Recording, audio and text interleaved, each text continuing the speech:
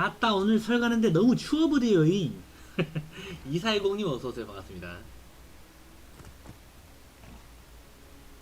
한수님 어서오세요. 반갑습니다. 오늘 저거 Q&A 영상 원래 우리가 뭐지? 드루이드 소개할 때 나온 영상 3G가 나온 거랑 그것만 봤잖아요.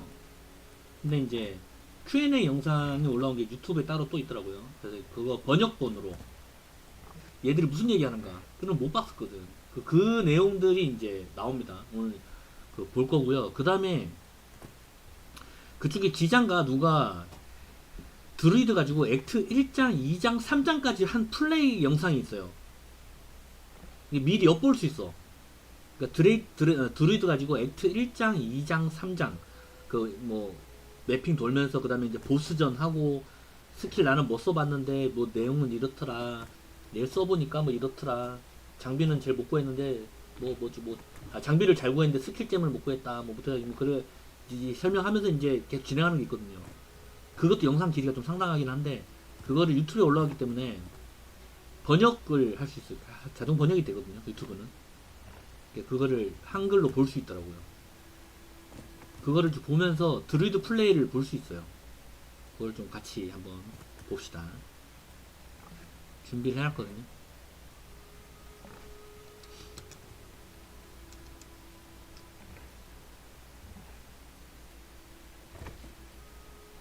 Portion. I am your host, Ziggy D, and today we're going to be touching on the design 진행자 of the back exiles to the Q&A portion. I am your host, Ziggy D. 저는 진행자 지기 D입니다. 이 사람이 운영하는 채널입니다. 지기 D. 요 사람이 운영하는 채널이고요. 직접 플레이를 한 거랑. Today we're going to be touching on the design of the Druid and the fate of the VAR League while we gather some community questions. Then we'll deep dive into endgame, balance, and other game design topics. I am, of course, joined by game directors Jonathan Rogers and Mark Roberts. How you guys going today? Oh, very good. I mean, it's been a great one to work on this one. Like, I've really enjoyed it. So yeah, it's definitely great to see you again. And it feels like it's only been like no time at all since the last time you were here with the POE1 release.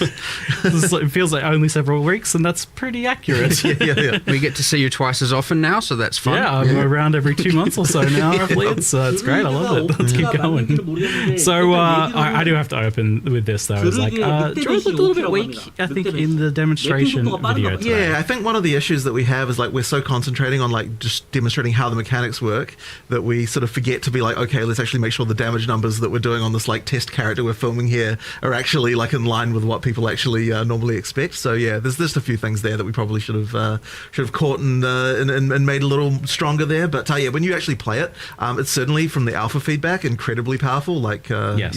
We were seeing some people say, oh, the wolf looks weak or whatever. Well, I can assure you that on alpha there's a bunch of people saying the wolf is super OP. So it just comes down to the. 이 얘기 나오는 게 늑대는 엄청 강력하니까 시연 영상이 보니까 되게 약해 보인다 이런 피드백을 많이 받는다. 근데 실제로 해보면은 늑대는 엄청나게 강력하다, OP다라고 얘기를 하거든요. To the things you go through in order to demonstrate stuff. I think we probably going to be worthwhile. We make some videos showing a bit more of the. Yeah. 근데 이게 조나단 로저스가 옛날에 잘못을 한 게 있어. 이게 뭐냐면은 패스 오브 엑자일 2 맨 처음에 0.1 시즌 오픈할 때 워리어 캐릭이 OP라 그랬거든요. 워리어 캐릭이 제일 좋다 그랬어, 자기 말로는. 근데 워리어가 존나 나가리였죠, 그때 당시.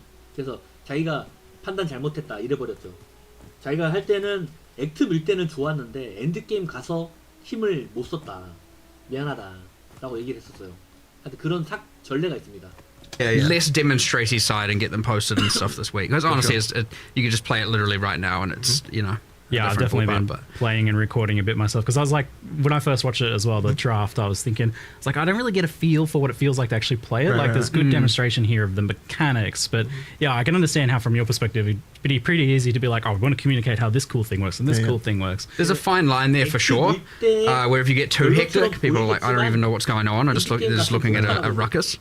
And then, in this case, I'd say we went on a little too far on the other side of the line, was just a bit too slow. And as a result, yes, it can look a bit weak, but... yeah, I think we'll try and get some like raw Druid gameplay out to people to understand sure. it. I think particularly for this class, because of the shape-shifting stuff, it's so hard for us to... Normally we can look at something and be like, oh, that's just a demonstration. We kind of know what it would look like at Endgame. But I think with the Druid, it's just so unusual. It's so different that it's actually hard to judge what it would feel like to even play it. And I'm happy for my hands-on to say that like it's almost immediately like very smooth, the shape-shifting of it, the movement of it, especially because like in your demonstrations, you're not really using dodge, roll, sprint, that sort of thing as well, which makes a big difference. I suppose one of the things we didn't really dwell on in the video as well is that we do actually have dodge roll. I mean, they're not actually rolls for the animals, but all the animals can like hop around and that kind of stuff. And that was honestly one of those things that was like kind of funny because initially we actually had it so when you dodge roll, you would transform back into a human. And the reason we did that is because it's really hard to make animations for animals that like actually work correctly. Like we actually thought it was impossible, but then when we actually put it on alpha, there was the kind of visceral reaction of I want to still be a bear, like while I'm hopping around. So we ended up having to like work out like how can we make this possible? How can we make it so that you can actually do the dodge rolling as an animal? And that sort of ended up being pretty good, I would say. And this was like clearly the hardest class to design so far, and it took a bit longer. Like I think you were originally hoping to bring it out in a previous expansion. Yeah, quite a while ago. But the thing is with it is that it's kind of like designing 4 classes in one, because not only do you have the situation where like obviously we want to have synergy between skills and stuff like that, and we can like look at that in a normal class and work out what those might be. But with this class, people want to be able to play just as a bear or just as a wolf, as well as people who want to play like dual with a human and a wolf, or people who just want to be a wolf and a bear, and like all the different combinations. So we had to kind of come up with a way for like each line needs to be self-sufficient and that it's got all the tools that you need. But at the same time, you have to not have it so it feels like there's just duplication between them. We're like, oh, like this is just the same thing as what a bear has, but you are a wolf instead. So we kind of have to like, it's like you need all the tools and yet you also need to have them feel different. And that just made it really, really tricky to get all of the things right with it. And then it didn't also help that, since the last time we were working on the Druid, way back when we showed it off in Gamescom 2023, we had WSD. And that adds a whole other complication because, like how can we make that work with the animal forms? It's like a whole thing. Like I'll tell you the Wyvern, for example, like we had a hell of a time making it so that you could do the ranged attacks because you need to be able to walk while you're doing it. The Wyvern's sitting there with its arms like planted on the ground, like being able to walk while also spitting it. Yeah, it's like we went through so many iterations of that. So yeah, it was just a very tricky class overall, like just crazy. I remember seeing some very goofy looking like Wyvern like months and months ago. Yeah, you were like trying to, this is not working. Right. Like, well, I also remember like for a long time the wolf was just like a dancing dog. It was just like it looked really silly. And like man, the wolf as well. I mean, it was really hard to get right, and because one of the things we really wanted to avoid was I didn't want that too much of that whole like man in a wolf suit vibe. Like I wanted to actually get this the feeling of like this is an actually different animal, which I think with the bear and the wyvern's way easier. With the wolf, it's like it's really hard not to just go back into that. So we had a lot of questions about like what even the locomotion was. How does it walk? Are we going to walk on 2 legs? Or are we going to walk on 4? We ended up splitting the difference. You can do both, right? Like you get that when you're attacking and you can be upright walking on 2 legs. When you're walking, you run on 4, and you actually do get a speed boost while you're on 4 legs. Like as a wolf, just so after like 1 second of walking, you go down on 4 legs. You start moving. Technically has a kind of passive benefit, right? Yeah. So can benefit the other forms, ones the Wyvern can generate, that the other ones can then use in order to kind of get that cross part of the trickiness. And that caught me by surprise as well, because like technically it's mentioned, but I never really fully understood the idea that you can swap between the forms, like human to animal and back. Yeah, I figured that's what's going on here. But you can like leap in as a wolf and then immediately transform. You want to present a fantasy to someone as far as like what the UI is pushing you towards and all that sort of stuff. Like there are going to be a lot of people who are like, I want to be a bear, and they just pick bear stuff and they go all bear, right? But at the same time, we're unconstrained in the sense that you can pick all the other stuff. You can use it at the same time. So one talisman, like effectively when you pick on a talisman from like wolf, bear, or wyvern, what that's giving you is the default attack, right? That's what you're actually picking, and that's all it is, right? And that often will guide you, like what skills you're picking and so on, but you can just use with that same talisman as many different animal skills as you would like. That just means that you've got that sort of free-flowing, like, trying out different stuff, sort of combo gameplay that we like to try and get. So, obviously there will just be a lot of people who just pick one thing, right? Like I absolutely expect that. There's a lot of experimentation to do there if you want to do it. Yeah, so you tried to hit like making it so like people who just want like a simple straightforward, like I just want to run out as bear and slam the ground, like that's certainly Yeah. very possible there. 그 변신했을 But 때 also, 스킬 with this whole 기능을 class, you had the problem of 단축키창에다 how do we make 누르면은 like a spellcaster 그 and a melee 스킬을 attacker 쓰면 that's 공격 shapeshifter 스킬 as well? 공격으로 그냥 바로 변신해요. I mean, this class has got a bit of everything. For sure. How did you make all that kind of like work together and solve that build problem of like, how do you actually scale these things together in a way that just one thing isn't way better than everything else? Right. Well, I mean, it's always tricky, and Mark's obviously the one who handles a lot of the balance stuff. But I can see, even just from a design perspective, so I just throw over the fence all my horrible stuff, and then you're like, how the hell am I going to balance this? But effectively, like, so even with the spellcaster side, so one of the things we initially wanted with the spellcasting is a lot of it's like over time type effects that, so for example, with the volcano being the really obvious one, right? Like you can create this thing, and then you can turn into an animal and do other stuff at the same time. So we needed on the human side a lot of things that last for a long time. But the problem you then run into when you actually go to balance the thing is like, okay, well, if you've just got like 5 damage over time style spells, why not just cast all of them and then you don't have to ever do anything else, right? Like, so it's like that kind of stuff makes it really hard. So then you have to start thinking, okay, we want to make it so that you cast a long-term thing as a human, but then being an animal is going to augment that so that it improves it. So for example, with the tornado, it's got a similar mechanic to the little twisters that the hunters have, where ground effects can empower it with extra elemental stuff. 일단 지금까지 한 And so 내용이 then we're like, okay, 뭐냐면 well, if the animal forms are the ones that can create the ground effects, 애니메이션 있잖아요. then that means that you're kind of like, you're going to want to do, 뭐 you know, 역동적으로 뭐 like, 달리기 to mix 하는 that with the tornado, you now have to have both the animal forms and the spellcaster stuff. You want to get all of that together. So it's just a lot of that thinking about how can an animal form aid a spell, how can a spell aid an animal form, like all the way through. And then, as I said, we throw it over the fence, and then Mark tries to work out what kind of numbers can actually I make mean, it. it's a web of infinite difficulty, right? Because like we're talking about the 4 forms within the class, but each of these skills also synergizes with every other class and every other skill in the game, and it's becoming growingly more complicated. But that's also what's fun about the game and all the things you can unlock and the crazy builds you can do. But yeah, I mean, like this week's focus has been like, okay, we had all the like during our alpha testing and internal testing, we had like there was the I want to be all forms going between. There was the I just want to be wolf, I just want to be bear, I just want to be a dragon. And now we're getting a lot more of I just want to cast nature plant skills and do plant stuff.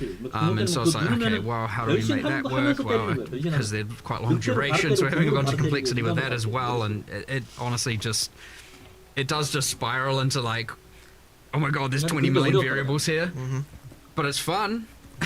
And at the end of the day, as long as it is honestly fun to play, then honestly we're golden. So, you know, I would say we're pretty much there on almost everything with this class. I'd actually say we're a little bit more prepared than normal. We've had a lot of testing. Despite, I mean, partly because it's been in the works for so long. But yeah, it's, I don't know, like ultimately pretty fun. I'd say there's still something, obviously there's still more to do. There's obviously always more to do. But yeah, there's a lot going on, a lot of enjoyment. I saw yesterday, just like walking past someone's computer and, you know, someone was mentioning like, yeah, it's just fun placing 6 volcanoes and then just slamming on them. I was like, all right, sweet, you do you, like, that's fine. I was definitely enjoying obliterating bosses in bear form, like with dropping tornadoes, and there's the totem which you can summon in animal form, and then you're putting fishes down and they're exploding, and you're putting extra things on the ground and they're exploding. And there was definitely some boss deletion going on there. Even just walking past the just many entangles going out, and then there's that plant support general, like, all right, it's putting the new... I see chat being like, no, Ziggy, don't get it nerfed. I do have to admit that I did already get one thing, let's say fixed. There was a thing that was like double generating rage, so I'm like, I don't know if this is intended. Right. And like, no, the designer said that's probably not intended. Thanks, Ziggy. I'm like, I don't know.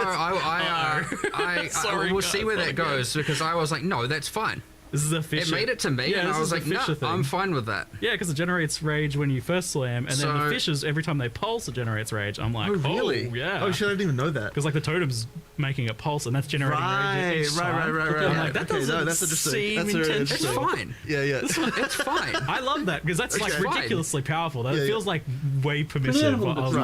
This feels illegal, but that's like, you gotta let a few things in there that feel illegal. It's doing what the skill says. I may not have. Maybe I didn't. Okay, cool. I don't know. They might have changed it. I'll find out afterwards. I just throw my opinion in there. I don't want to necessarily be like, you know, I try and make sure with a lot of these balanced discussions, it's not like, I'm just an authority on the matter. I want to actually discuss these things through, because maybe it isn't actually fine, but my first instinct is like, let it run wild. Like, what's the problem? So yeah, you got it. We'll see what happens, but whatever. They don't know what the problem is, so don't worry. Oh, now they do. Thanks, you ruined it. Now people will know if it changed, and now they'll see the thing not generating rage, and let's see that line of text. Now that's the Ziggy line of text. I'm developing a reputation now. Just helping funny bugs, it's okay. So, like, the shapeshifting stuff comes from this trinket, the Talisman? Yeah, the animal talisman. And is there any limitations of kind of like putting that on another class and just say, like, I am playing my mace marauder or my quarterstaff monk, and I want to do a wolf leap slam that marks targets. You can do it. In fact, it was one of the things initially that it's funny with the audio teams initially, like, oh, we want to record like bear lines for the Druid the whole time. And I'm like, hey guys, remember, anyone can turn into this animal. You're actually going to commit to every single class is going to have like three different extra versions of every single line the character can deliver. It's like, that's a bit tricky. So we ended up going with a voice mod in the end. But that was one of those. It's like their thoughts. I think it shifts to. It almost sounds like, to me, that's what it sounds like. They're like, they're thinking it or something like that. But it would have been completely impossible to record every single line an additional 3 times for every character class. Voice actors, everybody come back and we need to roar like a bear. Exactly. Effectively, every class can be an animal. It's exactly the same as the weapon restriction. Ultimately, being a bear is the same as having a mace, which may sound a little bit odd, but that is actually how it works and what allows having. Whoa. I didn't even think about that. Wait, so you can use mace skills while in bear? No. What I meant was that it's the same. I mean, it's the same in the sense that it's just a weapon type, right? Like, right. Okay. Yeah. Damn it, now we have to make that possible. Well, I mean, you can turn into Calm as a bear. That's unique item territory for the future.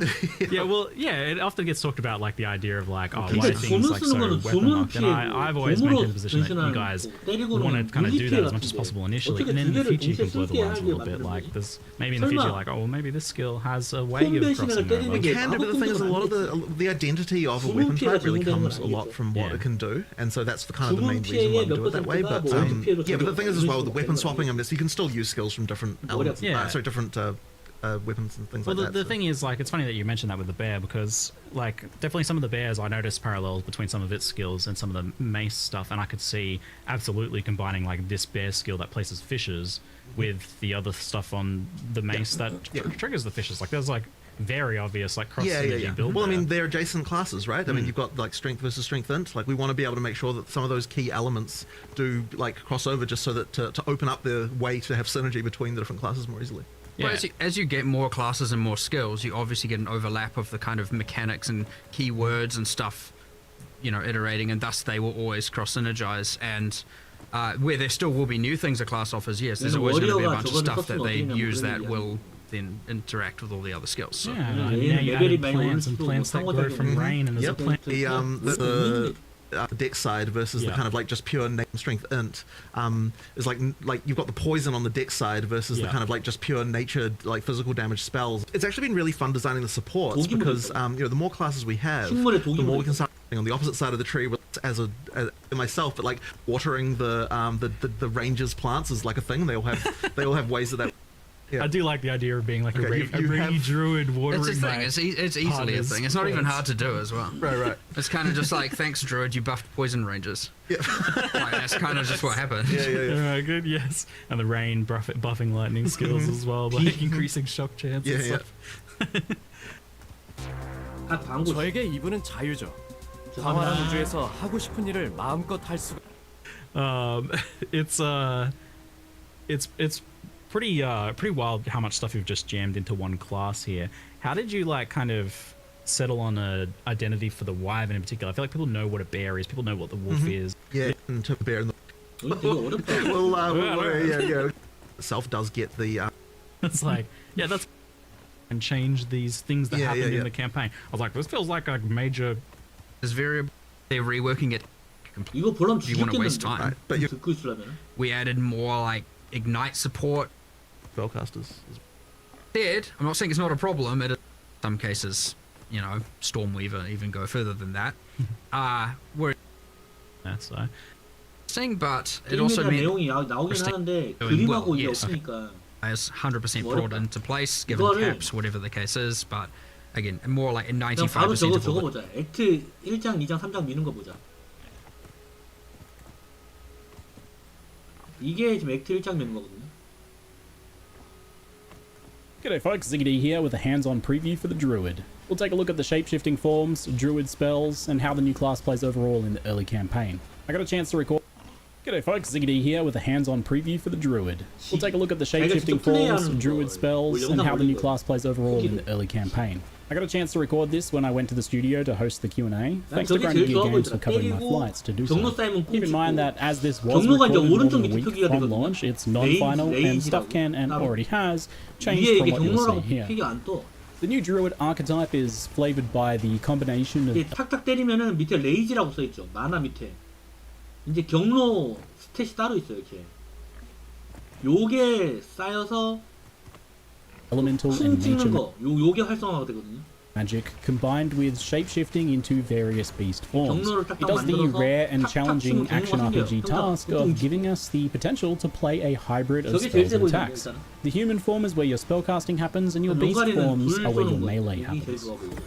Not natural, this. 이건 맨 처음에 When you start on the beach, this is brought home when you immediately find a staff with lightning bolt to begin spellcasting. However, that is quickly followed by looting the new melee weapon type, a Talisman. Talismans function just like any other melee weapon in terms of where your damage comes from. They scale just like a mace would, for example, increase physical damage and attack speed. But unique to Talismans, they give you the ability to select a shape. 이거의 옵션이 정확히 안 보여. Or just like a mace would, for 보면 example. 알겠지만 아 있구나. Just like any other melee weapon in terms of where your damage comes from. They scale just like a mace would. 이봐. 이거 물리 데미지잖아. 물리 데미지에 어택 스피드에 크리티컬 찬스가 8%네요. 기본 8%가 붙었네. 물리다. 확실하게. For example, with increased physical damage and attack speed. But unique to Talismans, they give you the ability to select a shapeshift form using this UI element. Werewolf and bear form is what you have initially, with Wyvern unlocking a little bit later on. This choice doesn't lock you into a form, but rather it just grants you the basic attack of the chosen form. Whenever you use one of these talisman attacks or any other shapeshift ability, you'll automatically shapeshift into that form. The basic abilities of each form are fairly straightforward, with the potential for a little bit more complexity as you go and unlock other pieces that they can combo with. The Bear's Maul grants rage on hit, while the Werewolf's form, for example, creates exploding chunks of ice on attacking frozen enemies. So they're designed to support or reward the other shapeshift skills that you unlock later on. 인상 파괴 새하얀 가슴. 바로 이 유혹의 감각에 초점을 맞춘 설레. Familiar somehow. Each of the three forms also comes with passive effects and mechanics. The 이게 이제 인간형 때 쓴 거죠. version I played was likely non-final in this regard, but for example, Bear had defensive boosts and generated endurance charges when rage was consumed, while the Werewolf gets a sizable out-of-combat movement speed buff, which you can see in its movement as it drops to all fours. You quickly also get your first actual gem on the beach here, Volcano. 첫 번째는 볼케이노를 얻게 된다. This is a spell that causes an explosion and spits fire projectiles for a long duration. There's a running theme with a lot of the Druid spells that they provide some sort of ongoing benefit and that they often synergize with things that you can do while shapeshifted. This is all to support that idea of hybrid spells and melee shapeshifting, because after all, if it was something a little bit more limited, like a fireball for example, then you have to make a clear decision between whether you use a fireball or one of the shapeshifted attacks. In this case, you can place spells, they'll continue to do stuff while you're shapeshifted. Perfect.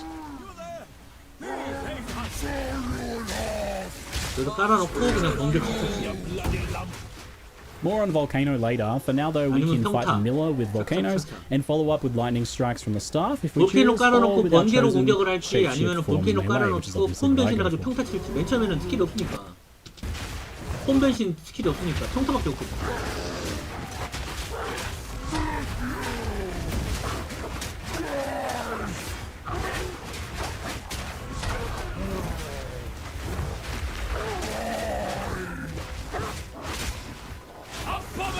이때 아픈데? Still breathing? That's a start. Sleep now, whatever's left of ye. The first uncut gem expands your options with the Entangle spell, 어. Lunar Assault for Wolf, and Furious Slam for Bear. I'll test all of them as we go, don't worry. But 그 다음에 1레벨 스킬잼 나오면 이제 배울 수 있는 것들 스킬. 이거 덩굴 같은데.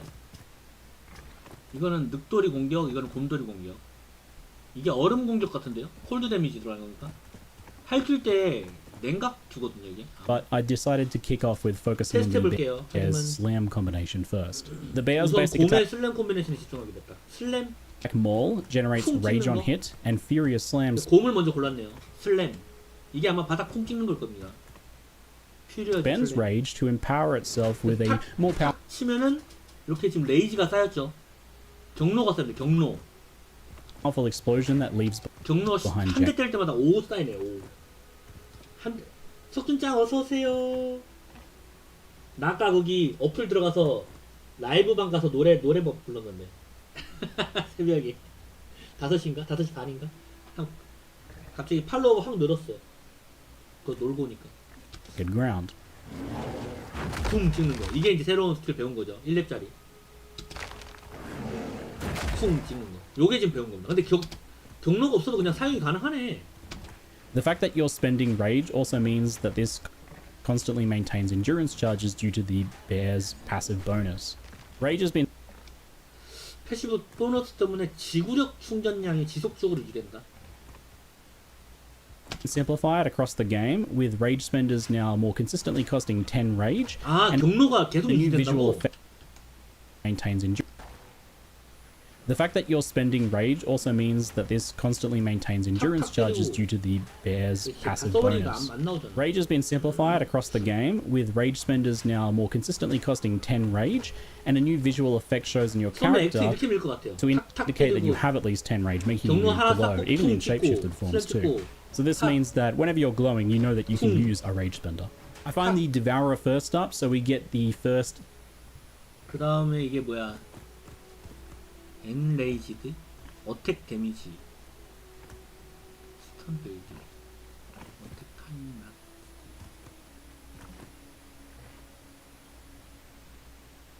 뭔 말인지 모르겠다. 스턴이 간 기절 아닌가? 기절. test of our metal a little bit early. 기절을 더 말 건다는 얘기 아닌가? 팡. And here we get to see a bit of the potential power of the Bear Styles combo. 여기서 이제 스킬잼 하나 주죠. 볼케이노 깔아놓고 딱 때리고 팡. So volcanoes spit fire globs at an even 순수하네. pace, but 뭐 slamming 나쁘진 them 않네, 그냥. causes an extra set of projectiles to fire. So placing volcanoes on bosses and bear slamming them while generating and spending rage 찍을 때 is a 투사체가 simple 조금 and 더 튀어나오네. volcanoes on 보지 말겠지만은 볼케이노 깔아놓고 bosses and bear 팡 찍을 때 투사체가 더 많이 솟아나요. 여기가 지금 하나 둘 셋 넷 다섯 여섯. slamming them while generating and spending 타닥 rage 타닥 is a 나오다가 simple and 찍으면은 여러 발 나옵니다. 여러 발. chunky feeling combo. And it makes pretty short work of the Devourer here. 야곱야곱 튀어나다가 찍으면은 부다다닥 올라와요. 투사체가 이렇게. 슬램을 찍으면 그런 효과예요. You've gorged on the good folk of Clairfell long enough.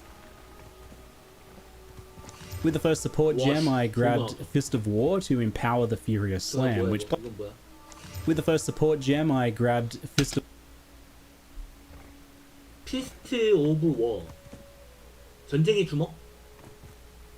아 보조잼. 아 선대의 주먹. 아 보조잼 선대의 주먹 그거구나. 드루이드 스타트 하시나요? 전 석궁으로 할까 생각 중인데 네트밀트 석궁. 네트밀트 석궁 괜찮죠? War to empower the Furious Slam, which plays very 저 smoothly. 네트밀트 It's 석궁 perfect pairing 잘해주잖아. with this, as you naturally 그다음에 tend to 드루이드 해도 석궁 할 수 있어요. 드루이드 석궁 할 수 있긴 해요. space out the slams anyway as you 근데 move 황제 around or 육성이 as you 아니고 generate 맨 땅에 rage with 산다면 more. 조금 빡셀 수 So 있어요. the double empowered slams that you get from Rage and Fist of War also very satisfying. 자, 제가 한 가지 팁을 드리면은 그 만약에 내가 워리어를 시작을 했는데 석궁 빌드로 밀고 싶다. 그러면 두 가지 방법이 있어요. 그 강둑에서 스킬잼을 하나 주잖아요. 1렙짜리 공짜. 거기 옆에 이제 체크포인트가 있어요. 체크포인트가. 그러면 이제 그 스킬잼을 먹고 난 다음에 체크포인트 재소환. 또 하면은 스킬잼 또 나와. 그럼 또 먹어. 스킬포인트 재소환. 또 먹어. 스킬포인트 재소환. 또 먹어. 그래서 한 10몇 개, 20몇 개 들고 댕기면은 들고 갔다, 들고 보스 잡고 마을 들어가면 그거 팔아버려요. 이거 다. 팔고 30몇 원인가 한다거든요. 37원, 38원, 38골드? 10개만 해도 380골드. 그래가지고 석궁을 하나 사면 되는 거야. 맨 처음에. 자, 그렇게 해도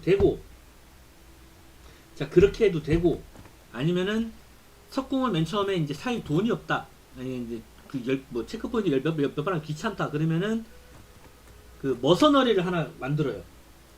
그래서 머서너리를 강뚝 보스까지 깨고 그 1렙짜리하고 다 받아. 그 안에 다 주워. 매직 그 아이템 다 주워. 그리고 마을로 들어가서 창고에다 넣어버려. 그 1렙짜리 스킬 골라서 석궁 스킬 뽑은 거 있잖아. 석궁 스킬 뽑은 거. 그걸 골라서 창고에 넣어버려요. 그리고 선생님이 생각하고 있는 거. 뭐 워리어를 하든 뭘 하든 뭐 데드아이를 하든 아니면 뭐 레인저로 석궁할 수도 있잖아요. 그러면 이제 레인저로 가서 맨 처음에 강톡 보스 잡고 창고에 들어있는 석궁하고 다 찾아. 그리고 석궁 착용하고 석궁 스킬 쓰면 돼. 그럼 1레벨짜리 스킬을 2개를 들고 다니는 거죠, 맨 처음에는. 그렇게 해도 돼.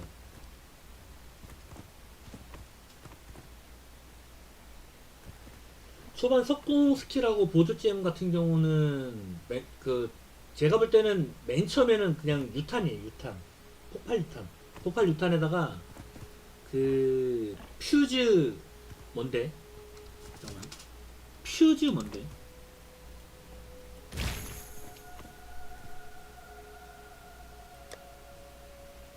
짧은 퓨즈 1레벨짜리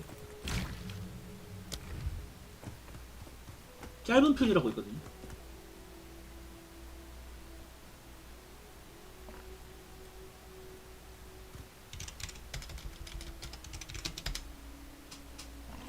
어? 2레벨짜리로 바뀌었네. 2레벨이었나 원래? 아니면은 퓨즈 아니면 저걸 넣어야 돼. 근데 얘 들어간지 모르겠는데. 지속시간 압축.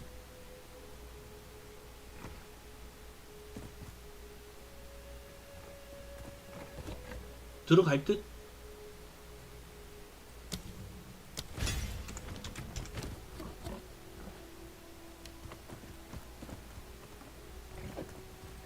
안 들어가네. 야, 안 들어가네. 애매하네. 그럼 맨 처음에 저거 그냥 원소변기 1레벨이나 이런 건 넣어야겠는데?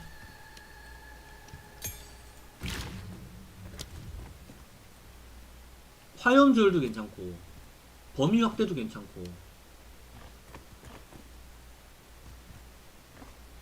다중 사격도 괜찮고 맨 처음에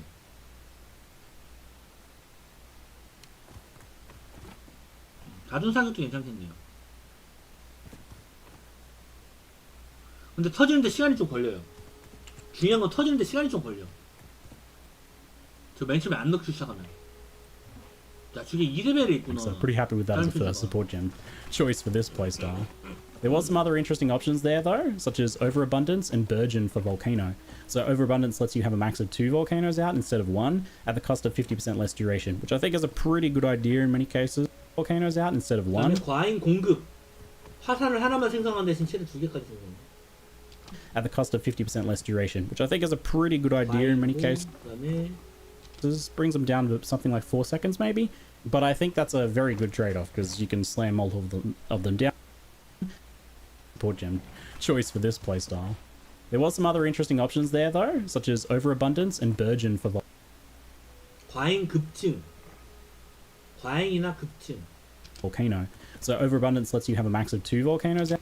과잉은 화산을 하나 더 생성하는 거고. Instead of 1 at the cost of 50% less duration, which I think is a pretty good idea in many cases. Brings them down to something like 4 seconds maybe, but I think that's a very good trade-off because you can slam multiple of them down really fast, get a lot more burst on bosses, and have your slams triggering 2 volcanoes at once. So I run into my first of the League's Val encounters around here. These are just simple sacrifice platforms, basically kill monster in circle.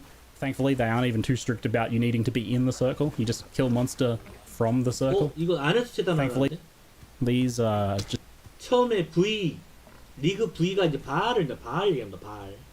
바알 참가자가 처음 마주치게 됩니다. 이것들은 simple sacrifice platforms, basically kill monster in circle. 기본적으로 몬스터를 원 안에서 처치해라.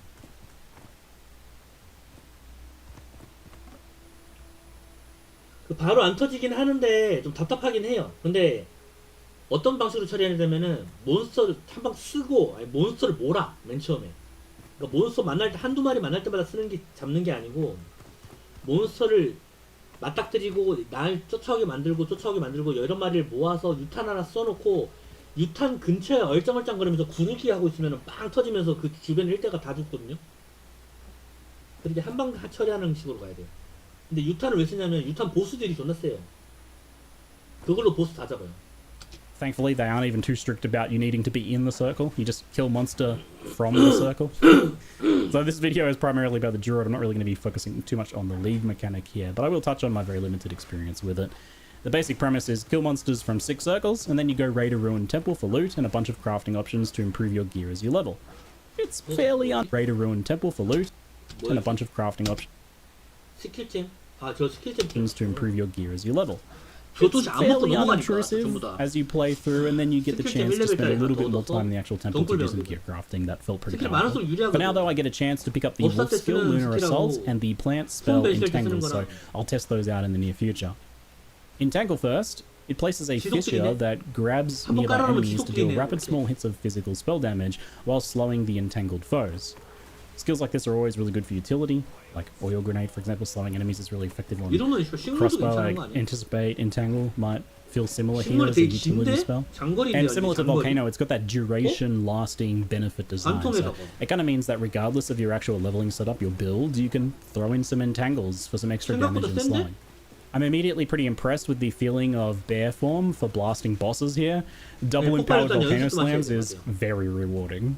And the hybrid gameplay option on Druid means that if you need to kind of back off for a little while, you're taking a bit too much damage, your flasks are getting run down, you can give yourself some distance and throw down some volcanoes, entangles, and later on other spells while you're recovering. I'll take the opportunity before we test the wolf form here to comment on the overall feeling of shapeshifting, and it is thankfully seamless.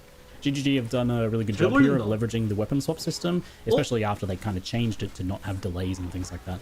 And they've done it in a way, especially thankfully, there's some wolf form here to comment on the overall feeling of shapeshifting, and it is thankfully seamless.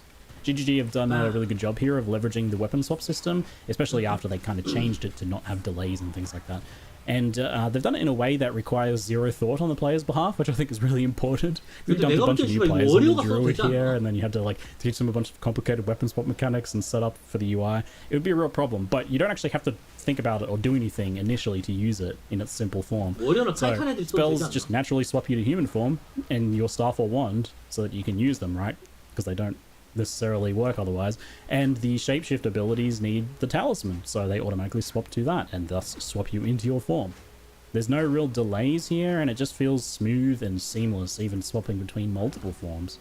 And the gameplay feels pretty fast too, because that was the thing from the preview that people were concerned about. Especially in wolf form, it feels very fast. The initial reveal, it did a good thing of like focusing on clear, low damage, low movement examples of mechanics so that you could understand what was going on, but it didn't actually show what it kind of felt or looked like to play the Druid. And it made it look honest.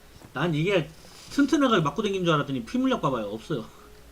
A bit slow and clunky. So much blood spilled here the earth still bleeds. The biggest thing that I noticed playing it though, that almost right away in Act 1. The biggest thing. 스펠 데미지 어택 같이 올라가네.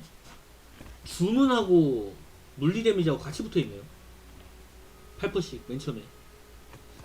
That I noticed playing it though, that almost right away in Act 1, it was much faster and smoother than I would have thought from the footage, and that's because you're actually using things like dodge roll and sprint to reposition between.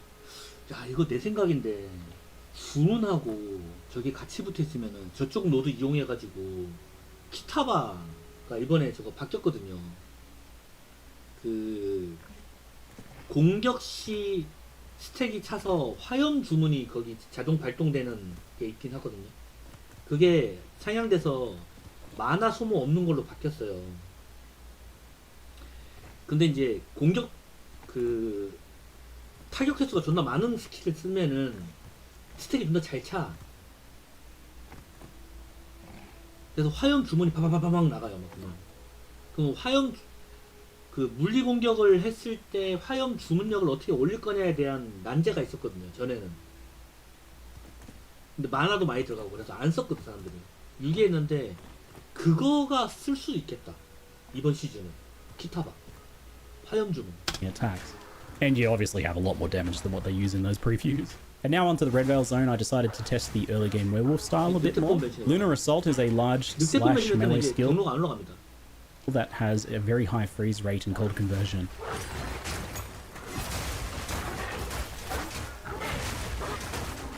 And that can be paired with the Ice Bite support to give you a big bonus cold damage buff that's up pretty much all the time. 그다음에 이제 이거 스킬 쓰면 바닥에 얼음 결정들이 떨어져. 이게 폭파돼요. With this skill, as it freezes so easily on regular mobs and even fairly easily on most bosses.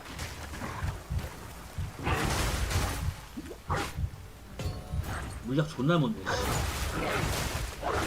As a quick aside, I can confirm that you can be knocked down while sprinting in animal form. And I can confirm that it's just as hilarious as it is. Though this only happened like 2 or 3 times in the entire 지금도 보면은 and I can 여기 늑대 스킬하고 곰 스킬하고 같이 넣어놨죠. 그래서 늑대, 곰, 그 다음에 주문 쓰면 사람 왔다리 갔다리 스킬 누를 때마다 변신 다 돼요. 탈리스만에서 따로 그 눌러놓은 칸이 있긴 한데 그 칸을 눌러놓고 변신 설정이 하는 게 아니고 스킬만 누르면 곰도 되고 늑대도 되고 사람도 되고. And confirm that you can be knocked down while sprinting in animal form, and I can confirm that it's just as hilarious as it normally is. Though this only happened like 2 or 3 times in the entirety of my playtime. I'm not sure if I'm just getting better at using it, or if the shapeshift forms are actually more resistant to heavy stuns maybe. Either way, it only happened a few times. Anyway, the werewolf doesn't have any immediate synergy with the volcano stuff, but there's no reason to not just use them anyway. Like you slap them down and then go into melee and tear them apart and you're getting the bonus damage, right? And it's all scaling kind of just as well as each other at this point in the game. 곰 슬램은 찍으면은 화산 그 다다닥 튀어나오는 투사체가 증가를 하는데 얘는 the early combination for Wolf is using the Shred attack on enemies frozen by Lunar Assault. Shred's that basic attack for the werewolf. It's a rapid combination strike with the final hit in 5, I believe, hitting twice. Each hit from Shred on a frozen target chips off a chunk of ice, which then explodes after a decently long delay. 그다음에 보면은 동결 추적 엄청 높아요. The typical approach for off 5, I believe, hitting twice. Each hit from Shred on a frozen target chips off a chunk of ice, which then explodes after a decently long delay. The typical approach for rares and bosses is to use Lunar Assault a couple times to freeze them, followed by 1 to 2 full combinations of Shred with the icicles to freeze them. The typical approach for chips off a chunk of ice, which then explodes after a decently long delay. The typical approach for rares and bosses is to use Lunar Assault a couple times to freeze them, followed by 1 to 2 full combinations of Shred, with the icicles exploding for some pretty wild burst damage at times, especially on any sort of larger bosses. The icicles do fly backwards behind the target, but on bosses, most of them tend to hit, especially those bigger ones. There's a lot more you can do with the icicles later on, and more combo pieces for the Wolf form. It's only just this kind of basic bit here, but it feels fast and satisfying, and that freeze potency is very high right off the bat. So it's a pretty good early game for the werewolf, I felt. Honestly, for the first half of Act 1, I would say both Werewolf and Bear felt like very valid approaches with support from the spells. I don't know that I would go pure spells unless you maybe worked in something from one of the other elemental trees as well. There's no reason you can't mix and match those. Maybe worked in something from one of the other from the spells. 곰돌이 슬램은 저기 있었잖아요. 강력 기절하고 화산 볼케이노랑 연관성이 있었잖아. 근데 얘는 늑대는 슬램을 때리면 지금 왼쪽 위에 보면은 여기 늑대가 지금 왼쪽에 지금 빨간 게 없죠? Honestly, for the first half of 자쿵 찍으면 한 마리 생겼어요. 이렇게 자기 부하가 소환돼요. 소환물. 요거 있네. 얘가 소환돼요. 소환물이에요. 소환물. 한 마리 생겼어. One, I would say both Werewolf and Bear felt like very valid approaches with support from the spell. 두 마리. 그럼 이제 얘들 데리고 I 다니는 don't know that I would go 그때 pure spells 소울. unless you maybe worked in something from one of 근데 the other 소울 자체에도 elemental 이제 trees 피통 as 있는지 well. 없는지 There's no reason you can't mix and match those if you're using a staff 이게 세 anyway. 마리. Volcano and Entangle 최대 are like fairly 수량이 good 있겠죠? on their own, but you want something else on top of that as like a burst skill. Obviously, you can use the basic 네 마리. staff skills, 처음에 those 네 are 마리 okay, 되네. but you could 몇 use a 마리가 third 되는지는 gem 안 maybe to pick up 나오니까. a spell from the elemental tree to round it out with a bit more immediate damage if you're going for more of a pure spellcaster, for 이게 example. 마녀 집안. Since those pure druid skills are pitched at being kind of like ongoing effects that keep going as you're doing something else, so you want something else to do. So after Red Veil, the next tier of gems gives access to Shockwave Totem, Rolling Magma for the Wyvern form, it's actually Wyvern skill, and Pounce for Wolf, and Wing Blast for Wyvern as well. So Wyvern gets 2 here because it's kind of first introduced at this point. You also like unlock the ability to swap to it on your talisman at this point, even if you've got the original talisman, I believe. I suspect maybe it's based on character level. That would make sense. So this expands your build options in quite a few ways, about 4 different directions right away. There's a lot of lines of play on the druid here. 아, Even 이 영어 번역이 안 돼 있어가지고. 마크를 남기고 표식을 남기는데. 서먼 울프 소환하고. 이게 저거구나. right at the early game. So you can totem with bear form for jagged ground eruptions, for example. Rolling magma plus volcano as a combo there for fire-focused wyvern. The magmas trigger the volcanoes. 찍는 거 이거. You can incorporate pounce into wolf form, which gives a bunch of benefits. And you can also grab wing blast for like a lightning-focused melee wyvern with its default attack. Since at this point I was really enjoying the wolf form, I grabbed pounce, and this is possibly the best all-rounded skill in the entire druid category. It's a skill of all time, I'll tell you. Big fan. It's a great movement skill that leaps gaps and obstacles, which is enough to use it just by itself, but it also slams and hits a large area of effect, which can be boosted with Fist of War. It marks a target on hit, and it automatically marks the highest rarity target, so it just works. You can link your own mark later on, or you can just use the built-in Predator's mark, which is honestly quite good on this skill. It gives the target increased damage taken rate. It's based on the number of enemies of your enemy that it has nearby, if that makes sense. So, okay, yeah, if you and your minions are standing next to it, it takes more damage. And it also summons a wolf companion each time you trigger the mark on kill. There's other ways to trigger it later on. So it provides its own minions to trigger Predator's mark's effect anyway. So this skill does everything. Crazy. Obviously it's a must-have in wolf form, but I used it in every single build I tested on Druid. I think if you're using a talisman in your build, you're probably going to want to use this skill. Elite Initiator, mark on hit is really good for any melee playstyle, and it's good to just have unless you have like another movement skill that you really want to use instead. I can see it's good to just have unless you have like Initiator, mark on hit is really good for any melee playstyle, and it's good to just have in every single build I tested on Druid. I think if you're using a talisman in your build, you're probably going to want to use this skill. Elite Initiator, mark on hit is really good for any melee playstyle, and it's good to just have unless you have like another movement skill that you really want to use instead. I can see you using it. It's important here, I think, that I drive home just how you aren't locked to a form as well. Like, you may know that, but it's easy to just not really think about it. Your talisman choice is only the selection for which basic attack you have. It doesn't lock you into a form. You don't choose a form like most games like this. It's only important when you're choosing your talisman if you actually plan to do some sort of combo with it, and I don't think every build will necessarily use the basic attack. Some of them will because they have some pretty powerful combo effects. But for example, the bear forms one just generated rage, and there's other ways to do that. Rage support gem on another skill, for example, so I can absolutely see not using the bear's basic attack for too long. And you'd only use the werewolf one if you were planning on doing some sort of like icicle based build, right? So you're absolutely free to leap in as a wolf and then proceed to bear slam everything, for example. And it took me a while to really fully take that in and incorporate that into my gameplay. I still catch myself thinking of each shapeshift form as this like own separate thing, even though I know it's not. But try and like remind yourself to take Druid a bit more holistically, right? It's if there's like a skill or passive bonus from one of the forms that you want to enable some combo or synergy with your build, then use it. Nothing stops you, right? The devs have given some guided and more obviously spelled out combos within each particular like shapeshift form or archetype. Like for example, bears all generating rage and then slam consuming it, right? Like these are pre-packaged items that were given as obvious starting points, but there's plenty of room for cross synergies between forms and potentially even other weapon types too. Like, I don't see why you couldn't like generate rage on a bear. And 그다음에 요거 발 원형 여기 안에서 몬스터를 처치해야 된답니다. 발 안에서 몬스터 처치해야 된대요. And then consume it in wyvern form for the big flame breath or something. or even alternate between bear slams and human form mace slams. I'm sure there's a build there. So wolf form, which already felt really good with its high movement speed and attack speed, definitely got faster and more furious with pounce. Overall, this playstyle is a fairly straightforward melee attacker with some room for some pretty good skill expression, I think, in how well you position and freeze and then swap to shred enemies so that you kind of choose which direction the icicles fly off. I think if you are pretty good at it, you can perform, you know, get a little bit of extra juice out of it. But if you just want to Lunar Assault, freeze everything and just kill them with that, like a freeze cleave build, then you absolutely can, I think. It's not as high single target right away as the full bear form combo, unless you get like really nice shotgunning off the icicles on a large boss, for example. But freeze locks down many bosses, and I felt like I was just dismantling any bigger targets, you know.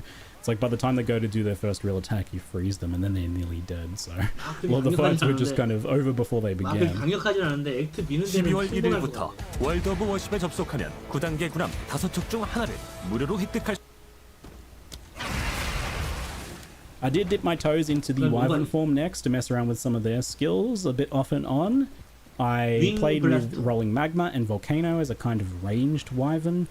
Magma Orb bounces also trigger Volcano's projectile pulse, so it's pretty difficult, I think, to position and take full advantage of, especially if like the enemies are running at you, for example.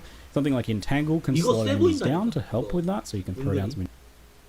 It's pretty difficult, I think, to position and take full advantage of, especially if like the enemies are running at you, for example.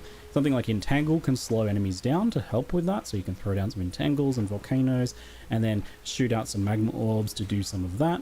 But it's definitely a more difficult playstyle than what the other ones that I've covered so far offer you at this stage in the early game. This was a bit of a running theme for me with Wyvern in my play session. It's a more complicated form with some very powerful, specific elements, but less straightforward lines of play and synergies overall.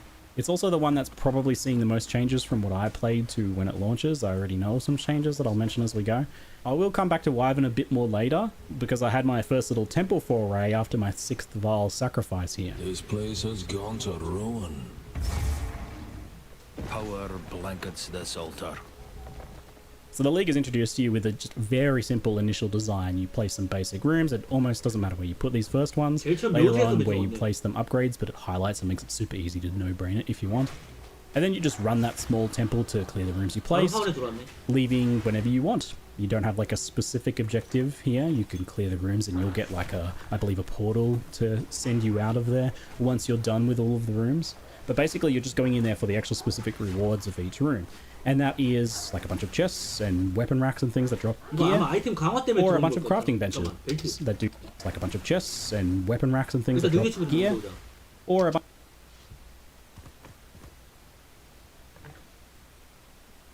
마나 리커버, 플라스크 마나 회복.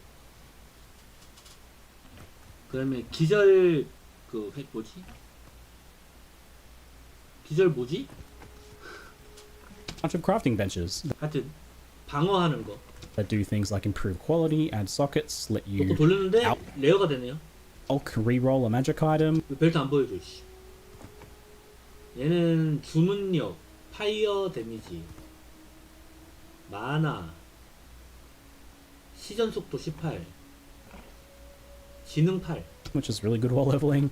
Regal, a magic item. Exalt, a magic rare. 뭐가 붙었는데?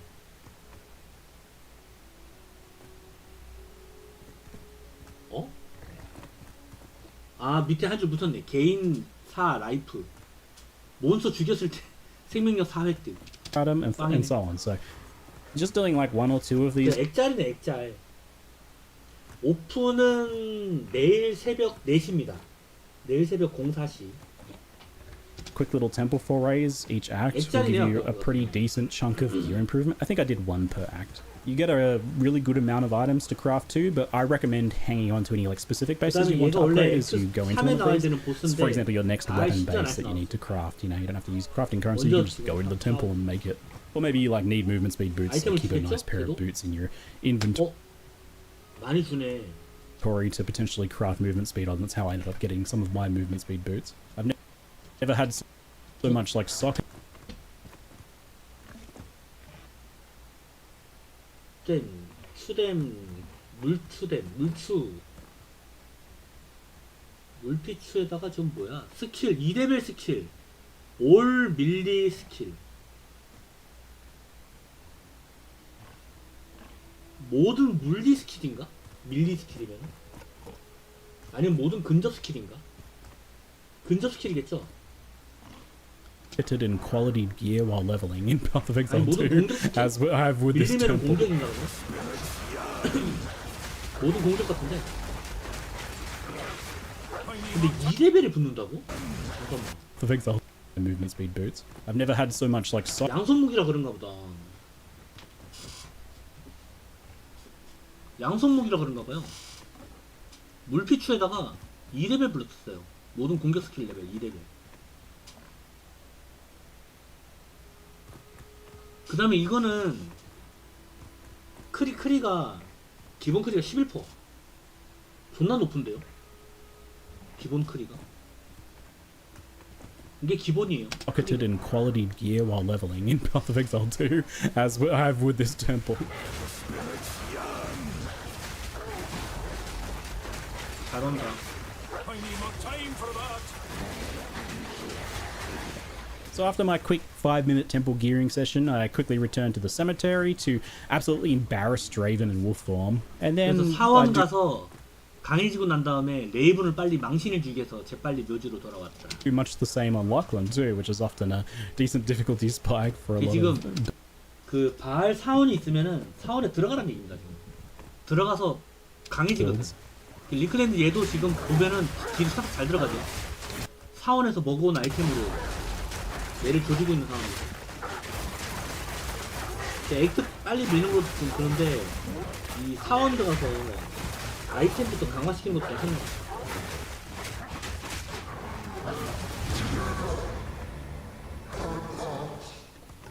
Hunting grounds. Best be careful shapeshifting. 그 다음에 Best 여기 to 이제 take an arrow to the ass. 까마귀 동 나오고 The other set of Wyvern starter abilities is melee with Wing Blast and Wyvern's default attack Rend.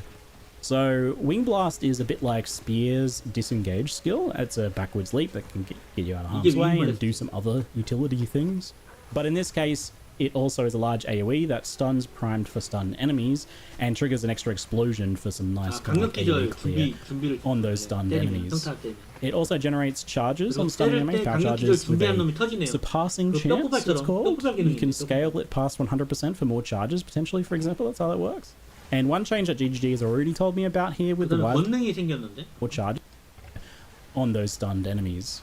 It also generates charges on stunning enemies, power charges with a on those stunned enemies. It also generates charges on stunning 100% for more charges, potentially, for example. That's how that works. And one change that GGG has already told me about here with the Wyvern is that this skill has been buffed a bit by granting 3 charges now on stunning unique enemies, which is good, because I felt like it was difficult to actually use the power charge stuff in boss fights, but having 3 charges means you can get like 15 seconds plus of empowered attacks or something. You can like chain it through the rest of the boss fight, so I could see you kind of just getting 1 stun and then that carrying you through the rest of the boss. 미국 방송 아니 미국 방송이 아니고 그 조나단하고 그 노저스하고 그 Q&A 할 때 나오는 진행자죠. 진행자 해설자 아니고 진행자 그 사람 채널이에요. 그 사람 채널에 올렸어요. 자기가 플레이 영상을 먼저 한 거를 지금 엑트 1장을 하고 있는 거를 지금 올렸고 다음 영상은 엑트 2, 3장 Your charges. So that does sound like a nice improvement. 그거를 지금 유튜브로 번역을 돌려서 번역을 보면서 하고 있습니다. So the Rend basic attacks can spend a power charge if you aren't currently buffed to give you a buff. With empowered lightning attacks, it gives that skill a much bigger AoE and adds lightning damage. It does a few other things with a few other skills too. It actually turns it from like a very basic little melee attack into like a pretty hefty, big cleaving skill that does quite a lot of damage. Empowered Rend. 이게 이제 아까 뒤로 점프하면서 폴짝하면서 날개짓 하는 게 이게 윙블래스트 이거거든요.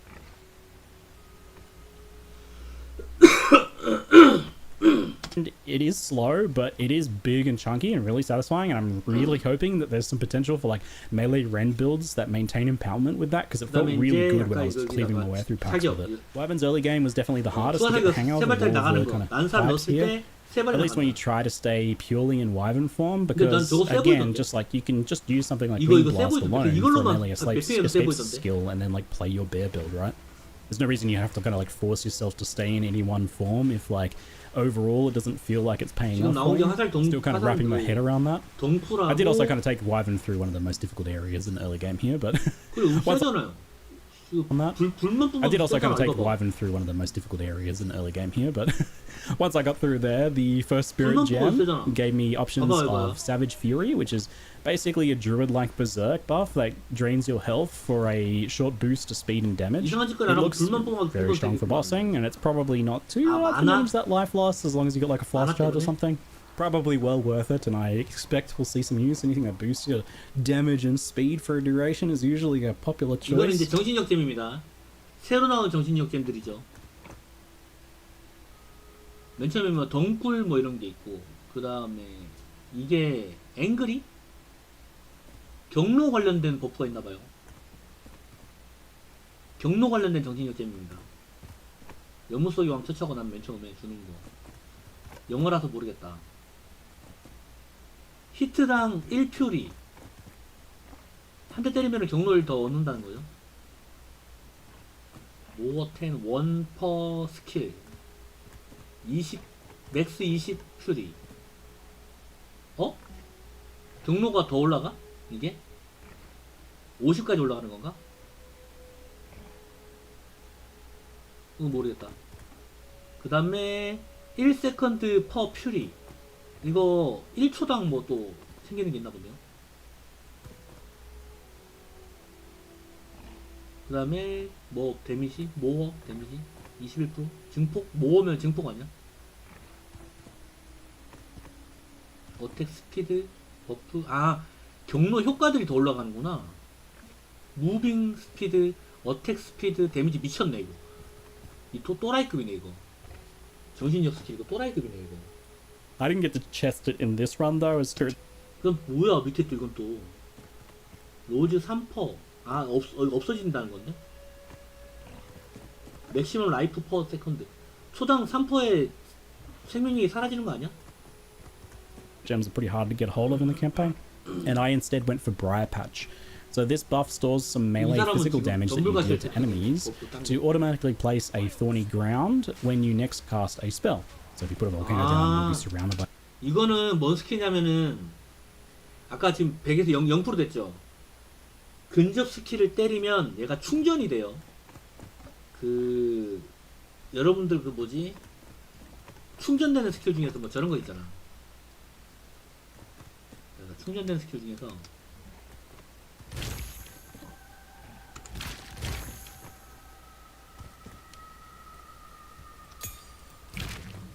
독성 운반자 이런 거,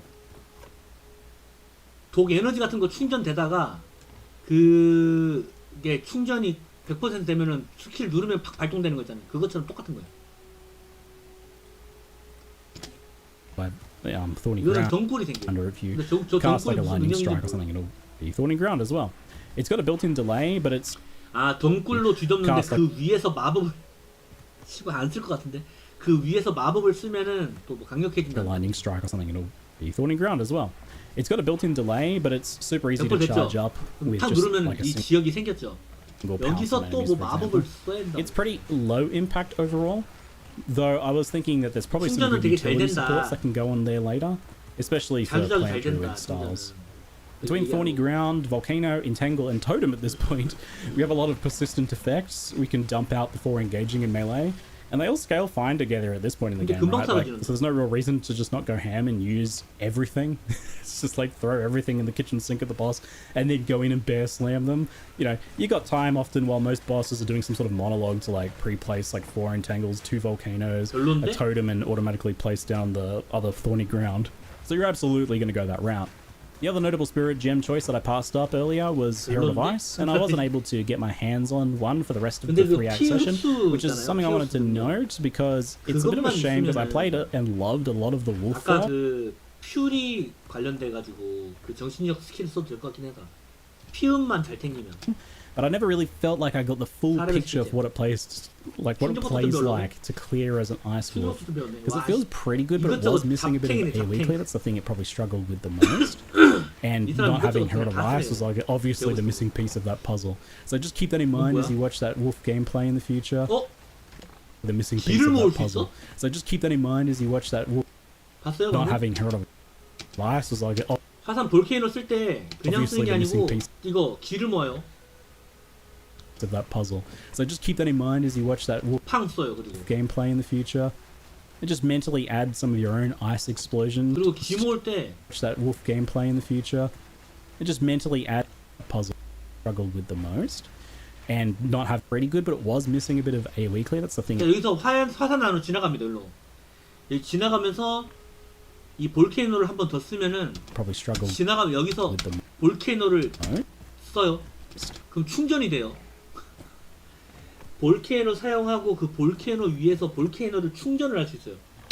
이렇게 쌓여요. 스택이 쌓여요. Not having Herald of Ice is like obviously the missing piece of that puzzle. So just keep that in mind. 볼케이노 안 지나가도 쌓이는데? And not having Herald of Ice is like obviously the missing piece of that 봐봐. 기 모아서 So just keep that in mind as you watch that wolf gameplay in the future. 그냥 쓰는 것보다 기 모아서 쓰면 더 센가 봐요. And just mentally add some of your own ice explosions to that gameplay, just to kind of imagine how your werewolf leveling might go. It's already really satisfying, like doing the icicle explosions and freezing things and watching them shatter. I can only imagine with Herald of Ice how satisfying that's going to be. If I go wolf, I'll definitely grab Herald of Ice. For bear, I'd probably grab that Savage Fury. And Briar Patch if I level like a nature style druid, maybe, I don't know. Activating it with powers, maybe. I think it's 괜찮지 않나? 1레벨 보조잼에 경로 있거든요. 근접명령시 경로 3획득. 지금 보면은 한 대 칠 때마다 5가 생겨요. 5. more of a and Briar Patch if I level like a nature style druid, maybe, I don't know. Activating it with pounce, maybe. I think that's more of a specific build thing. 탁 치면 5가 생겨요. 5. It's nice, but definitely not as impactful as other spirit gem choices. 그리고 빵 터뜨리고 평타 때리고 경로 쌓고 빵 슬램. 평타는 얼마 안 따라. 슬램이 세. 탁탁 빵 스텝 여기 오겠어요. Late Act 1, you start to get your first weapon set passives, and unlike 그리고 이제 아까 패시브 툴을 봤을 때 요 보라색 지역이 저겁니다. 물리 피해 8%, 주문 피해 8% 같이 붙은 노드예요. 88, 88, 88, 88 이렇게 붙어 있습니다. 주문 물리가 같이 붙어 있는 노드들이 돼 있어요 지금. 그리고 부적을 아까 우리가 봤을 때 부적에 물리 피해가 붙어 있습니다. 부적은 물공이에요, 물공. like leveling other characters, I think you really want to start taking advantage of these right of weapon set passives, and unlike leveling other characters. 크리티컬 히트 찬스. 셰퍼 뭐야 저거 뭐야? 저 뭔 말인지 모르겠다. 와일드 변신했을 때의 변신 공격이 그건가? 그 다음에 스킬 스피드 8%? 에? 저렇게 많이 올라간다고? 존나 많이 올라가. I think you really want to start taking advantage of these. 너무 빨라. Your first weapon set pass. 스킬 이펙트 듀레이션 이펙트 스턴. 저는 기절 한 개치 아니야?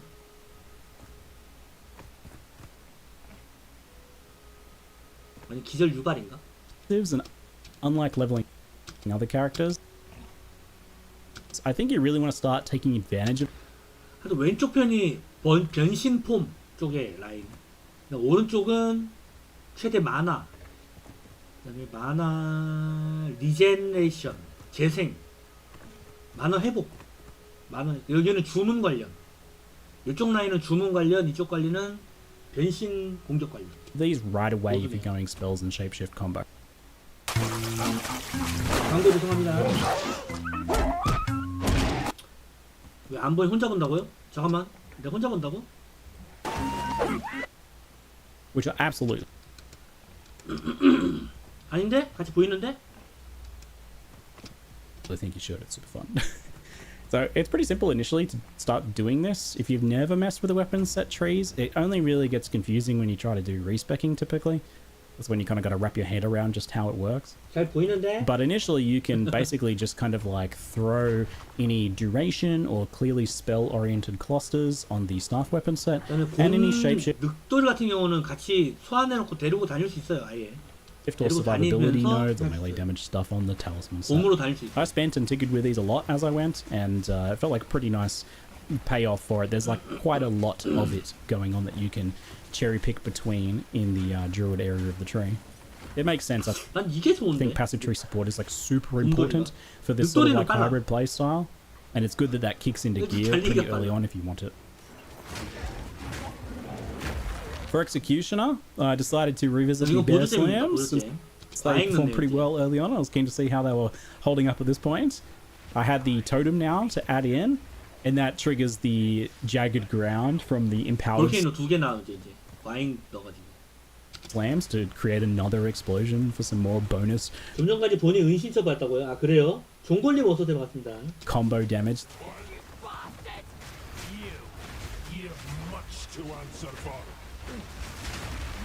어우 존나 센데?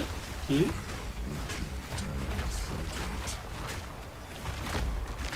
오 화산 2개에다가 슬램이 센데?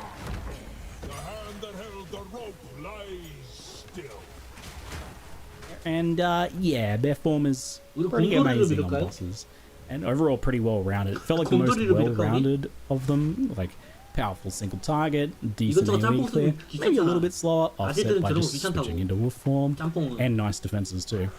It was pretty nice. 근데 달리기가 존나 빨라 늑돌이가. And you know, you can just use that pounce to form shift into wolf and start sprinting when you move between packs. There's no reason why bear has to feel slow when you can instantly shapeshift into a wolf whenever you want. I was really vibing the hybrid wolf bear and human spells. It feels like you get to cherry pick the best parts of every part of these kind of 3 forms and just add them together. 그다음에 이거 아까 내가 얘기했던 거 분노네. 이제는 없네. 얘가 화염 조율일 거예요 아마. 그다음에 얘가 빠른 공격. 그다음 분노. They create a super build. Feels like cheating a little bit. 한 방 칠 때 30 올라가는 거 똑같네요. 공격 시 3분노 획득. Adding rage and rapid attacks to maul. 그거 빼버렸네. 냉기줄 저쪽으로 넘겨버렸네. Makes it really quick to generate rage for slams as well, with 3 mauls giving you enough for like 2 slams back to back. And when you start double and triple volcano slamming 때리면은 80 bosses, 올라가죠. 그러니까 팍 8 맞죠? 여기 8 올라가죠. 8. 팍 16.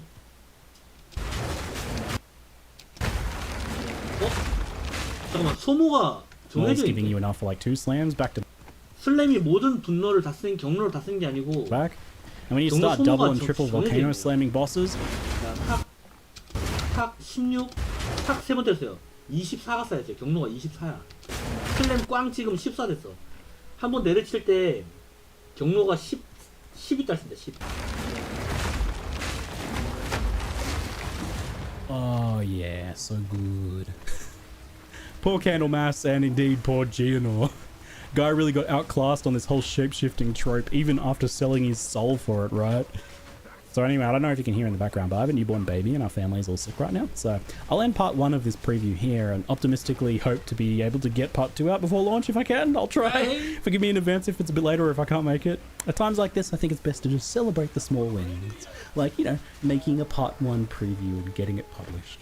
Anyway, hope you've enjoyed it, and I hope that helps a few of you see a bit more of the Druids potentially, you know, the fun that has to offer you if you're a bit unsure based on that initial reveal. I feel like Druid's getting a little bit of a raw deal in the reactions, so maybe do my part just to give you a little bit more of a realistic impression as to what it looks like. Anyway, folks, that's it for now. I'm Ziggy D, and thanks for watching. 잘 잡네.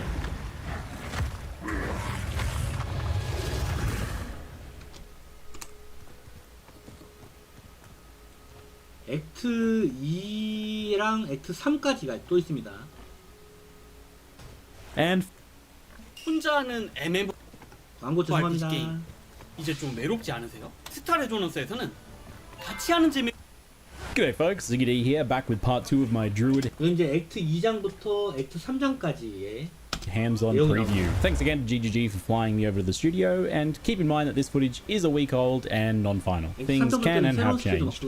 If you didn't see the previous video part 1, then check that out for context as this video builds upon that one. Now just a note on my overall power level, as that was a topic of discussion a fair bit in the first video. To help you gauge kind of where I'm at, it's a little bit tricky because baseline I think my gear overall was pretty solid, quite good in Act 1, and then pretty reasonable to good for what I think will be the case 이게 얘기했던 거 저거죠. 비 내리는 거. 식물 깔아놓고다가 비 내리게 하면 얘가 성장한다. The Vile Temples that everyone's going to have access to, in addition to Abyss Crafting and the other various improvements that have been made there. Like, I think our gear's looking pretty good, but I didn't have anything super crazy in Act 2 and 3. But I was able to fix bad slots when needed for the most part. The biggest gap was spellcaster weapons, affecting spell power level, so they were all a little bit more underpowered than they probably should be to look at. Also, due to skipping through some of the larger zones and missing a side quest or two, I ended up a bit underleveled and underpassived. And because I'm trying to test as many different setups as possible, my gem levels and supports are all a little bit bad for a long time. I'm quite a few levels behind on some skills and don't have supports kind of filled out for nearly everything. So probably a bit better than average gear, but a bit worse than average passives and gems. Anyway, make of that what you will. As I move into Act 2, 5레벨 스킬 잼에 이제 썬더스톰, 번개, 라이트닝 데미지, 번개, 기본 데미지가 있고 2.3m의 스톰, 번개 데미지, 0.8m의 임팩트? 저게 B인가? B는 레인 아니야 그냥. 임팩트는 뭔지 모르겠고 12초 동안 지속되고 그 다음에 0.35초당 때리고 몹 한 마리당 0.5 제한이 있나봐요. only one 에버리 0.5초 뭐 제한 있다. 이것도 초를 제한해놨다. 그 다음에 그 비 맞았을 때 25%의 프리징, 동결 축적 25% 증폭, 그 다음에 감전 증폭 50% 증폭, 비 맞은 적들이, 그 다음에 리저 2초마다 뭐 get a chance to cut my first level 5 gem, and this tier gives 이러면 전부 부적 들고 싸울 때 9초 반에 access to some pretty key skills for a few of the Druid playstyles. You've got Thunderstorm with synergies for plant, lightning, and cold damage builds. More on those later. Devour. 이게 뭐야? 플랜트 스킬, 식물 스킬에 뭐 적용. For much easier charge generation on the Wyvern, pretty key piece for those builds. And Arctic Howl for freeze werewolves. And then Fury of the Mountain for the bear form, which is what I take first. And this one is excellent. This is a slam skill that creates fissures. You can have up to 12 of them out at a time, and it generates rage on hit. This skill immediately replaced Maul as the basic attack for bear for me, since it does the same role of rage generation, and Fury of the Mountain does a whole lot more in addition to that too.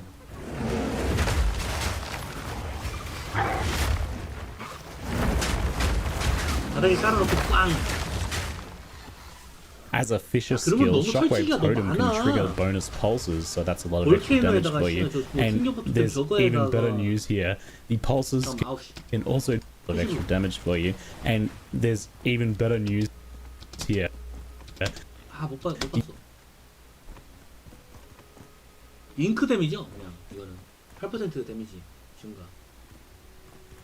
근데 저게 안 써있어요. 공격인지 주문인지 그게 안 써있습니다. 그냥 공격 주문 다 올라가는 것 같은데? Pulses can also generate rage on each hit in addition to that initial slam. So the totem fishes just keep pulsing and they keep your rage topped up while you spend it slamming away. It's really not. 와, 이렇게 되면은 이거 내 생각인데 노드가 저렇게 돼 있잖아요. 워리어로 타이탄으로 그 소형 노드 50% 있잖아. 그거 증가되는 노드를 쓰고 패시브를 쓰고 저 노드들을 다 먹어버리면 어떻게 됐나 싶은데. So crazy, in fact, that I thought it probably wasn't intended and was a bug. So I asked the developers, and they're like, "Oh, we'll take a look at that." But then I asked Mark in the Q&A. He said, "You know, it actually should work that way because that's fun and cool." And true to their word, I double checked and that seems to be the plan. So it's a really sick rage generator skill there. That passive ongoing rage generation is super nice for bear form routing. Rage generator skill there. That 이거는 기절 증폭되는 거죠. 기절 passive ongoing. 폰트 블러드. 블러드 폰트 4m. P 뭐 되는데? 이게 뭐 있었나? 잠깐만.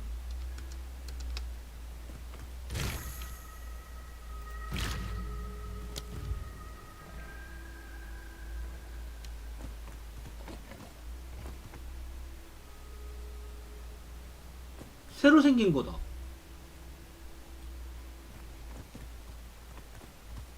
2레벨 시킬 때문에 잠깐만. 2레벨이네. 아씨 잠깐만. 2레벨이네.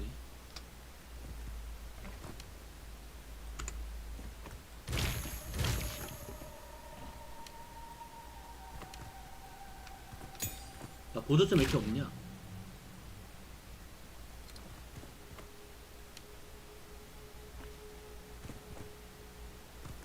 내가 저걸 처음 보거든? 봐, 없잖아. 없어. 처음 보는 거야.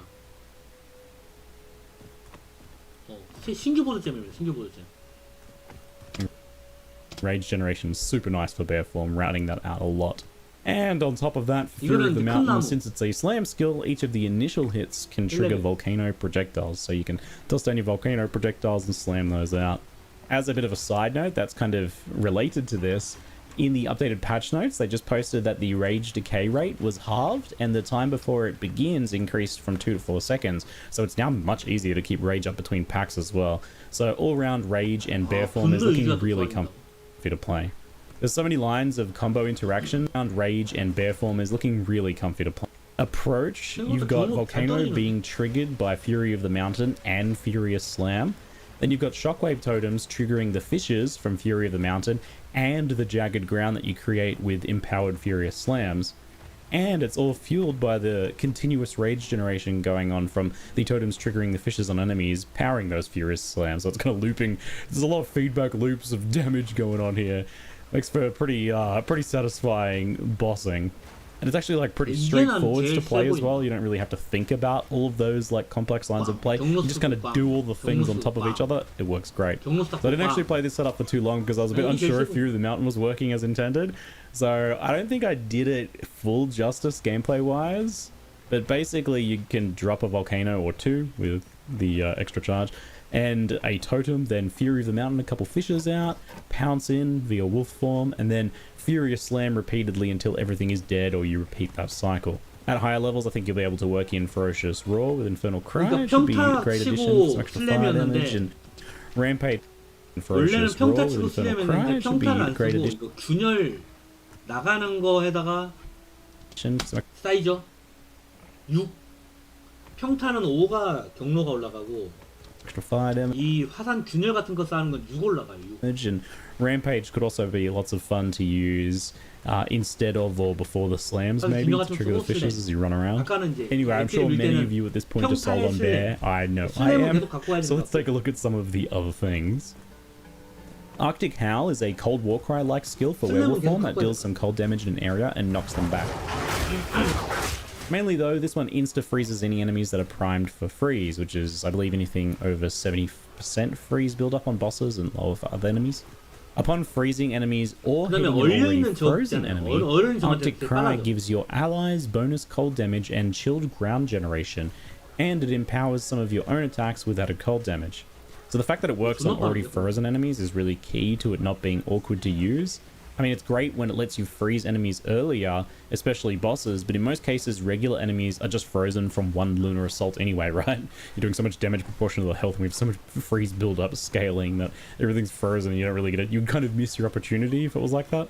So there's like a support element to this skill that'll be pretty interesting for party play, or of course minion builds, like Wolfpack builds. But I should note that in the version of the game that I was playing, this was minion builds, like Wolfpack builds. 흰색 오라 같은 거 팍 퍼지거든요. I should note that in 요거 쓰고 난 다음에 the version of the game that I was playing at this point, the wolf minion parts of the druid were still being finalized, so it's not something I could really gauge. An issue of this particular Lunar Assault and Shred style with Arctic Howler that I noticed is that any empowers often end up just getting used by a quick shred attack, which is pretty low impact for an empower. Empower typically makes more sense for big, heavy hits like slams, where the limited nature of those empowerments fits better, right? And that's somewhat at odds with the Wolf, which is pretty fast and lots of really fast little hits. It's possible that it can be used to empower maybe like a pure Lunar Assault setup more for clearing, I imagine, with Herald of Ice at endgame. So I'm sure we'll figure out a place for it. I'm also wondering if it like has potential as a piece in some sort of mixed melee builds, like, I don't know, Wolf Monks or something.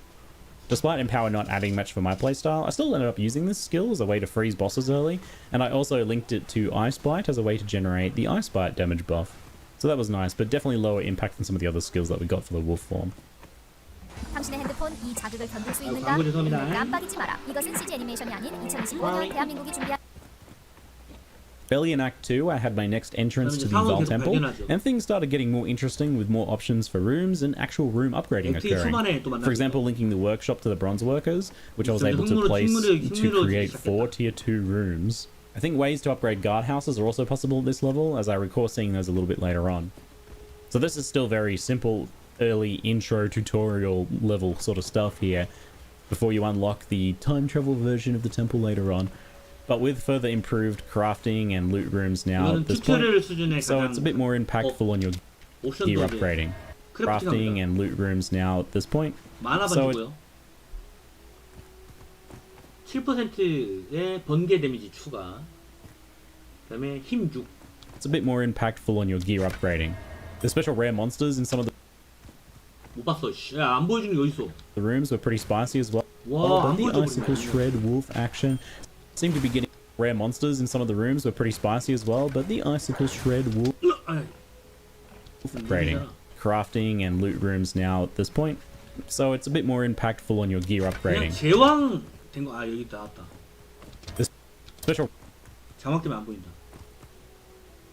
만화 맥스 만화 없었구나. 아, 그냥 제왕의 오브 능력이네요.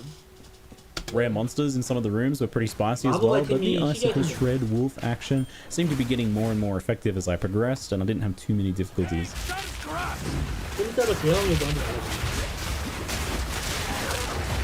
need more time for that. 곰들을 제일 나아 보이는데 오를 땐 또 세단 말이야. 이 얼렸을 때 공속 빨라진다.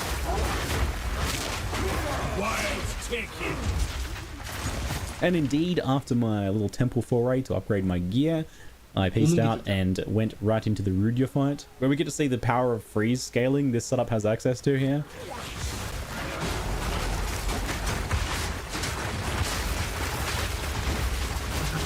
I'm not ready yet.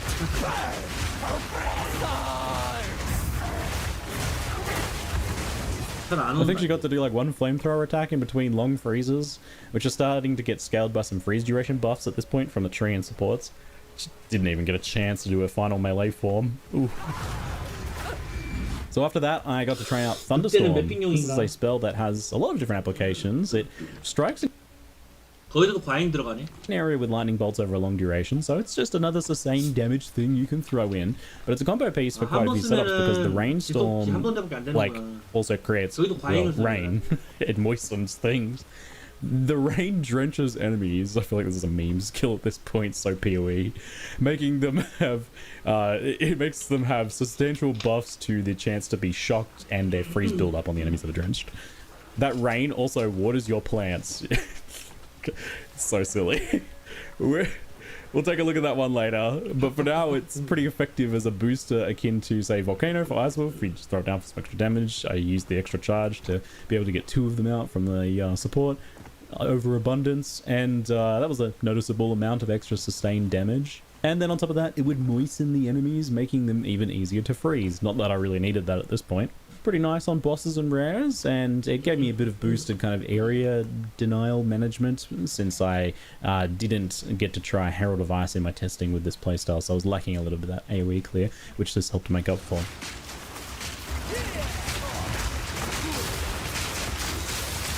It was pretty satisfying pinning the Jin in a corner. She's usually quite the 사람은 pest, 지금 this 마법하고 boss, and 근접공격하고 teleporting 다 around and 챙겨야 everything. 되니까 And the 약한 ice 것 shards 같은데. stack and explode right under her when it gets against a wall like this as well. You can get that nice shotgunning going on. It's pretty awesome, even though I actually kind of screwed up the combo by backing off when she was frozen to do some other spells. I should have kept just shredding away. 얼려가 죽여버리네. Anywho, I grabbed Devour next, and just give it a brief test. This skill allows you to leap onto a colourable enemy or corpses and eat their bloody faces. Eating faces gives you a flat regen buff to heal up and generates power charges for you as well. This skill represents a pretty big turnaround for the power charge issue for Lightning Wyvern. It makes it really easy to sustain empowered lightning form while clearing.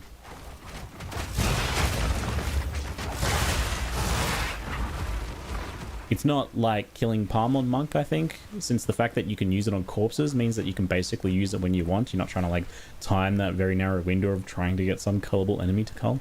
I was surprised by how good Devourer felt overall to use. I think skills like this are normally very clunky, but they've made this surprised by how good Devourer felt overall to use. I think skills like this are normally very clunky, but they've made this like as forgiving and as strong as they dared to, I suspect. The issue is, of course, that in boss fights, you just don't have anything to cull unless they have some ads or corpses nearby. It seems that most boss fights don't really have a plentiful supply of that in POE2 currently, so you do have that issue. 이거 영상 어디서 가면 처음부터 볼 수 있음. 제가 그 링크를 올려드릴게요. 저 여기다가 채팅창에다가 링크 올려드릴게요.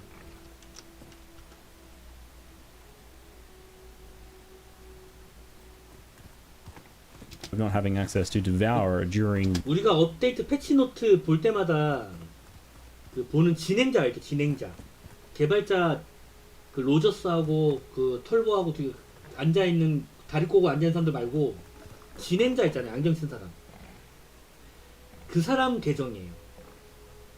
the entirety of boss fights, meaning you still rely on that kind of like stun build up wing blast. 본인이 지금 엑트 1장부터 3장까지 체험을 한 거를 그 영상을 올린 거야 지금. And that makes power charged lightning wyvern a bit of a tough nut to crack for bossing at this point in the campaign still. Like maybe there exists some nice solutions with sports and things later on, but it only really works well for clearing at this point. Of course, Magma, Orb, and Volcano combo exist as a fairly potent fallback for many bosses, as long as they're not like too small and mobile.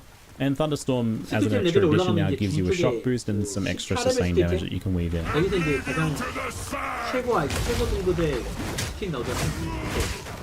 등급사 몇 볼 주는 거죠. 그래서 저런 스킬 썼을 때는 데미지가 이 정도고 이 정도고 이런 것들을 뭐 반드시 죽습니다. 수없이 반복해서 하지만 So Ascending in Sekimas was up next, and I think any of the strategies can work here. Even Wyvern, so duration, spell spam, you just go slow and safe, that should work just fine. Bear form with Fury of the Mountain Fishers and Totems for just like really easy ranged melee should be super safe. And then even Wyvern with Volcano, Storm, and Magma at range should just be like a nice easy ranged spellcaster approach if you want to go that route. I end up going for possibly the hardest Wolf form, as it's kind of proper melee. But that said, it's decently powerful and it goes just kind of fine with a bit of hit and run and taking advantage of freeze. But I have practiced a lot of Sekimas ones, so that does help. I suggest maybe going for one of the other routes or just getting a little bit overpowered and doing some hit and run freeze action if you're going wolf form in Sekimas.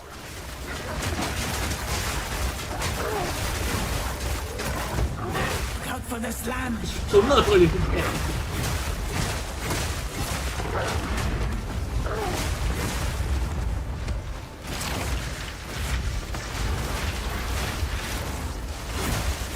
움직이니까 바닥 장성 사람만 더 있는. 막대가.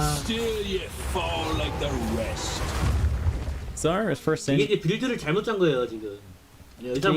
Oracle felt like a bit of a rabbit hole that I didn't want to dive into in my somewhat limited time, so I ended up going for the a bit more straightforward and fun-looking shaman. Interestingly, the node that I actually took got changed as I was playing, so that's what happens when you're playing on the live dev version of the game in the end. No point showing you the early. 결국 샤먼으로 가네. 개인 데미지, 에스트라 데미지, 뭐죠? 랜덤, 엘리멘탈. 10% 개인 그 무작위 원소 데미지 추가되는구나. version, but the newer version gave enemies in my presence exposure and 10% extra damage as random element, which is fun and fits with the node that I get later on too. Funnily, it took me way too long to figure out how I was giving enemies exposure because this just happened in the background. It was a different node when I picked it, right? It didn't have that mechanic at all. I was very confused until I eventually just randomly looked at my Ascendancy and was like, huh, that looks different. So, with some bonus elemental damage online, I head back into Act 2 with my beloved wolf form to test out the new cross/slash skill that I picked up at some point. This executes a short hop. 슬래시.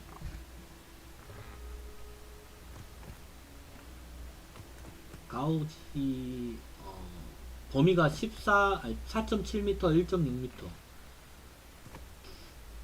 플라잉 아이스 저거 7m. 이건 범위 관련된 거고. 쇼크웨이브. 모르겠다. Back with a massive X-shaped slash. It's a pretty important skill for many wolf builds for two main reasons. It triggers any marks on the target, which in the case of Predator's mark from Pounce means that you can summon wolves on demand. I imagine that also means that you can explode freezing or voltaic marks with it too, if you want to get some extra damage from that. 10년 등장. 자, 이제 리그에서 10년은 모든 맵에 다 등장하지 않습니다. 등장하지 않고 여기 이제 처음에 엑트 2장에서 그 뼈구덩이 가기 전에 마스토돈 불모지 여기에 이제 처음 등장합니다. 그래서 이제 10년 동굴로 갈 수 있는 맵이란 얘기죠. 그러면 10년 우물로 갈 수 있는 그거는 On top of that, when triggering marks this way, cross/slash causes an extra shockwave of damage too. And then for the Ice Werewolf builds, cross/slash is very powerful as it scoops up any of those ice fragments in the area and dumps them all in the middle of that X. That means that you go from sometimes hitting bosses or rares with half or so of the icicles to being able to hit them with every single icicle every time if you time it right. That's a big burst damage boost to the build. So this unlocks 그 다음에 아까도 얘기했지만은 이 원반 위에서 몬스터를 죽이셔야 됩니다. Like a new play strategy now. It looks a little something like Pounce In, marking the enemy, Lunar Assault, and maybe an Arctic Howl to freeze them. Then go for a full Shred combo and cross/slash to dump all of the icicles. Then go for a new play strategy. That's a big burst damage. 자, 이 불이 지금 두 개가 들어있죠. 여기에 죽일 때마다 불이 추가가 됩니다. 여기가. So this unlocks like a new play strategy now. It looks a little something like Pounce In, marking the enemy, Lunar Assault, and maybe an Arctic Howl to freeze them. Then go for a full Shred combo and cross/slash to dump all of the icicles from that Shred combo on them, and then start shredding again while those explode until the enemies unfreeze. And when it's unfrozen or you finish your next combo, hit another cross/slash for good measure to just scoop up all the rest of those little icicle shards.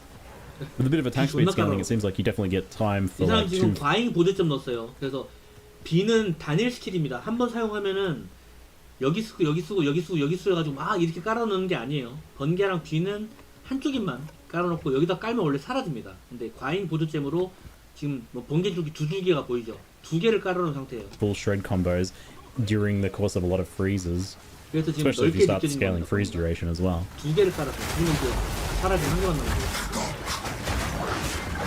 B를 깔린 상태에서 번개 증폭이 50%, 감전 확률 증폭이, 그 다음에 동절 축적 증폭이 27이었나 아까? 26이었나? 동절 축적 증폭 효과도 있어요. 뒤에 젖은 상태에 들어가고 I'm not ready yet. Your leash is snapped. Let's finish this. Not ready yet. The hopback part of the cross/slash could have felt annoying. 이렇게 비에 젖으면 요거 표시 나죠? 물 표시 나죠? 물. 이게 지금 비에 젖은 상태야. And there's been cases where this has been the case for other skills, especially when trying to do like single target damage. You don't really want to be like. 근데 이제 감전 효과가 올라가진 않아. 감전의 강도가 올라가는 건 아니고 감전 확률만 올라가는 거지. 근데 뭐 의미 없지 사실 이거는. 근데 동절 축적은 의미가 있겠죠. 동절 축적은. Away from the enemy you're trying to damage. But in this case, didn't feel like an issue, thanks to Shred having that built-in mini leap to the target on the first attack. That made it feel really smooth and satisfying, and only like kind of added to that already crazy mobility feeling of the werewolf form. You're leaping in and out really smoothly. They really, I think, captured the frenzied feeling of what I want from a werewolf. Something about the way like you pounce in and then tear away with your hands is very satisfying. It often makes it feel like, oh man, I'm just like dismantling these bosses. I'm pulling them apart limb by limb. It's good. It plays into the fantasy. Even though like I wasn't initially on board with the ice form of this. Like I feel like I'm surprised it wasn't kind of like a more physical blood oriented setup, but I guess they have a more of an overall elemental theme for the druid, and the ice wolf is, yeah, is a bit more unique, I suppose. I'm on board at this point. So in Keth, I found a support gem and put a board at this point. So 20% 어택 데미지, 잉크댐 20에 임모빌리에이션 뭐야? 빌드업 12% 잉크. 저 뭐죠? 무슨 단어야 이게? 나 모름. 영어 잘하는 사람도 알아서. 이 처음 보는 단어거든.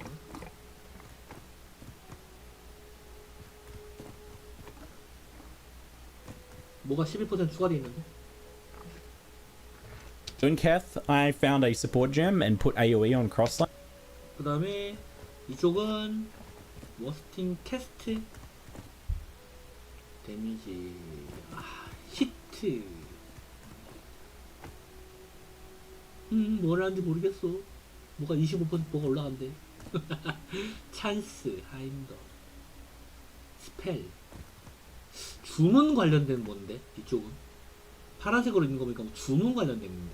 지금 이거 지금 1번하고 2번하고 지금 스킬 포인트를 나눠서 투자를 하고 있거든요, 이 사람이. 이쪽은 변신 폼 쪽이고 이쪽은 그 주문 폼 같아요. 그래서 주문 쪽하고 지금 변신 폼 때리는 거는 1번, 2번 스탯 포인트를 나눠서 투자를 하는 probably 모습입니다. unnecessary, but it was satisfying. Let's make that thing even bigger. It's already like huge. I could see some nice screen-sized X marks the spots on bosses, being pretty funny. And I had a pretty interesting encounter, but it was satisfying. Let's make that thing even bigger. It's already like huge. You could see some nice screen-sized X marks the spots on bosses, being pretty funny. And I had a pretty interesting encounter here too. So the first unique boss that I saw on a Vile Sacrifice platform kind of caught me off guard a little bit. Unfortunately for them, I instantly froze them and was about to finish them off before they even had a chance to do anything.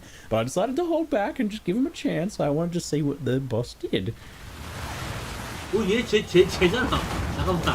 What the boss did. 저거 보스잖아. 실현 보스. 4차. 근데 불 쏘네.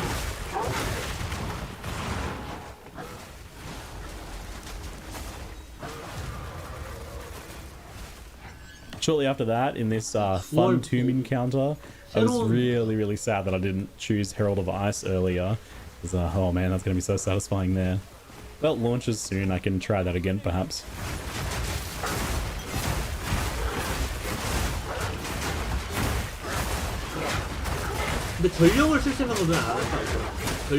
And finally for Keth, finding new and fun ways to torment the sad fire baby boss is personal. 무도무기가 아닌가 설마 부적이? 그래서 전령을 안 쓰는 건가? A hobby of mine. I don't know if you've heard of this genre of activity, but I'm pleased to report that Warform has a pretty fresh take in this regard.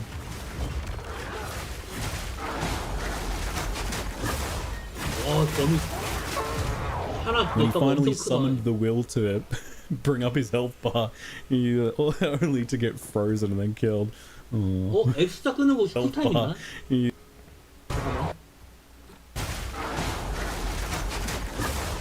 있네. 쿨타임이 한 2초 정도 있네. 보시면 쿨타임이 있거든요. 이게 엑스타 범위가 되게 넓어가지고, 이거 범위가 넓어가지고, 혹시나 이게 쿨타임이 짧으면, 혹시 적으로 매핑 가능하지 않을까 싶었거든요. 이게 범위가 넓으니까. 얘가 지금 효과 범위 딱 한 개만 넣었어요. 1렙짜리 하나만 넣는데도 이 정도 범위라 그러면은, 그 뭐 타이탄이나 이런 애들이 이제 효과범위 투자하면은 엄청 화면을 덮겠죠. 화면을 덮어버리겠죠. 그 상태에서 다니면은 매핑 되지 않고 한 2초 정도 있어요. Form has a pretty. 아니 2초. when he finally summoned the will to bring up his health bar, he only to 근데 get 효과 frozen 시간 and 저거 killed. 단축되는 거 그런 거 So as we head 쓰면은 into the Titan Valley, you get to see some of the now 재사용 core Abyss mechanic having a presence in the campaign. And I did actually get quite a few crafting items from Abyss during Acts 2 and 3, which that surprised me because Val Temple is giving out a ton of crafting power, and it feels like we didn't really even lose Abyss in this regard. I expected that Abyss would just be like non-existent until endgame, but it's there and you actually get to use it. I used it a few times. I was maybe getting a bit overconfident at this point because I suffered a classic for me giant skelly squish death. I swear it's like one of my most common deaths in POE2 is just getting these guys falling on me. The Titan Grotto boss points out a minor nuisance in freeze builds like this. Some larger bosses in POE2 have a mechanic where they cannot be frozen or like stopped during certain attack sequences or time frames. That can mean that you basically don't get to freeze them if you're killing them fast enough, which is kind of a bummer. I get that there's a few reasons to have a mechanic like this, but I think that maybe you could use some fine-tuning, or maybe like a change like allowing the freeze to function, but the enemy's still able to move while frozen if they're like a giant Titan enemy like this. They just, you know, get slowed. I think designs like that are great because then you don't get locked out of your actual build's mechanics. You can still have your like on-freeze mechanic of like firing icicles at the boss. Anyway, it's not like the fight was difficult or anything. It's just kind of like a bummer that it spends, you know, a full minute on 99% freeze.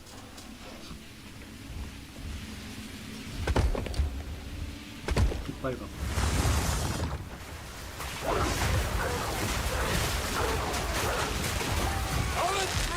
ended up getting another Val Temple in the latter half of Act 2 with more room upgrading and plenty of crafting benches to socket quality and add mods to my gear. And this nicely combines with the Abyss crafts that I had access to now as well to round out some key gear pieces, you know, upgrading a chest or fixing up a weapon, for example. I actually managed to get the next Spirit Gem tier here, and I was definitely 이것도 이제 정신력 잼입니다. 울프팩이라고 처음 나왔어요. tempted weapon, for example. Actually managed. 자, 울프팩이라고 처음 나왔어요. 미니언, 소환수 미니언이 소환수란 얘기죠. 액티브 투 서먼 소환수, 울프, 미니언, 더 팩, 테이크 싱글, 슬롯, 넘버, 울프 서먼, 뭐지? 서먼 포 울프. 내 말을 어떻게 뭐 한다는 얘기지 이게? 뭔 내용일까요 이거? 영어 잘하시는 분들 알아서 좀 해줘. Managed to get the next Spirit Gem tier here, and I was definitely tempted to take her advice, but 또 딴 거 아니야 이 사람 또. 이건 또 뭐야? 바크 스킨, 와일드 액티브, 실드, 듀얼 아머, 독이란 얘기는 없었잖아. 이거 없는 거잖아요. 다 처음 보는 거거든. 아씨.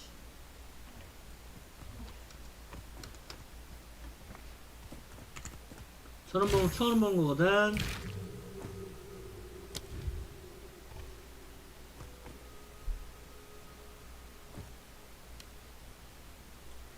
없어. 처음 보는 거야.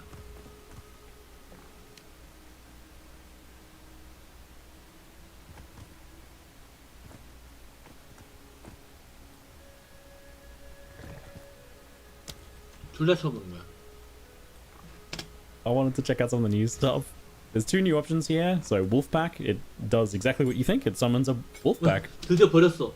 아까 맨 처음에 그 의식 던전에서 잡은 거 버렸어요. 이거 내가 볼 때는 쓸데없다. 배우지 마 이거. 맨 처음에. Apparently, you can also get a crazy number of wolves with this plus. 정신력 존나 많이 먹는데요? Wolfpack. 아니네, 30인데. Apparently, you can also get a crazy number of wolves with this plus pounce at endgame. I want to say like specific numbers that the dev said to me because I can't remember what the actual number was, but it was higher than I expected based on the numbers that you see here, which I think like I can have 4 and 5 right now, so 9. But I guess if you think you can have 9 now and then assume what you could have by endgame, well, yeah, you can maybe get the idea. Anyway, I don't know the potential of the minion druid side of things. They're trying trying to put every single build in Druid. Don't know the potential. 아, 이따 있구나. Hit and enemy. Gain armor 32%. 에너지 쉴드 로스트. 애쉬를 잃고 방어력이 올라간다? 아닌가?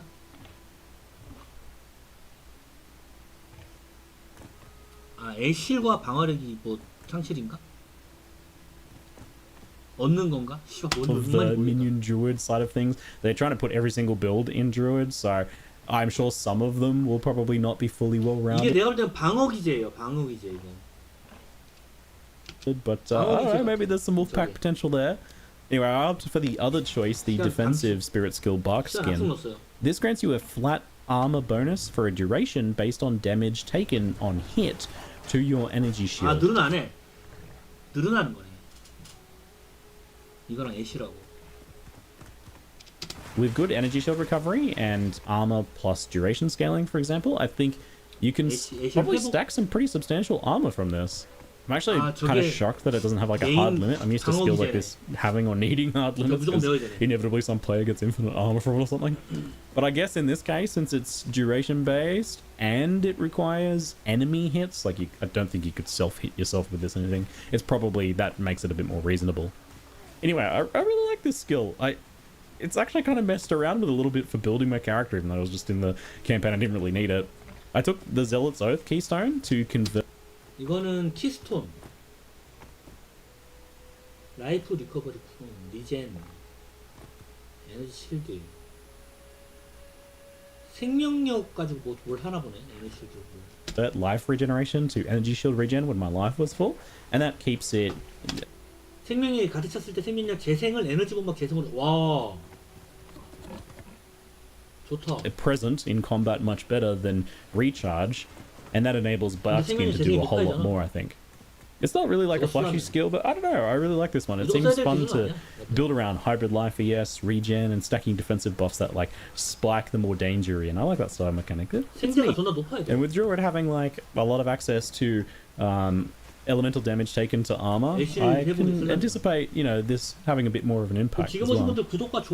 Anyway, alongside Cross Slash, Ferocious Roar, and Spell Totem are the other level 7 gems. Spell Totem lets you link a spell to be kind of autocast by the totem, but in POE2 it costs 3 charges. That sounds kind of annoying, but at least for bear form it's super easy to have 3 endurance charges passively and just and quickly even by just spending rage. So it's probably pretty easy to use it there for some like decent utility spell options, but it's not something I've really given any thought at this point. It seems supplemental for sure. Ferocious Roar looks pretty good. It's a bear form Warcry skill that lets you gain more rage and break some armor in its default form, but the real use case is probably that you can link normal human Warcries like Infernal Cry into it to trigger those instead. That lets you use Infernal Cry in bear form, because otherwise you'd swap to human form to do it. And that will, you know, pair nicely with the Fire Fisher Volcano playstyles. For whatever reason, I can't really recall. I didn't end up getting a chance to test either of these. Probably because they need like other skills to make much use of them, or I forgot one of those. Anyway, end of Act 2 is often a huge difficulty spike for many builds, and weirdly I was getting a little bit under-leveled through Act 2 and 3. And also feeling like the cost of my erratic gem cutting choices as I try to test anything and everything. So, despite that, I managed pretty fine, with the sustained spells helping in those sketchier choke points, and freeze taking care of everything else.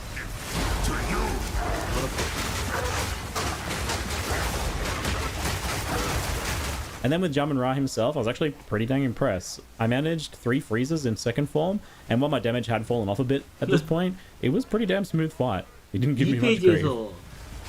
3번의 동결을 시켰어. 자랑은 아닌데. 딜이 안 나온다는 얘기로 돼요. 그래서 동결 때문에 쉽게 깨는 거예요. 동결 때문에 지금.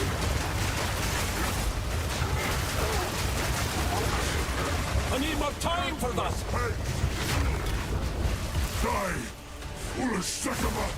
Heading into Act 3, I spent a bit more time on wolf form. I can't help myself. It's so much fun. It's fast to run through zones. First, though, something pretty unexpected awaited me on the Vile Sacrifice altar.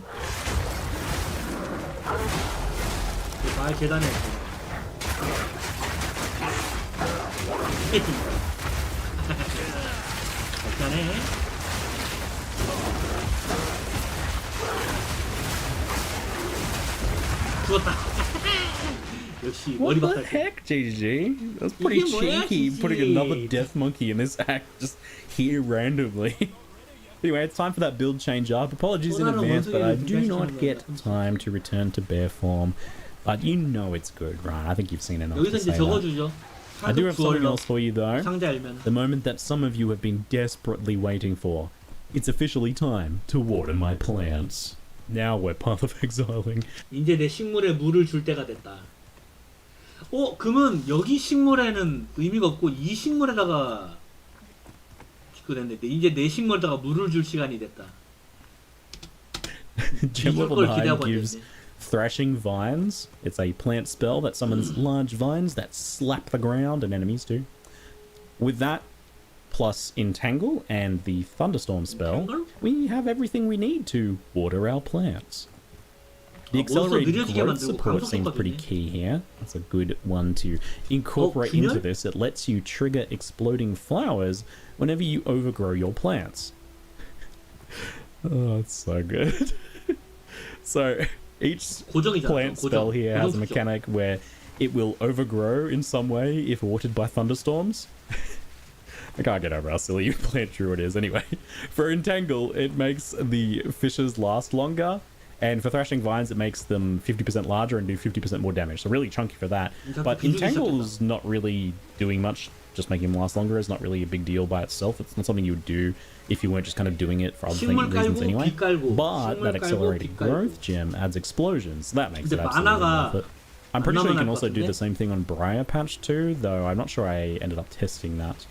So yeah, I see some accelerated growth on Briar Patch and on Entangle, and then you're scaling up the Thrashing Vines in other ways. 드루이드 전지 패시브는 안 나왔나요? DB는 없던데 전지 패시브는 안 나왔는데 지금 공개된 건 있어요. 일부 자료들. 근데 그게 정확한 건지는 모르겠지만 공개된 자료는 있어요. 찾아보시면. Yes, most likely. So this is a duration sustained damage spellcaster style, and there's plenty of nodes for that in the Druid's area, including an actual plant cluster that has a chance for plants to overgrow immediately, even without thunderstorm raining on them. 이게 뭐야? 아 이건 있는 거잖아. 이거는 캐스팅 속도 15% 느려진 대신에 그 스펠 35% 바뀌었다?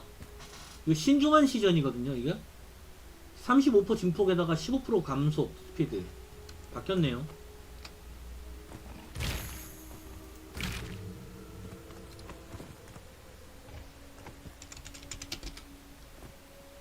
신중한 시전 아닌데? 이름이 신중한 아씨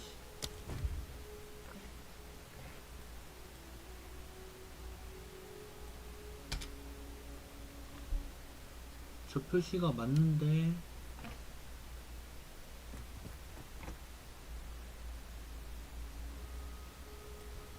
이거로 보니까 안 보인다. 1레벨짜리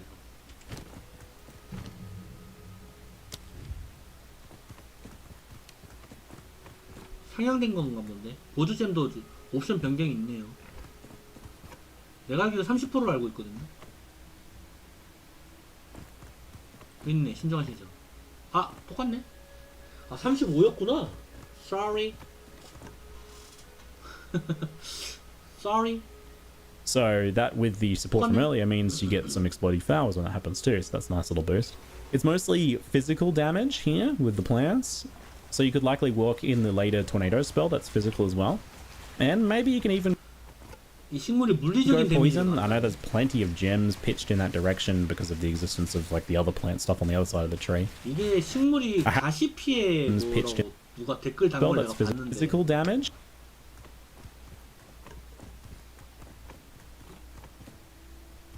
오버그라운드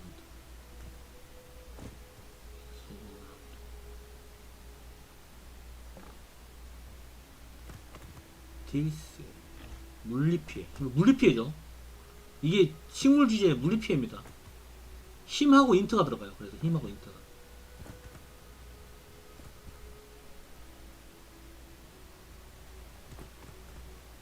Here with the plants, so you could likely walk in the later tornado spell that's physical as well. And maybe you can even go poison. I know there's plenty of gems pitched in that direction because of the existence of like the other plant stuff on the other side of the tree. 근데 어차피 공격식 I have to mention my 적용 안 favorite 돼요. upgrade that I messed around with, and that was putting Pin on Entangle. 공격식은 적용이 안 돼요. I'm in love with Pin after playing a Tactician. Pin's amazing.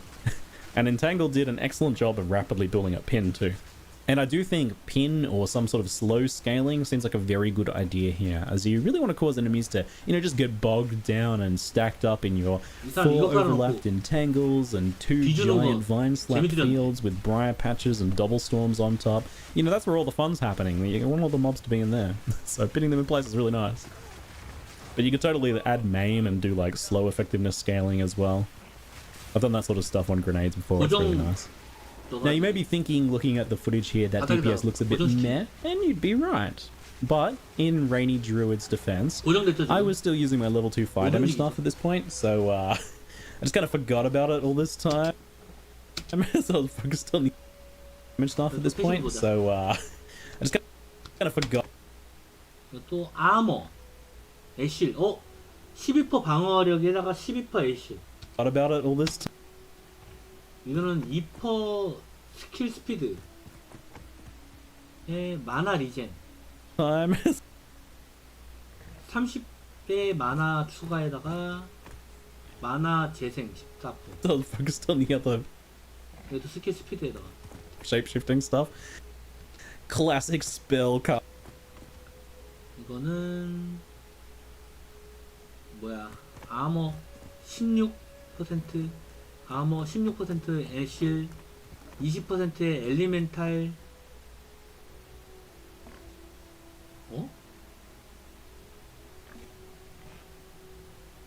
원소 피해, 원소 저항 증가인가요?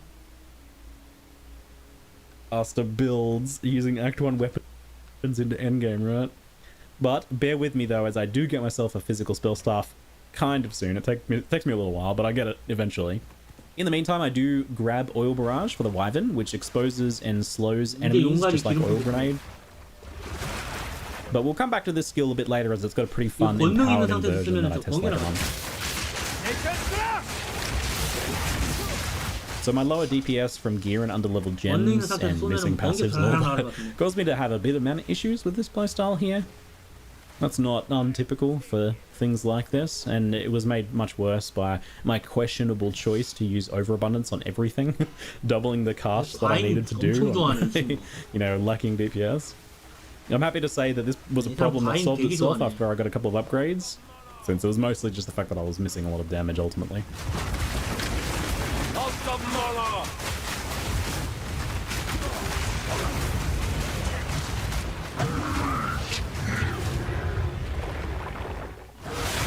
데미지도 그다지 좋은 것 같진 않은데.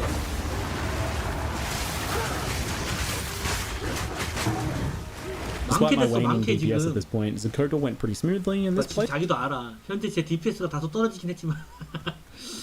떨어지긴 Styles 했지만. just pretty comfy overall. You know, sustained AoE spell styles often are. It's interesting how different it is from the other playstyles I've messed with on the Druid though. Like, it's such a varied class. 식물에 빠졌네 이 사람들. 식물 깔고 기 뿌린 거에 빠졌어. Don't give anything for free, do they? So I finally managed to get myself that proper staff, getting a Fizz Spell Gems one with some nice Fizz Spell damage. 기절 좀 피해 괜찮은 기절 주문 보석을 얻으세요. 스펠 데미지 괜찮은 걸 얻었다 이제. Two, and I didn't do the math on my crafting choice, so I don't want to hear about it. Don't worry about it. Either way, this thing made a huge difference from my old piece of garbage that I had. I had like 50% fire damage or something on it. And I got it just in time to go through the often aggravating Trial of Chaos, and I'm super happy with how smoothly it went. Slows, pins, range, sustained spell damage, it all worked really nicely for most of the encounters here, and at this point with the upgrade, the damage was enough to move through, even through the escort quests pretty comfortably. I actually had one of the comfiest Nightmare Bird kills too. This thing is an absolute menace so often. I was really happy I didn't have to like rerun it, just because like it went perfectly first time. Circle around, dump everything on the giant boss. Perfect. 스팡이 좋은 거 주었다고 이제 깨졌다고 하는데 난 내가 또 별론데.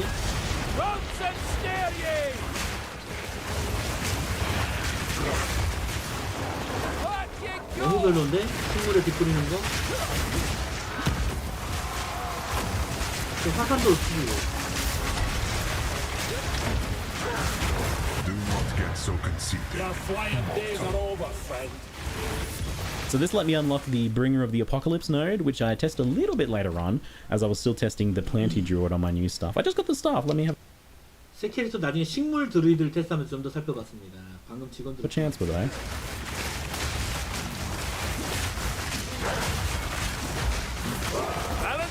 드디어 식물 드루이드. I'm still under-leveled and missing passives, and this cheeky lady here likes to roll out of my AoEs, so that took a little while, but overall, like, once I got it online, the plant druid, the water my plants druid felt very comfortable and very fun. Enjoy watering your 편하대요, 본인은.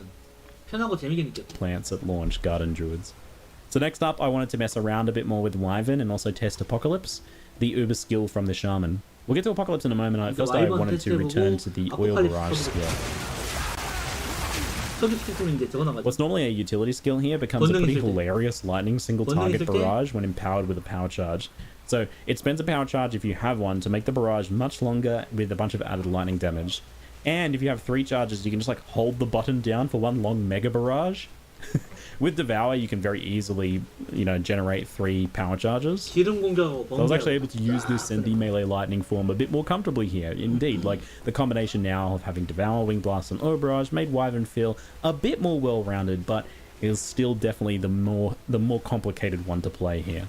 That lightning barrage is just absolutely hilarious. I will not be surprised if we see some sort of like boss barrage deletion endgame build here. I don't know if you can really call it a one-shot when it's a barrage like that, but you know.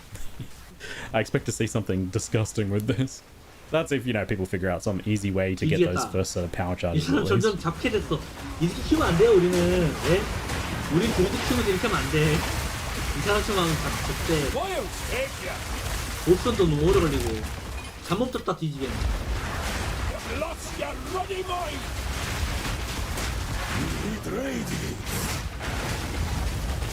So I didn't get a chance to barrage a boss. Kitsuli died before I could stun them, so, well, good problem to have, I guess. I was surprised just that I was doing okay damage just off the back of, like, basic kind of Wyvern gameplay here, not really doing anything fancy.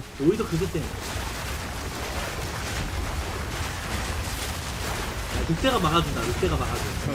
뭐야, 늑대 지금 뭐야? 생명력 존나 높은데? 안 죽는데? 무적인데, 늑대? And finally, let's take a look at Apocalypse now.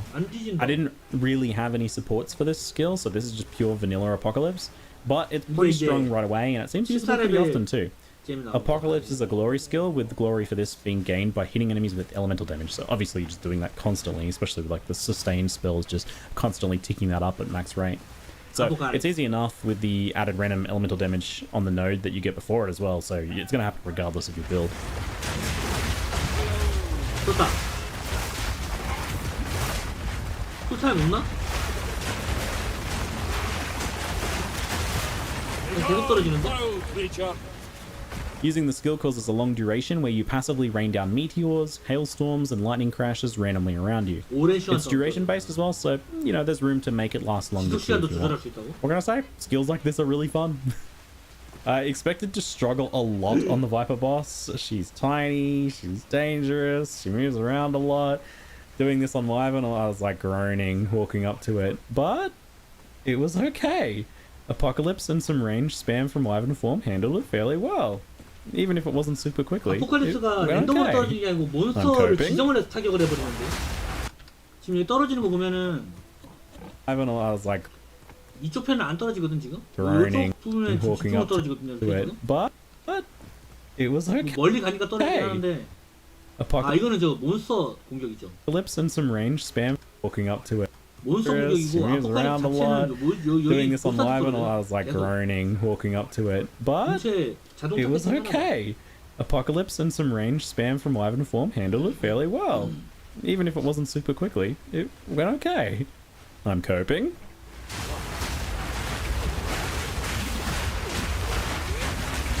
내거 죽었겠네. 재밌어 보니까 내거 죽었겠어. So I had a brief moment to play with Tornado, 새로운 스킬이다. a physical duration spell I mentioned earlier. 토네이도. 물리 마법입니다. 토네이도 물리 마법이에요. It can suck up elemental ground to empower itself.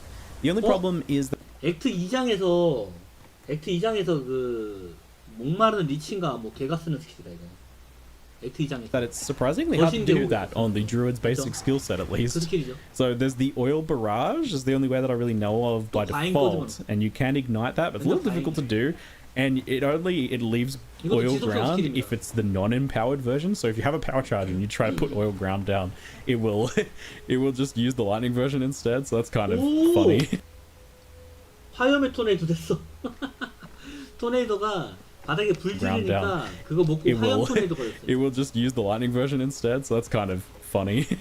So I am sure that there's like some easy spells you can pinch from the elemental tree, or like support gem combos or something to generate ground to empower the tornado. And in the end, it's a fizz spell that you can couple in with the plant, rainy druids. You know, tornadoes are something you can add into your storms, I suppose, for a bit of extra sustained area damage there.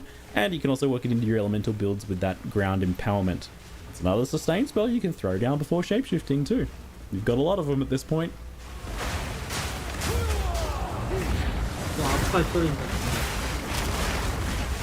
Sadly, that is all I managed to do in my brief visit to the Grinding Gear Games studio this time. It's probably for the best though, as I do need to rest and look after my family. Thanks for all the well wishes as well. I was really stoked to see how much you all enjoyed part 1, and hopefully you enjoyed part 2 as well. I'm looking forward to seeing you on stream at launch, and maybe for some Druid and Vile Temple guides on YouTube and Maxroll too afterwards. Definitely looking forward to playing the Druid myself in a much less rushed fashion this time. Just can't decide whether I want to focus on Bear Slams or Ice Wolf, because both are just so tempting. I do think Bear is like a little bit easier and more well-rounded choice, but Wolf is just so fast and fun. Very tough to decide that one. Anyway, that's it for now. I'm Ziggy D. 늑대는 정말 빠릅니다. 하지만 And thanks for 결정하기 watching. Nature takes what's owed. 저에게 이분은 자유죠. 여기까지고 그다음에 Q&A 우리가 of all the changes that we're trying to make is bringing up the underplayed things to be a bit better, and just to all kinds of varying degrees. It's really hard to sort that out. Now, obviously, you were hoping to do more in-game for this expansion. So, what's kind of happened with the? Well, I guess the sort of two things that we see as like the major problems in Endgame. One of them is when you get there, it can feel like you don't really have a proper goal. Like you don't have immediate, like, okay, here's a quest to do this and a quest to do that and that kind of stuff. So there's like a little bit of that missing. And that really is a content thing that just requires us to expand upon what a league is. Now, something like something like Fate of the Val, it immediately has story stuff to do and so on. So when when that goes to Endgame later, you'll have like storyline things sort of built in a way that can like make it so you've got that. But the other leagues don't have that as much, so we need to really make sure we're expanding on those. But the other thing as well is the Atlas tree just needs a lot more love and attention and like the way that it works and all sort of stuff. So we just need to do a lot more there. I opened that tree yesterday and I was like, oh, this sucks. It's a little tragic. It sucks. Like, so but the thing is that in order to make it good, you have to spend a lot of time and attention making new notables that are cool, that require like actually modify things in cool ways and like actually really meaningfully do something, and that's just a lot of time and work to do that. So do you have an idea for what you want to do with the Ascendancy tree side of things? Like, is it kind of angling more towards what you've done in public? Well, I don't think we should be talking about that yet, just because that'll be it's more for later. But yeah, I mean, there's things we want to do. Yeah, there's stuff we want to do. We're trying not to spoil anything here. We are obviously spoiling the fact we are doing something. And I'll tell you, it's not even. It's not the same. It's not similar. It's like it's in a whole different universe. So it's kind of like, which makes it a little bit hard because obviously we're in this state where we want feedback about the end game. Yeah, and so I do want to put people should keep giving feedback because I don't want people to think they're reworking it in game anyway, so I'm not going to say anything just in case. You never know. There's and we also different parts of the end game that kind of are like independent of the just things like how the Atlas tree works.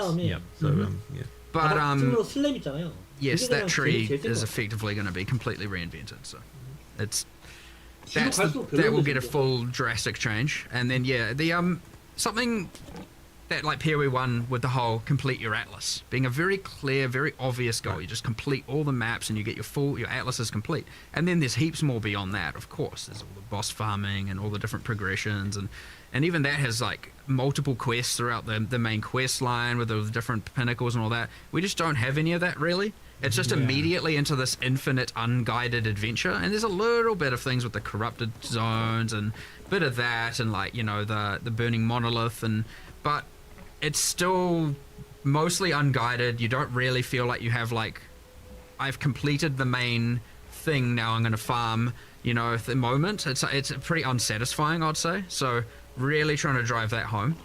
And then the other thing that, honestly, we spoke about upgrading the leagues and adding more bosses, is like, you know, that whole like having King in the Mists and Olroth as the pinnacle bosses of the leagues, just being like copy pastes from POE1, was not our end goal. You know what I mean? Like, they're a bit sad as pinnacles right now, and like honestly we need to up the epic a lot. So we've got a lot of that coming, and then just general upgrades to all the leagues. Like, some of them are too, you know, Ritual has the whole omens are too good, and others are just like, well, why would I do this? And you know, there's a bit of that going on. So just a general balance and via adding more content and different axes and all kinds of stuff. So there's heaps coming. But based on all that, to answer the original, is that's how you can see how it didn't make the cut, because it is a ton of work.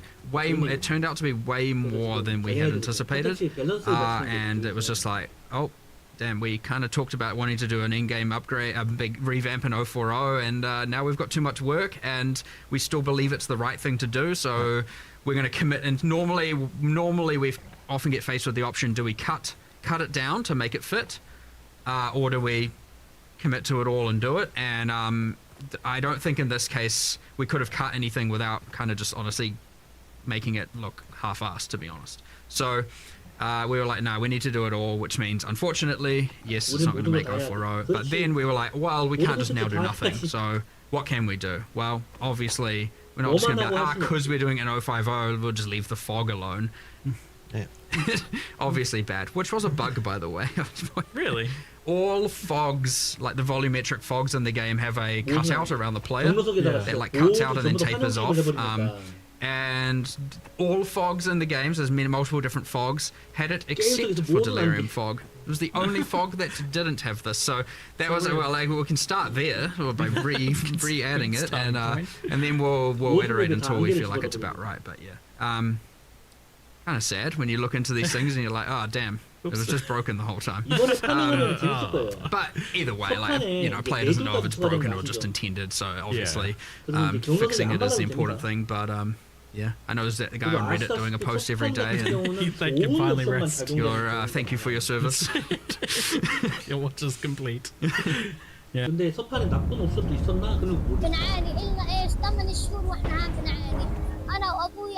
Yes, we can actually see the ground. It was just hilarious in some maps, whereas like they have holes in the ground, and like there's so much fog you actually can't tell where the holes are. It's like I can't move anywhere. It looked a lot better from the footage, so it's a big improvement for sure.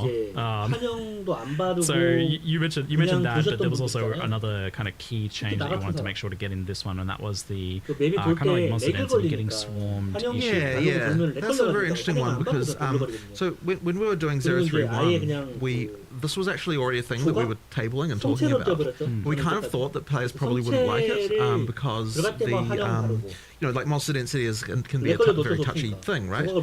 But the funny thing is that what we found was that even after we like, what we actually sort of heard more was like, oh, we actually liked what the improvements were early in game, and we actually would wish that the rest of the in-game was more like that. We're like, okay, well, if that's the case, then like the main thing we have to do is not like nerf rewards, make sure that experience gain doesn't get lowered or anything like that. But you know, overall, we don't necessarily need as many monsters as what we were having in the top. And I think this is actually going to also just generally improve things, because it makes when monsters have more life like that, it makes more builds viable. And because like there's obviously a point where like once you can one-hit everything, then there's no point in like, you might as well just go for whatever the fastest thing that can do that is, right? Yeah, the lightning speed. Right. So effectively, by making it so that monster life's a little bit higher as you get up there, it sort of actually means that like higher damage builds become more useful. So the need for having to target so many enemies goes down. Exactly, and thus right. You aren't just now funneled into so the highest AoE thing possible. So it means that like things that are less AoE focused and more like, I mean, obviously you're still going to want AoE, you're still going to be wanting clearing like that sort of stuff, of course. But like effectively, just by tweaking it down a bit, you just don't have the like so much need for everything to target quite so many things. And so you know, the sort of higher damage skills that are a bit less like, you know, not like more than a screen in size can actually be viable. And that should hopefully improve the situation. I want to make sure that even if people are like, but I prefer the swarminess, and it was fun for my build. And the thing is, like, that, speaking of, like, Atlas Tree, that's a thing where the Atlas Tree should be the thing enabling thing that you can, it's like your build can do that. So, like, I want to make sure, like, for now, it's like your build can do that. So, like, I want to make sure, like, for now, not doing it, but I wanted to do a thing, because we're doing this whole, like, monster effectiveness goes up more, right? I mean, it's a pretty, hard thing to understand, because monsters just get stronger with higher levels, so like it kind of just happens. You don't really, it's not like a thing you need to worry about or anything of the sort. But I want to do a thing where you can spec into making, like on the Atlas Tree, you know, I guess this is a little bit of a forward spoiler, but we're adding a little bit of it in a few places, but I want to make sure that you can invest into making monsters tougher without increasing the number of monsters, where like often it's just been pack size, and stuff like that. So, but then I would love to do a thing later where like you can convert that effectiveness increases you can get into like pack size. So it's like, you know what? Nah, I want the swarmy, you know, weaker monsters thing, and I don't want one to. At that point, you can make sure the conversion results in the exact same amount of drops. And XP and all of that stuff. That way you can incentivize. Well, you don't incentivize one or the other, right? Like it's more about what your build is, what you'd prefer, rather than being like everyone has to have most pack sizes possible. Whereas right now, pack size is just a straight up multiplicative drops XP scaler. I mean, obviously not for rares and bosses, but you know it is, and for a lot of people, it's a multiplicative fun scaler. Right. And I don't want to take that away. Like I want people to be able to do that. But that's what the Atlas Tree should be able to achieve. However, it is too chaotic at a base level. Right. You get this weird thing where it's like the campaign has a entirely different vibe to the end of the endgame now, where it's like you step into the endgame, it's kind of a right, and then you get towards the end. I mean, at the start, for people who didn't play 031 onwards, it was just like, okay, I'm going through the campaign, it feels a bit more tactical, feels a bit more, you know, my actions are more intentional, and then I get into endgame, I'm like, what the heck is going on? There's monsters everywhere, it's out of control. And so obviously 031 alleviated this a bit, but it is, I don't want it to be that this feeling of there's two games there. I want it to be that you build that extra layer, that you change it through your Atlas Tree and through decisions you make for the endgame, as opposed to it just being inherent. So if you want to, we're going to make sure that we try and keep it that if you want to make it more swarmy and that kind of stuff, you can, but it doesn't give you a drop advantage necessarily over the tougher monsters. There are reasons to do both.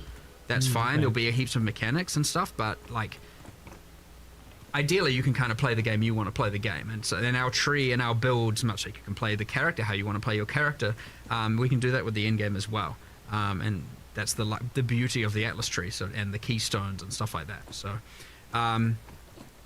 but I can't. It's hard to get into more of that without getting into like kind of spoiler territory. I mean, that's interesting to hear that you want to kind of make things a little bit less binary. Where like in the past, it often has been the case where it's just like, oh, you just stack as much of all of the things you can stack, or it's just stack as much pack size or stack as much rarity as you can. But maybe having angles for both of those things, like I'm juicing pack size or I'm juicing difficulty and rarity with. I mean, that's exciting to me because I like the ability of being able to spec content that rewards your character that has low AoE, that is like really good at like dueling really tough rare monsters. And like, you know, we did get to see a little bit out of Imperial 1 where there was different strategies for juicing, where like you had like Titanic Scarabs or something that was making like really strong rogue exiles, and that took a specific sort of build to do. So it sounds like that's kind of the direction you want to head with that, which is pretty exciting to hear. And kind of tying into this topic then, and you touched on it a little bit, was like, there's definitely been, like, it's been noticed that rare monsters seem to drop the vast majority of loot in endgame maps, or at least compared to normal and magic monsters. There's a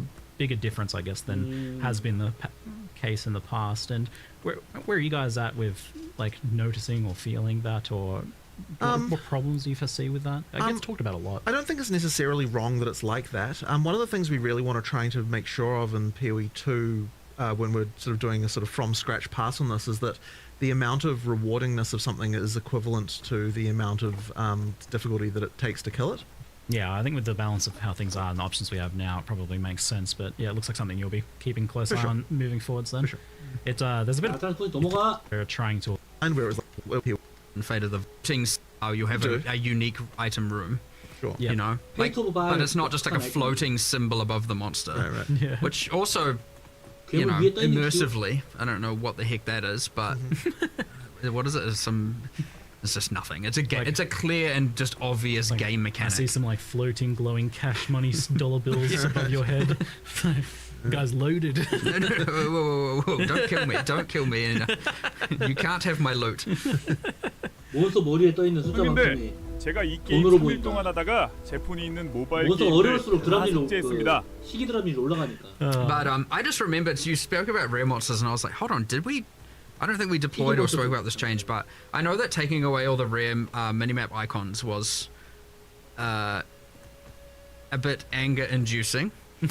Because honestly, we knew it was going to be. Yeah. Now they aren't a requirement of the map, but as you're saying, they kind of drop a lot of the loot, and people were just doing the whole coasting between minimap icons.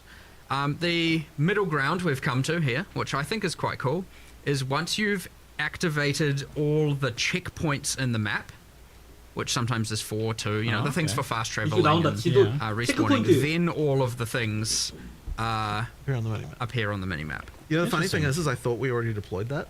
I don't think we have. Okay, right. That's what I was just remembering. We intended to deploy... 뭐라고 그러는 거야? You know, the things activated all the checkpoints in the map, which sometimes is 4, 2, you know, the things 지도상의 체크포인트 때로는 4개, 2개일 수도 있죠. for fast traveling and 빠른 이동을 위한 respawning, 것들. then all of the 리스폰은 things 모든 것들이 시작됩니다. Appear on the minimap. appear on the minimap. You know, the funny 어? thing is I thought we already deployed that. 미니맵에 나타난다. I don't think we have. Okay, right. 이미 배파한 줄 알았는데 그렇게 안 했대.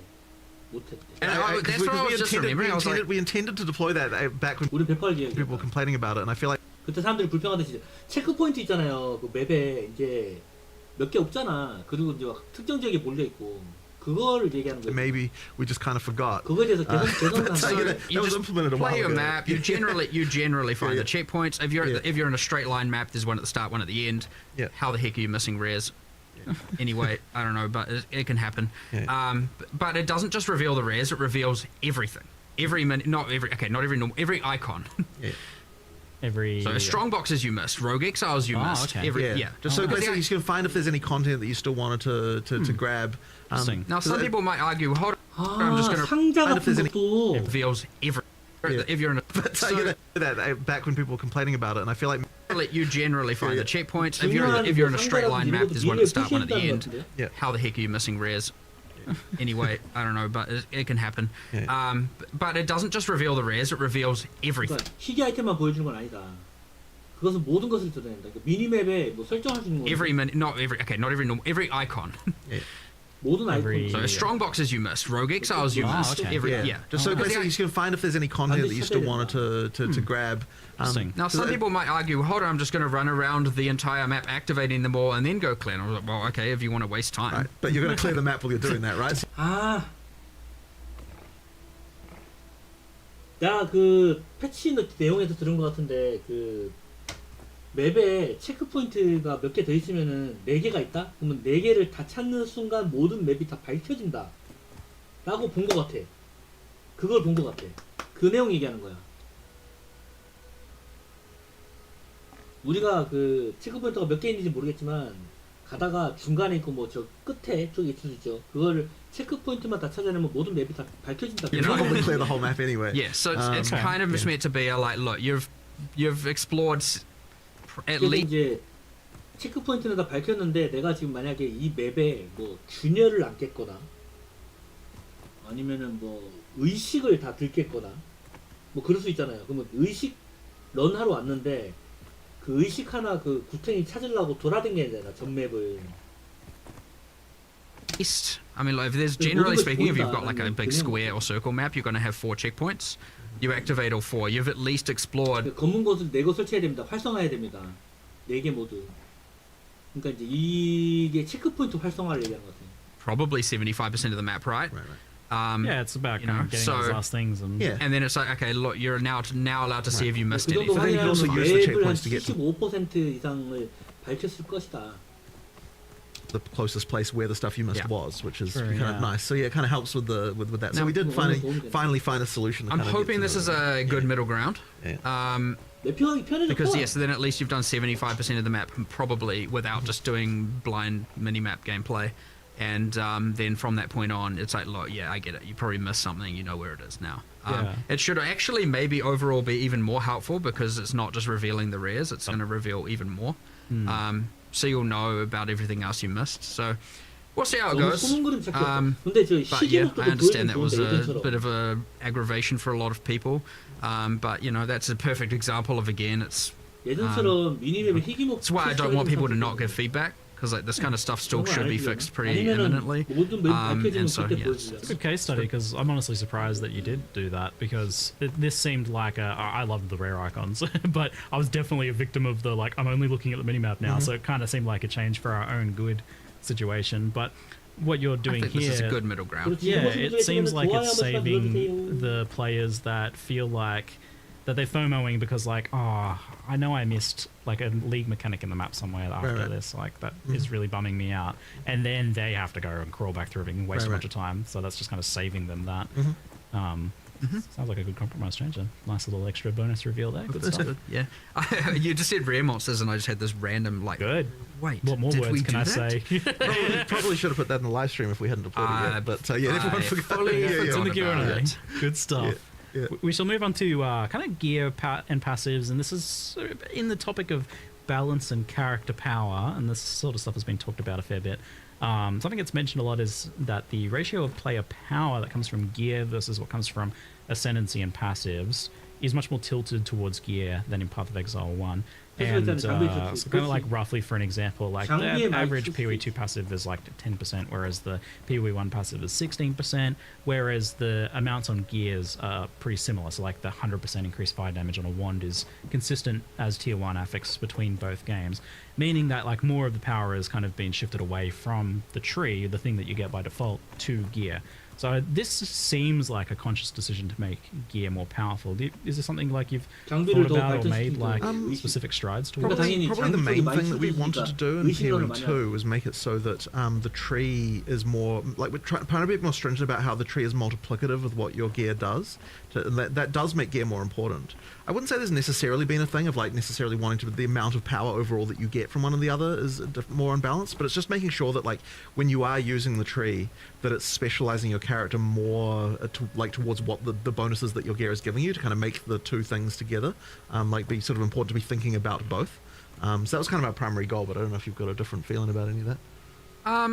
It certainly wasn't the passive tree being weaker. I guess we didn't really even think about it in the point of comparison. We just kind of went back then. We went really back to the basics and evaluating a lot of our base balance, and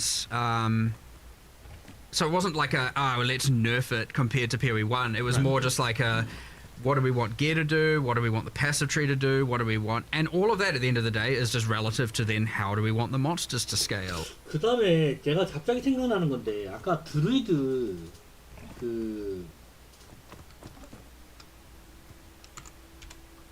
이쪽에서 시작을 했을 때 이쪽 애들이 물리 피해 하고 주문 피해하고 같이 있었거든요. 노드들이.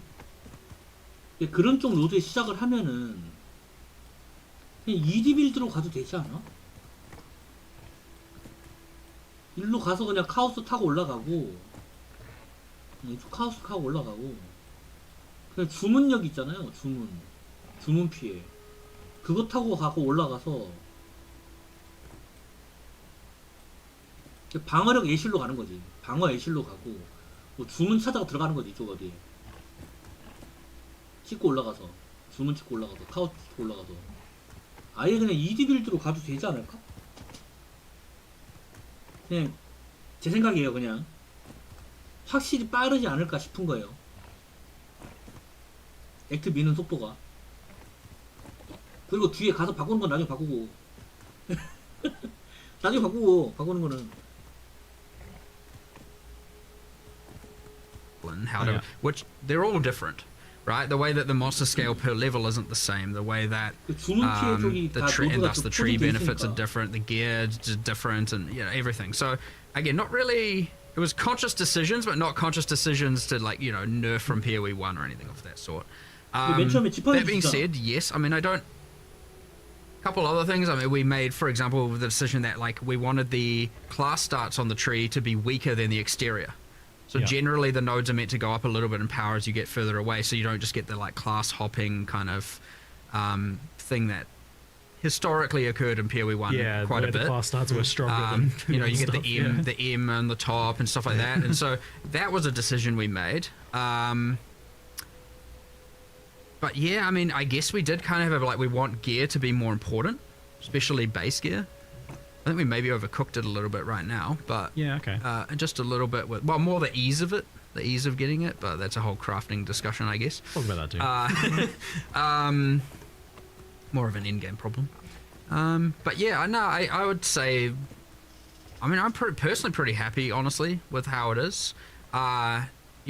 Just that ratio of importance of gear compared to passive. I guess it's a question of how much power do you get for free, right? Ultimately that's what it comes down to is if my gear is, if I'm wearing all white gear, how powerful is my character from just the tree? And that's a little bit lower, I think, in POE2. And the reason for that bothers some people, I guess. The reason for that specifically is because the tree is more multiplicative than it was in POE1, where there was more just base stuff, there. I mean, you can look at it even in simple things like, just life on the tree, for example, right? That's sort of another example of part of the thinking there is the more base stuff is available on the tree, the more the same characters can be because they can just allocate the same stuff and get the same stuff without having to worry about the items. So yeah, it's kind of obviously that's not entirely base in POE1, but because you have base life, as in life without gear. Yeah. And where are you at on the life thing? Just since you brought it up, I guess still pretty happy with the decision to remove that from the tree. I mean, look, we just wanted to. We just didn't. It's more that decision's mostly about not wanting every character just another one of those cases of every character being the same. Yeah. It's we'd rather you specialized in the defense that relates to your character rather than just the same stat that every character should use. So we'll just have that general feeling. I mean, we've obviously still got imbalance here, and there's obviously still work to do. Never ending. So, the tree will just continue to evolve, and we added a lot of passives at some point that are a lot more powerful, and we intend to keep doing it. And now we've obviously just added all the Druid ones, but not just that. We added more ignite support on around the mercenary. For example, this time isn't in 040. We're doing that, and then there's some changes to more prod speedy stuff because we were looking at shotguns and trying to see how can we have them scale, and it's it turns out if you get a bunch of piercing with prod speed and some other stuff you can shoot them across the screen, and so well, how do you get that? There's not many, so we're doing a bunch of little increments like that just based on what builds need. I know bleed needs a bit more love in the bottom right, and so to make it not just entirely all blood mage spear users and that kind of thing going on. So again, it's going to just honestly, we'll just do more and more and more and more and more on the tree. I suspect you'll get more. I'm not saying I'm going to increase the value of every node, but just by the nature of how many more things you can invest in and multiplicative elements, you're probably going to end up with a lot more power coming from the tree than what you do right now. But I actually prefer it doing it that way than just increasing all the numbers anyway.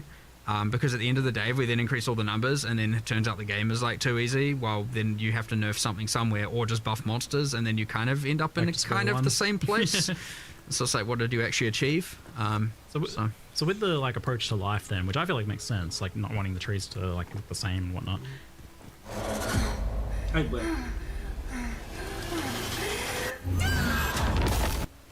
How do you feel about why does ES kind of get a separate treatment when it ultimately, although it's a defense like evasion and armor, it functions much more like life?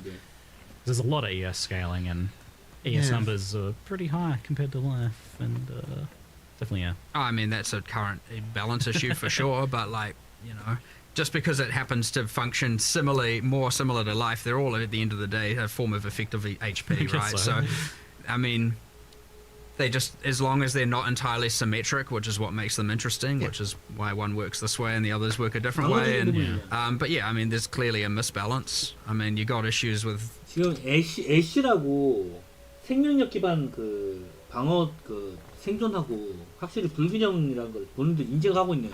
그래서 지금 고스댄스가 그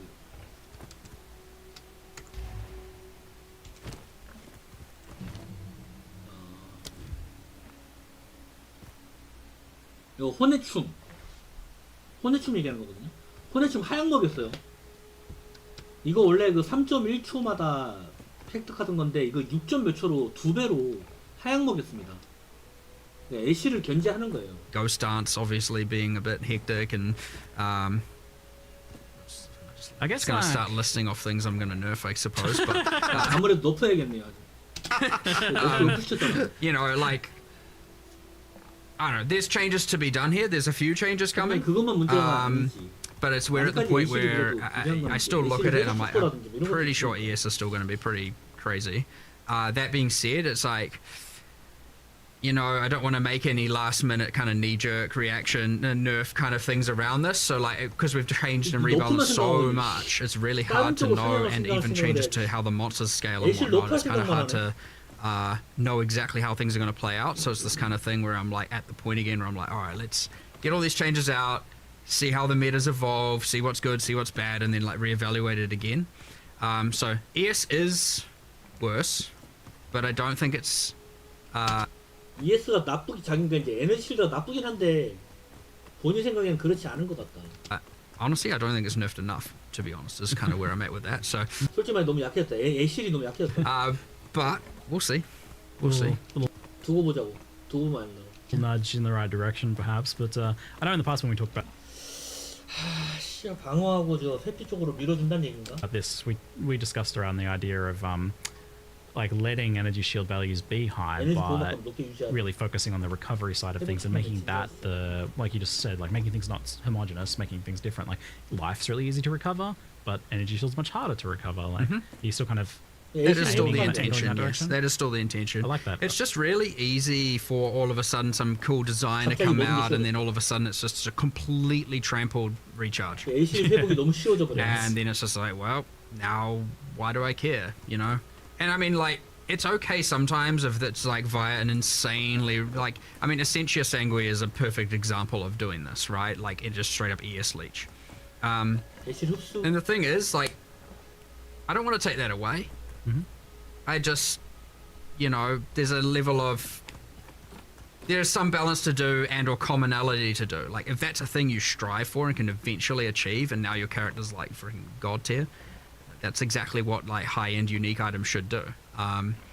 So in this case, you know, I know we're making that item rarer. Hopefully that doesn't affect the economy too much with some me giving that away. But on standard, sorry. But at the end of the day, I would rather do that than just gutting it. You know what I mean? In this case, so. But yes, those things are allowed to break the rule. But I very much want to push ES to be recharge based, and as I said, yeah, historically it's again you just come up with a bunch of uniques and want to do all this cool stuff, and all of a sudden, oh, we've added in another way to completely not care about recharge, and you're getting ES back some other way. So, and that happened, and more and more and more of that came about, and all of a sudden now, yeah, you've pretty much just got this insane life pool that's permanently full, and why would you not do this? Obviously you'd do this. So. I imagine there's a lot of incomplete picture going on here as well, where still missing classes and archetypes and skills and parts of the passive Druid thing as well.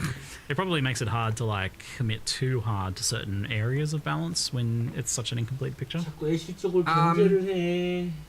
Yes, and it's also just honestly a time issue. We're adding all this new stuff while having to also correct all the existing stuff, and then the new stuff is like, how fast can the new stuff break the existing stuff, and how fast can we then fix that? And so it's you know, when I say break, I mean balance break. You know, it's to the point where it's like all these new variables are being added as we're trying to fix all the existing variables and balance them, and these new variables are like, you know, it can be hard, like real difficult. When you're at the point where you're not adding so much new stuff, you can just catch up, get to a point of stability, and for sure it's there. But like we have expanded. Like I've got 3 new people. New. I've kind of taken a few people that were more balance oriented out of our QA. I mean, some of our QA people are kind of elite. You know, I don't know if I should say who they are, but some of them are off, you know, top hardcore ladders and stuff. And I'm like, well, look, they do know what's going on. I'm like trying to teach them the philosophies and how to do all this stuff. And so I've got 3 new people doing that. So hopefully, and historically, we've had quite a limited number of people actually doing balance. It's quite hard. It's actually one of the harder things to have a good feel for. And if you put the wrong person in that position, who knows where you'll end up. So it's really important to make sure that obviously these people understand the philosophies and are trained well, and you know, you're being cautious with it. But yeah, I got 3 new people with that, so much larger team in the future. So I'm hoping we can tackle a lot more, and we're not just going to be up to like 1 or 2 of us. I mean, historically it's been pretty much me and Andrew, and that's it. So you've got your elite squad. You're building your elite squad of balanced ninjas now. Pretty much, yeah. And shield. I mean, if we end up with like 5 of us, there's a very, very considering I also have to do the leagues and the end game and the monsters and the bosses and oversee all of that. It's pretty hard to also be able to find a lot of time to sit there with the spreadsheets and with the game and going, what does this build do? What can it do? So getting more people there is going to be a game changer for the future in terms of you know, what we're able to actually balance, and we probably will be able to do a new class and keep the game up to date in a much better way and keep iterating on this, because we've got a lot more work to do. Like, I don't want people to ever think that we're just like going to stop with this stuff. I mean, POE1 hasn't stopped after forever, and often you want to keep metas fresh, you want to update, you want to make new, there's always you make bad things good, good things bad. Well, you know, bring them in. Not, you know, whatever. You want to make good things bad, quotable time. Yeah, I was like, maybe not that. But the, you know, it's been a pretty tight resource the whole time, and yeah, having more of that is going to honestly be a game changer. So I'm very keen to see how that's going to play out, you know, especially over the next few expansions, and see where that goes and what it allows us to do, and have less of that picking our battles, and let's fight more battles, you know. It's fine, which, yeah, should be cool. Cool. On the gear power level side of things, plus to all skills has been talked about a lot, and even you guys have mentioned in the past, like it exacerbated things like mana issues that people were having. It's obviously very powerful and available in very high quantities. And I think it exacerbates other issues like uniques being less viable because they don't have them, for example. And it does seem to be of a power level that's like overriding other aspects of gearing. Like it becomes kind of a make or break stat in many cases. Where are you guys at with feeling on the plus skills issue? Well, the original theory behind it was that we wanted to make sure, like for fizz weapons, you always had this like IPD, you know, you would make weapons was supposed to kind of fill that sort of same multiplicative approach where like that was a thing that you, to make the that plus skills on same multiplicative on staves and wands was supposed to kind of fill that sort of same multiplicative approach where like that was a thing that you, to make the difference between a bad spellcast weapon and a good one. That was kind of the idea, to kind of try and get that to so the items mattered more for spellcast weapons. But I think maybe like there's just kind of like, we probably need to have to look at it, but I'm sure Mark, you've got more theories about it. I mean, we need to change something. Right. 100%. I mean, I know this, like, you know, we obviously have the illegal mod, the old Essence of Sorcery, giving that extra +1 to focus, the +3 to focus foci, and the old homogenizing for getting the +3s on amulets. By the way, they're gone. Goodbye homogenizing. I was ready for that one. They were illegal for other reasons. Don't know how people are going to feel about that. I'm not sure if I should look at the chat over there and see if it's a W or an L, but whatever, they're gone. It was adding an insane amount of complexity to crafting. And, but anyway, I particularly was... I particularly was like... I actually don't like crafting mechanics that cause you to have to think about mods in the exact way that they needed you to think about them. So, you know, how do you mean? Well, it's a bit tricky. I mean, it's like a whole other conversation, probably. But yeah, like they I don't think that that they were quite right for POE2. So yeah. But anyway, that's kind of off the point. I just randomly just started talking about stuff over. We'll talk more on the It's real easy to just pivot to start listing nerfs and things you're removing for some reason. Calm down. Sorry, but there is an issue. I understand it. I understand the whole. I have this perfect wand. But I've got triple T1 prefixes, but I don't have the gem level, so throw it on the floor, right? I mean, that's kind of generally it. It's like if it's missing that mod, it's trash, right? That's the bad feel. It's like I did everything right except for that, and it's terrible. And yeah, we were trying to create a thing where it was like similar to, well, like, how do you itemize as a attacker? Right. And it was like, how can we have it be not just identical on a caster, but kind of have the same level of complexity of how to get and in particular power. that still have the same level of an item actually matters, right? Because traditionally in POE1 you had this thing where if you didn't want to have to worry about itemization very much, then like spellcaster was the thing you could do. And we kind of did want to still try to like have it so that items do matter on spellcasters as well. So why then does it seem like for a lot of people it doesn't work? Like, because IPD doesn't seem to attract ire. Yeah, I don't fully understand that. I think the mana cost thing might be part of it for sure. Increasing the mana cost, but I suspect at the end of the day it's because there are multiple ways to create an attack weapon that are good. Right. Even it's more than one way. A fizz weapon is not the only way. Right. Whereas a caster weapon doesn't really have that. Right. Like that might be it. And that's it. It's just if you don't have that mod, bad. If you do have that mod, it's fine. And that's it. It doesn't matter what the rest is necessarily doing. There's not really much other choice. Right. And so that honestly can be enough. Where it's like you instead of reducing the plus gems, you could create many different options, and maybe it's still fine. Like plus gems is one way, or there's this way, or there's this way, and that way it's like, yeah, sure, there's more opportunities. But yeah, right now it's just either good or bad, very binary. And it is quite hard to think of more multiplicative ways to improve spell damage, though. Like that was a real challenge when we were even looking into that. If I recall. It's weird to me that like added damage on a caster gear isn't doing that more. Like maybe it's because like so much of that's already available in the game through other means or something. I don't know. Like because that is effectively added flat damage in the same way that plus gems is. Added flat damage on caster gear doesn't exist. Extra damages, I should say. Extra damages there. Yeah. Added damage we removed because you just ended up doing a damage effectiveness on then every single skill to the point where it ended up being... I wasn't in love with damage effectiveness having to exist because I find it to be a bit confusing for people. Like, I don't love that, and so I was kind of really hoping to avoid it. I did have this sort of feeling, though, back when we did that, of this inevitable, like, we're probably going to have to add it back again one day, and I'm not going to like that. Because, like, it is a very useful tool, but I have to... Damage because... extra damage in the way that plus gems is. Added flat damage or something, I don't know, like because that is effectively added flat damage in the same way that plus gems is. Added flat damage on caster gear doesn't exist. And I'm not going to like that thing personally. I'm just not a fan of it. The damage is extra.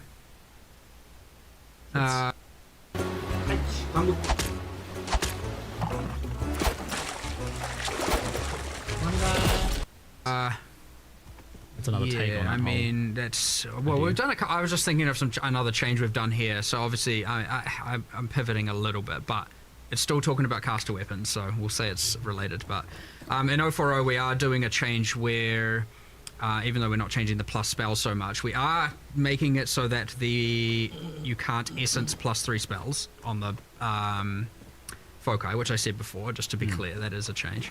But the other thing we're doing is we're taking it's the runic and glyphic equivalent of spell damage on foci and for all the different damage types, and just saying they can't generate on foci now. And I think we're in the end game, we're then increasing the base energy shields a little bit. It doesn't... I know people, oh my god, you're making energy shield better. Don't worry, it makes like no real difference overall with the other changes in mind.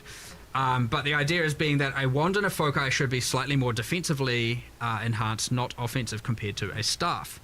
And so one thing we've done is we said all staff prefixes, so that's the damage is fire, the element damage is the types, it's the just increased specific damage, increased spell damage, what is it, mana, I don't remember what else, the prefixes. Those are all now double wands as opposed to, I think it was 50 to 55% higher than wands, give or take. So, and then, so if you want... Like, it just adds more reason to want to use a staff. So the staff prefixes are double wands, whereas a wand plus foci is not giving you, well, it was pretty much giving you more damage, I actually think it was, than a staff would have been able to. Definitely not. So at least now staffs are going to be better, but that isn't anything to do with the gem level problem. It's still obviously its own problem, but it's again just talking about a little bit of the like overall improvements to just like finding different types of gear where it's like, well, why do I want the staff when I can have a wand and a you actually made a ton of changes to just weapons, like generally, right? Like in terms of the progressions and stuff, especially through the campaign. Yes. So when we were adding the talismans for the druid, we were like, what do we want all the endgame base types to be? What do we want the damage in the campaign? And what we then started looking into was a lot of the other weapons going, well, what were they doing? And then I was looking at things going, well, this doesn't seem right here, and this doesn't seem right there. And you get these weird things which people probably don't honestly appreciate, maybe, where it's like you're upgrading your weapon, so you're going from like random examples. I don't know. I don't actually know if this is true. I'm just going to hypothetically. It's like you go from two-handed mace to 3 to two-handed mace 4. You're going along the, I don't know what the actual names are. And then all of a sudden, like two-handed mace 5, it's got some implicit on it, and it's like, oh, that's interesting. But the damage is actually, the base DPS of that weapon is actually lower than the one before it. That was like 6 levels lower. And you're like, I don't know if that damage is worth the trade-off of the implicit. And so definitely it isn't worth it. It isn't, yes. The valuation of the implicit's damage penalty was mismatched in a lot of spots. And so you get these things where every third weapon in the campaign is just like a random DPS drop. And so we're changing all of that as much as we can, at least. The thing is, you might not even necessarily recognize this as a player, because generally speaking, you just like, you see a weapon that dropped and you're like, okay, what's the DPS of this compared to another one? You're not necessarily thinking about the fact that there's a new upgraded weapon type, or that's like, or that should have been higher. So what it ends up being is there's just a whole of like 20 levels go by where it's like, I can't get a weapon upgrade, and it's frustrating. And that's what it actually feels like when you actually play it. But in reality, what it was is that the weapon type that was supposed to be an upgrade is actually a downgrade. That's something that Mark immediately saw, and he was like, okay, we're doing a little bit more. I don't know if we're going to get through all the weapons, but we're trying. Whereas like, you get to endgame and it's like, okay, what's your fast weapon? What's your crit weapon? What's your just standard good weapon? And then here's implicit A, implicit B, implicit C, And then it's like, which one's your bonk weapon? Like, which one am I just going to bonk things with? The slow, heavy hitter. And trying to just do a lot more of that and make sure there's all the endgame choices for all of these weapons, bunch of different cool implicits, changing some of them around, just reevaluating the damage of them all, just the base deep. So generally speaking, pretty much all of them going up across the board in little ways. Like, they're not nothing make or break, but like, it's enough of a thing that as you're going through the campaign, you're not just like, where the heck are my upgrades? And also at the end game, just increasing a bit of the choices of different base weapons you could use for different builds and whatnot. So yeah, it's kind of one of those things that it's easy to go a little bit underappreciated, but it matters. Like in changing the staffs and all of that stuff, it does contribute to the overall picture of just things feeling good. And it's another one of these things where it's like, we just in the process of adding the druid weapons, we were like, well, let's go do the rest of this right as well while we're at it. So yeah, we've still got a bit more to do there, but I don't know if that will come in this week to come, and or as opposed to afterwards or something like that. But we're just going to try and do as much as we can. So even if not all the weapon types are in the patch notes, it isn't to say we aren't going to do the rest of them before the end of next week, because it doesn't take too long to do them. But at the same time, you don't want to rush it and mess it up. So I don't know, just a random thing. I think people are increasingly souring on rarity and gear, especially now that it affects currency drops, and which makes it feel very mandatory, right? Because like, what do we play for? Currency, obviously. Well, don't you worry. We've had our every 3 months discussion of talking about rarity and what we're going to do with it. We did a little bit. We cut off some of the top tier mods, so just the overall amount of it is lower. It's a stopgap. I don't quite know. We haven't come to an exact decision, but like, it is true that it feels like every change we're making at this point is getting slightly closer to just it despawning. I will get rid of it eventually. It's just we need to find we need to find the mods that can replace it in the mod pools that like in order to make it work. And it's like, this is the annoying thing. It's like if we just removed it right now, there just wouldn't be enough of a mod. Like the mod pools wouldn't work. There is an interesting thing we see where and I don't like, for sure it is understandable, but we see a lot of videos being made with just absolute 1000% misunderstandings of how it all works. And which probably isn't helping its cause in any way, because it has all these hidden DR things and just a bunch of hidden mechanics in it. But yeah, there's certainly a mass amount of misunderstanding as to how it works, and people going, look, it does exactly this change, and it's like, it's not even doing 1/10 of what you're saying it's doing. That being said, I'm not saying it's not a problem. It is 100% a problem, but there is certainly a mass misunderstanding with, again, because we don't even explain it anywhere. It's just this hidden, there's some formula somewhere, you know, that no one has access to except for us. And you've always been a bit secretive on drop related stuff in particular, and like, you guys kind of happy to keep it that way for that one, or is it something you're like, misinformation? We wanted to make it clear. We wanted, we were like, why don't we just get rid of the DR and find a way to make it work and actually display the actual value? But that is at conflict of removing it, so, you know, there's a little bit of like, we just got to pick our direction here. And it's also, it's inherently unclear even to us in some sense. Like, we can't say like the number of the like, what, okay, that sounds a bit weird, but what I mean by that is like, it's not like that when you get that it just increases currency. Like, it's through like 10 layers of like different ways things work that kind of result in an overall amount, like overall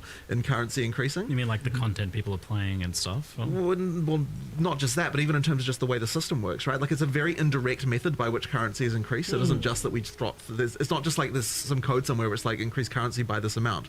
Like, it is actually like it is a result of multiple systems on top of each other working to result in that, and that's why like the only way for us to even know like what it even does is by simulating actual sort of, I understand that might seem strange, but it's because like the done damage types. On the topic of balance for damage types and damage scaling, lightning damage seems like a clear-cut winner overall. In terms of doing more raw damage, having access to shock, and even having its own kind of version of stun through electrocute, and I guess separate problems with, like, for example, fire and ignite. Where are you guys at with like the balance between the elements? And I'm not going to say that they're now equal, but like a few things. So I mean, I know there was like a 15% more max damage notable. That's now 10. We've done, I think, all of the skills that had multiplicative shock effect are now increased, so they stack additively with the tree. You know, it's honestly just like a whole bunch of different little things. Lightning rods are nerfed at endgame, just while we're here. Don't worry, lots of things are buffed. Lightning rods are nerfed at endgame, just while we're here. Don't worry, lots of things are buffed that aren't lightning builds necessarily. But no, some are as well. But yeah, it's I don't want to just make it about let's gut lightning. I want to make it be like, well, let's make these other things feel cooler and more special. So it would be very easy to just go and gut lightning across the board. But that just seems like an overall net loss of fun. I'd much rather, you know, find ways to incentivize the others as opposed to just take away the thing that currently is, you know, kind of enjoyable. So yeah, again, it's more important to not just nerf. Now they're equal. So yeah, I won't say we're there yet, but the problem is obvious, so at least it's not. And you don't really want things to be like the same power level ultimately. Like, it seems like, you know, one of them should be more damage, one of them has like more utility, like cold with freeze and chill. Well, for sure, like cold but ultimately people aren't going to accept if one element has more clear speed than another. So like, while it may not be damaged directly, it is in some indirect way it needs to translate to damage on some level. I mean, you know, you need to, you know, it needs to, or rather, it needs to indirectly translate into clear speed in some manner, right? So, you know, that's unless you're making the monsters 40% stronger. Well, but that's what I mean, right? Because and then you're freezing them. Yeah, but I mean, because we're doing that, it means that it ultimately means that, you know, the higher damage, smaller AOE, like not having to actually rely on arcing all the time to be able to get the massive AOE can kind of like make a difference. So even just that change alone can shift the meta like a little bit. Yeah. Okay. So it sounds like fair amount of changes to like the passive tree scaling for lightning and stuff like that. Yeah, shock. I mean, shock is pretty hectic. I know you have this thing where it's like, okay, well, let's say even cold. Obviously, you can freeze more often, but then often the boss is sitting, or the monsters are sitting in there, then, poise timer before they can be CC'd again. You don't have any real control over that. And chill has a maximum magnitude of 50, so you can't really scale. So, like, already alone, you can 5x the power of a shock, because I think the cap is 100, and in some cases, Stormweaver even go further than that. Whereas you can't exactly be doubling the power of a chill necessarily, and so on. So there's like, even just that as a random thing, like Ignite doesn't have enough love right now for sure. So even if it was meant to be those 3 ailments are a point of comparison, I mean, Shock is kind of a little bit crazy right now compared to what the others are capable of doing. Not to say Chill isn't strong, not to say Freeze isn't also obviously powerful. They will have their time, and they may have already had their I mean, we had freaking cast on Comet on crit for a while there and all of that as well. So, it will always change, but yeah, I mean, just bringing some of the shock back and some of the other just little outliers here and there was a first step in the direction. But it's very important not to just do I hate lightning, goodbye lightning. It's like, be easy to do. It's the wrong thing to do, for sure. So. Yeah, people also like playing lightning. Yeah, exactly. It's just the feeling when they're like playing their cold builds and like, it's better to convert to lightning. That's what I think. That's what it becomes more problematic. You kind of mentioned, you touched on the fact that you feel like Ignite needs some love. I feel like with damaging elements, there's a fundamental thing maybe that's causing problems where it's scaling with like hit damage and crit so directly, I guess, in this case, differently to how it's been done in the past, where it leads to maybe, in addition to it being a bit weaker, feeling like just kind of an add-on, like Ignite's not really a thing. I don't really have a pure Ignite build. Ignite's just like a bonus added kind of damage on top. Yeah, it's a bit flat, honestly. I agree. We've had heaps of discussions here about all kinds of different options. We had some boil down to whether or not we're going to do keystones. We want to do something, we just haven't landed on exactly what we want it to be and how, whether or not it's like we change the base versus change it through, again, a keystone or something you spec into. But yeah, it is a bit flat, and it doesn't have enough. I mean, well, yeah, it is, as you said. It's just, well, here's a bit more DPS, I guess, at the end of the day. And then even there's limited ways of kind of scaling it, and I'm not going to say there's none. There are some, but it's not enough. It's I mean, overall, I say it just hasn't got enough love. So, but we want to. Backtracking a little bit on the gearing, we touched on crafting a little bit, and so I love 0-3 crafting. Like, it was such a huge change from like a game that some would joke didn't have crafting into some of the most powerful and interesting crafting we've had ever in Path of Exile. I think like it's right up there. 0-3 crafting was amazing. Like the combination of the core currency changes, the changes to essences was really good. How these things interplay with some of the omens and the abyss crafting even. So like, definitely felt like some things were a bit illegal, and just the overall like how good it was. Like, I was like, oh no, I feel like this is illegal. So what of that was illegal or is illegal or is being?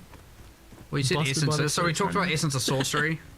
It's not like we're gutting anything like that, right? There's just a few illegal things. It's a few. Yeah. Are you pretty like you like overall like where it ended up? I mean, I think it's way better than it was before. Yeah, 100%. Right. Yeah. It's what I found playing, and obviously collating a little bit of data, but it's the kind of thing where I don't have enough data to go and or enough feedback to go and make some sweeping change. Is that people find that getting the it's too easy now to get to the absolute upper echelons of gear. Is what I kind of honestly, and I assumed that there'd be a bit of a public civil war about me saying that, because I could see people going, no, that I love it that way, and a bunch of people going like, well, I'm completing my characters way too fast, right? I got nowhere to go. I got no, I want to play for longer, and I have nothing to spend my time doing. Like, it's done, my character's finished, and I could see people being very binary on that for sure, but then it's like, how much of that just comes down to homogenizing, for example, and a few different axes like that. I think a fair amount. And But yeah, I know there's other problems. Like for example, because of the high tier currency, there's a little bit of like you don't even need to pick up tier 5 rares anymore, because what you actually want is a base type to craft from. And so in some ways it's wrong in that regard, for sure. Like if people feel that way, that's probably not good. Yeah, and then there was some other things with the essences that went wrong. Like for example, the essence of haste, being able to craft melee tiers of attack speed onto bows. It's not alright, right? That's better than what a bow can even yield. So like now a dropped bow can never be the best thing in the game, because there's an essence that can go in high value. That's not intentional. Like the essences should be good, but they shouldn't be giving illegal mods, as we keep saying. So yeah, it's a bit of that, but I would hate to. I want to see how it goes, but I definitely feel the thing that like definitely hit me the most, that I want to get more feedback on, is the people just going, there's no point in picking up T5 rares eventually, because it, you know, I would rather just craft from a white base and I can more guarantee that it's going to be good, and so what's the point? But yeah, there's a bit of that, and so, but again, it's very important with these kinds of things not to just like, yeah, that's obviously right, let's just change everything, and now item gearing is just ruined, because like you could very easily undo with a lot of the good that 030's crafting added. So yeah, fine-tooth comb, being very careful with it, yeah, okay, for sure. So it sounds like definitely getting rid of a few specific things. Omen of homogenization was a pretty clear one. I think that was like seemed hyper illegal, as well as like some of the specific essences. Like the tiered currencies, you feel like you're pretty happy with that overall? I think overall I like them. Yeah. Okay, cool. And like the essence changes in general. Yeah, for sure. And what about abyss crafting? Now that that's going core, is that like changing a lot? Because that I think played a pretty important role in giving you some interesting decision making in crafting. It's not changing very much, aside from the removal of waystone crafting from it. Yeah, there'll be a few number changes around. Yeah, just little bits here and there. Yeah. Well, I mean, inherently we have to, because we buffed staff prefixes, we have to go and look at everywhere that adds equivalent mods and make sure those are increased as well. And so, like, either way, there's some overflow effects that just kind of happen due to balance changes all over the place. But nothing like no significant change to that at this point, for sure. But that's still there. When you're playing through, even though it's core, when you're playing through the campaign, much like you get the world map icons, where it's like, oh, there's things here. We've got a bunch of areas where there are abysses.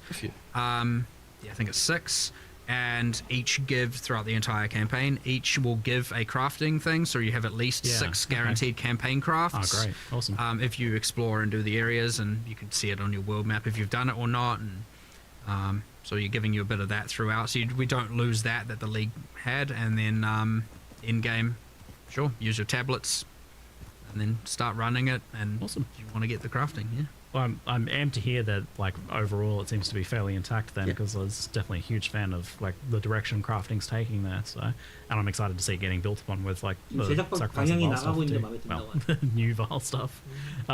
Excellent news. Alongside that, we had the addition of asynchronous trade, and both things obviously very powerful for gear acquisition, raising both like the kind of floor of like what's considered your like baseline gear. What's your 1 exalt gear basically goes up a lot, but also like getting it more accessible to get to, like to craft or to obtain the really high end gear. How much of an effect have you seen in terms of like players kind of making the game easier? Like, has the game gotten a lot easier overall for people?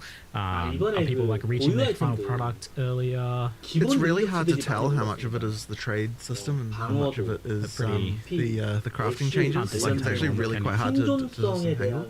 What about as an overall picture? Yeah, I mean, look, but at the end of the day, it's like the crafting system the trading system as it is something people just need to have. So, like, we just have to, work within that. I'll tell you, like, if we have a end-game itemization problem, we're not going to go and say we need to nerf trading. Good. Right. We're past that. Finally, we can put that in our review mirror. Excellent. Yeah, so the question is, like, I guess now more just adapting over to that. I'm just curious, like, as to how extreme it has been, because it seems like it would be absolutely massive, like crazy.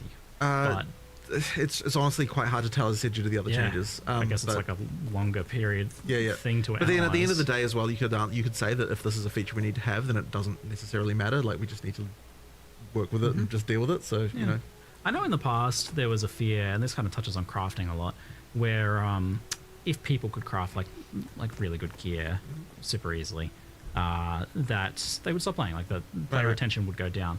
I feel like in some cases we've seen some of the opposite phenomena. Like there is, to an extent, the opposite phenomena where like people gain access to the builds they want to play. They gain access to content they might not have otherwise in a more reasonable time frame for them. So their engagement and the amount of time they play ends up going up as a result. Like in a surprising twist. That definitely can happen, but at the end of the day, like retention isn't exactly the reason why we do it. It's because we sort of feel like, you know, like if we did want to make getting the hardest gear harder, then the reason we would be doing it is because we don't like the feeling that you can get of like, I don't have anything else to get. You know what I mean? Like that would be the reason to do it, not necessarily because of retention reasons. You know what I mean? Like it's more about the play experience, to be honest. Because you know, when it comes right down to it, like our model has always been, we want to keep you coming back every league. Like we don't necessarily care how long you play a given league for. We just want to make sure that you, each time you play a league, you're enjoying your experience, that you want to come back and play the next one. So you know, that's kind of our philosophy on that. So you know, retention isn't directly a thing that we're like optimizing for exactly in that way. Players hyper-fixate on that. Yeah, it's more about retention from league to league. Like what are we doing? You know, like how many players do we get back for the next league, as opposed to how many players do we get back the next day? That's interesting. Yeah, I guess because we have like Steam charts, we get hyper-fixated on retention numbers. I mean, it's not like it doesn't matter either, right? Because you can, on some level, judge the success of how much people like the league based on that. Yeah, it can tell you how much fun people are. Yeah, like at the end of the day, what people are saying about what they thought about it is actually more important than the number of people actually playing it, because like that, you know, so long as they're like happy and they want to come back, you know, then we're happy. Mean, if you have more fun in a smaller amount of time and then you're more happy to come back next league, then that's a win. That isn't necessarily a problem, right? You may have played less this league, but maybe... So they're kind of a little bit unrelated in some ways, but also sort of related in others, you know. Okay, well, it'd be interesting to see how this continues to play out then, the crafting, trading thing. I'm super interested in like the economic aspects of that. Right. But it's definitely had a big impact, and on the whole, like 0.3 felt like a huge net positive for both crafting and trading. Agreed. So good. Yep. So good. Agreed.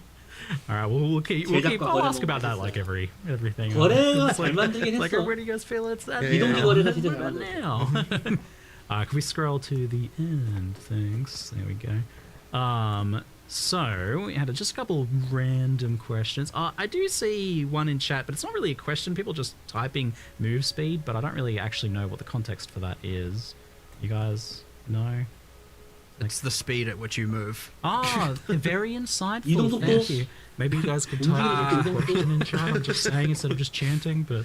well, I mean, adjacent to that, one change we have made, which is kind of interesting, and I think it's a kind of... I don't know if the general desire is more or less of it. I suspect you'll find a bit of both. But irrelevant of that, like a change we made is... there's lots of endgame runes where you can now only use one of them. And it's quite interesting because obviously before it was like get the double socketable effect on boots, put all the removal speed runes in, and it's like, well, great, now you got... And, you know, it's kind of interesting, but it also meant that generally what was happening is every single slot was just stacked with the same rune type.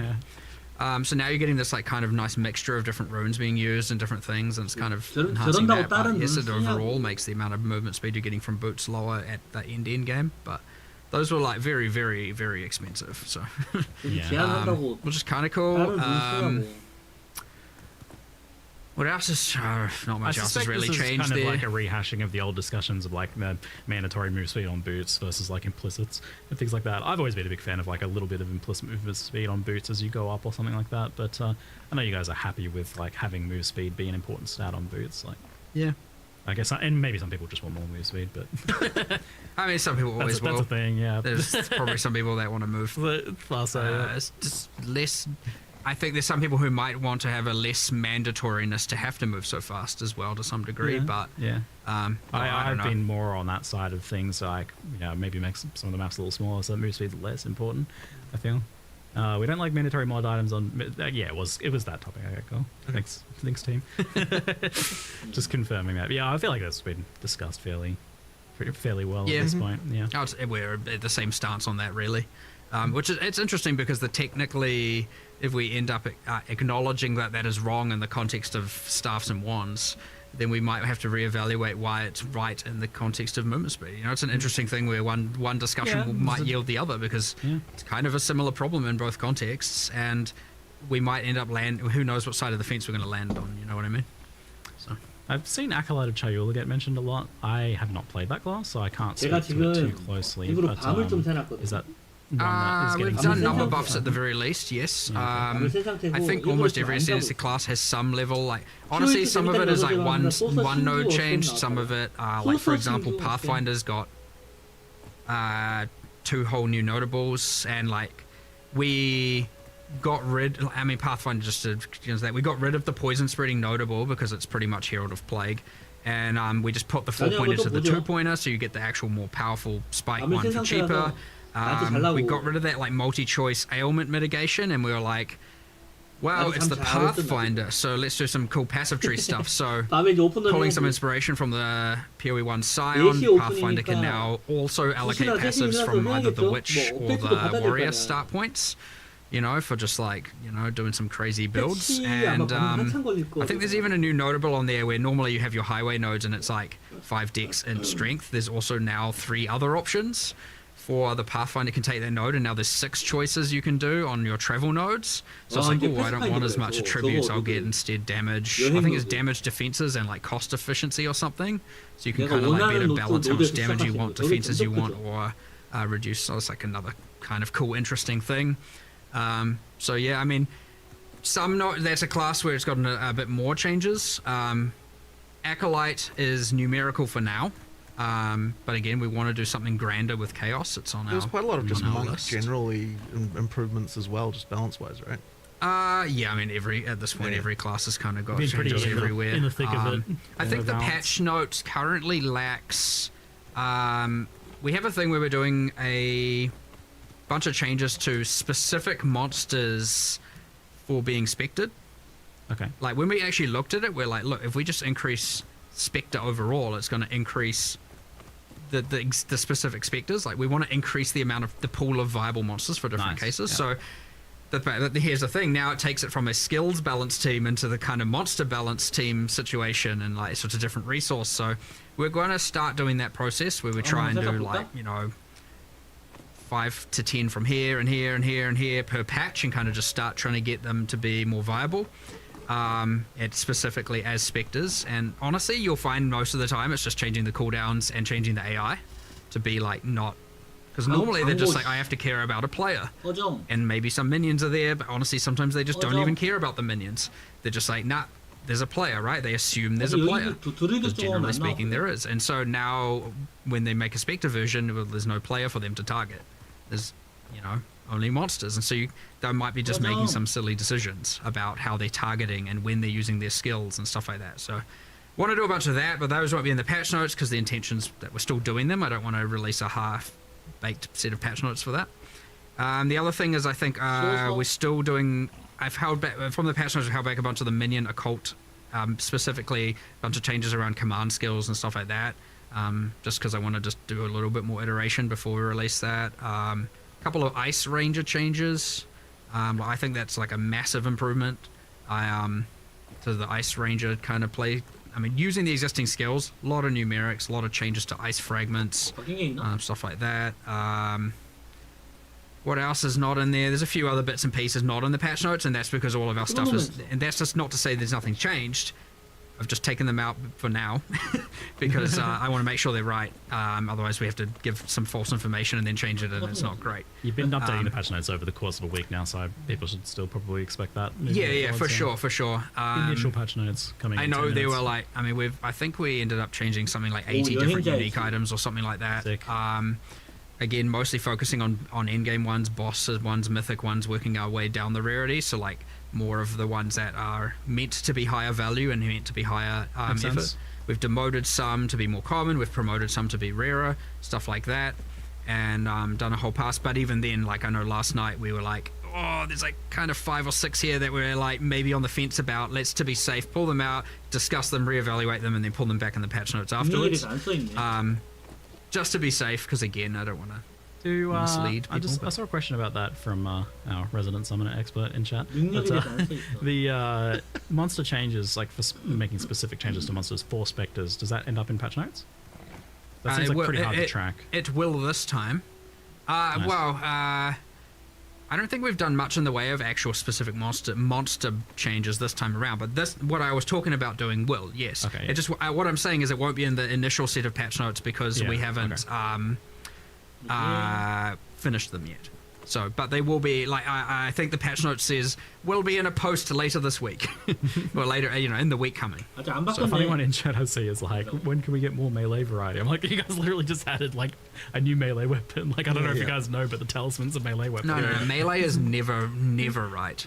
In any game, ever. I mean, because it's kind of true, right? Like, it's quite, there's a funny phenomenon right now where it's like, whenever we talk about melee, people say that like there's literally only maces in the game. And it's like quarterstaves over in the corner crying. It's like no one pays any attention to it. It's like doesn't count as well. But it's like a half-ranged weapon, I guess. Storm Wave really melee, you know, then you get that. There's always this funny exception with it, but like ultimately I think what it comes down to quarterstaves over in the corner crying. It's like no one pays any attention to it. It's like doesn't count as well. But it's like a half-ranged weapon, I guess. Storm Wave really melee, you know, then you get that. There's always this funny exception with it, but like ultimately I think what it comes down to is that the game doesn't have swords yes, yet. I know. Is that, and I know we need swords. Yeah, I get it. We need swords. We need swords. So swords are funny. From talking to you, it sounds like swords. Swords are getting added to the game at some point. At some point, we will have swords. I can promise you that. The importance is understood. It's a bit too fundamental, isn't it? But yeah, I mean, we were talking about the Ascendancy. So yes, a lot of numerics. Some more broader changes. Some getting a little bit, some getting a lot. Like just because it's getting a little bit doesn't mean we think it's in the right spot. At the end of the day, we've just started going. Like Smith and Katava got a decent amount of changes. You know, kind of a lot better now, for sure. We've nerfed it. But yeah, lots of like, around the. 우리는 그걸 너무 과하게 약화시켰어. I mean, honestly, like I want to say 90% of all the balance changes are probably in the direction of taking underplayed and underpowerful things and making them a bit better.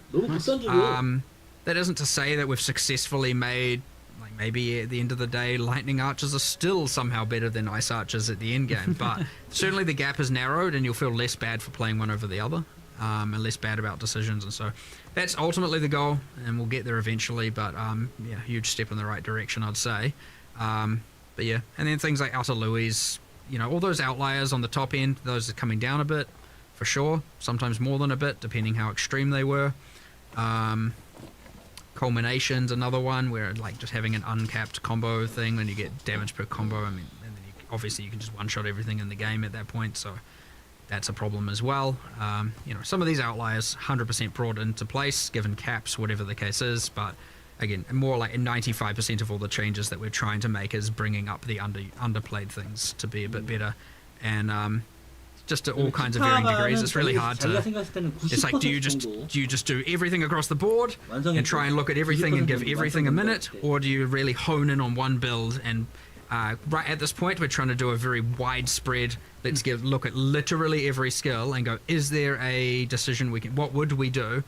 And it's like, it would require this huge rework. Okay, instead of waiting for that, can we just do some numbers for now? Do the rework later to really give it what it truly should be. If so, let's do that, and then bench that thing for a later time when we have more time, and then move to the next, do the same assessment, and then we just try to do that for literally everything. The Balanced Ninja Squad is currently focusing on clear speed, it sounds like.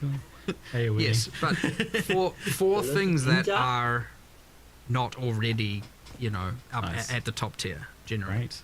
We're getting quite close to patch notes, so we'll rapid fire some things off here.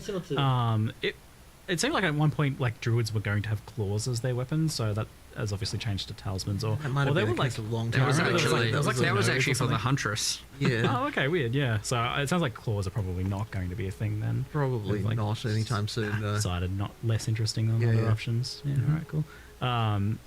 Hot swapping between controller and mouse and keyboard. Yeah, something I promise every single time. And yet somehow we still haven't done it yet. So what I can say is that it is actually, we have an implementation of it. We're not shipping it this time.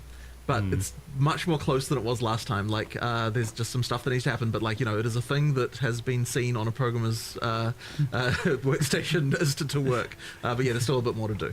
But, yeah, like, next time, I know I've said this twice before, but next time, we will definitely have that. I know, it's like, it's a weirdly huger feature than it seems because, like, the code was just originally not written with that in mind at all. And, you know, yeah, it's just requiring a lot of re-engineering of a whole bunch of existing UI to be able to get it to work. Looking forward to it so I can I know. actually do inventory management. I know. We will have it, but controller inventory. Okay, good news. It's been worked on daily. It sounds like. Do you have like a rough timeline for full release, or not ready to announce that yet? Don't really have it to announce, but I mean, look, I certainly don't want it to be 2027. Like, I really want it to be next year. Like, I really do. So, you know, like, it'll be, I really want it to be next year. But, I mean, look, I certainly don't want it to be 2020. Don't really it sounds like.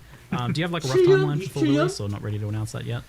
Don't really have it to announce, but 아직 발표할 준비가 안 된 건가요? 발표할 내용은 없지만 I mean, look, I certainly don't want it to be 2027. Like,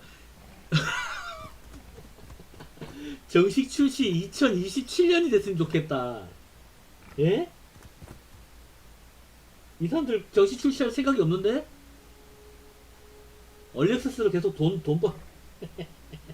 얼리엑세스 자꾸 팔아먹고 싶은 모양인데요? 나는 원하지 않는다. 절대 원하지 않는다. 2027년이 됐으면 좋겠다. it's gotta be. 마치 그렇게 될 것처럼요. I really want it to be next year. Like, I really do. So, you know, like, 연도 정말 진심으로 그래요. it'll be. I really want it to be next year. 그럼 내년에도 시간 정식 출시 안 할 것 같다는 느낌이 드는데요? But we certainly underestimated the amount of work we wanted to do. 확실히 상황을 과소평가했다. 작업량이 존나 많대요. To make all the leagues constantly and all of that, and I know some people might be like, just don't, but like, you need to do.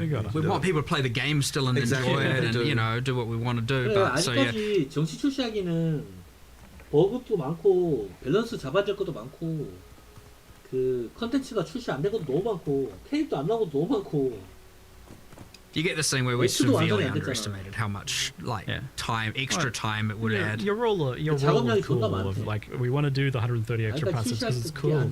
I mean, that has an expense. Yes, all of this does get in the way technically, but I mean, look, at the end of the day, we're not going to release until everyone's happy. So 뭐야, 모두가 볼 때 출시하지 않을 예정입니다.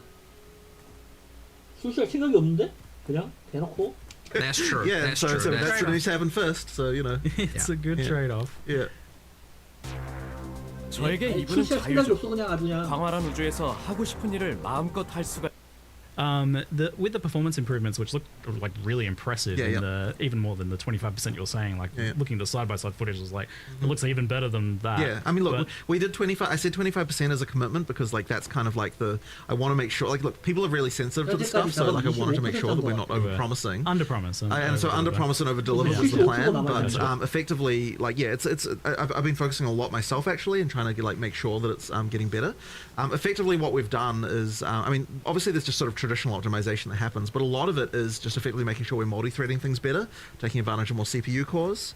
If you're GPU bound and you don't have dynamic resolution turned on, then it obviously won't affect you because you're GPU bound.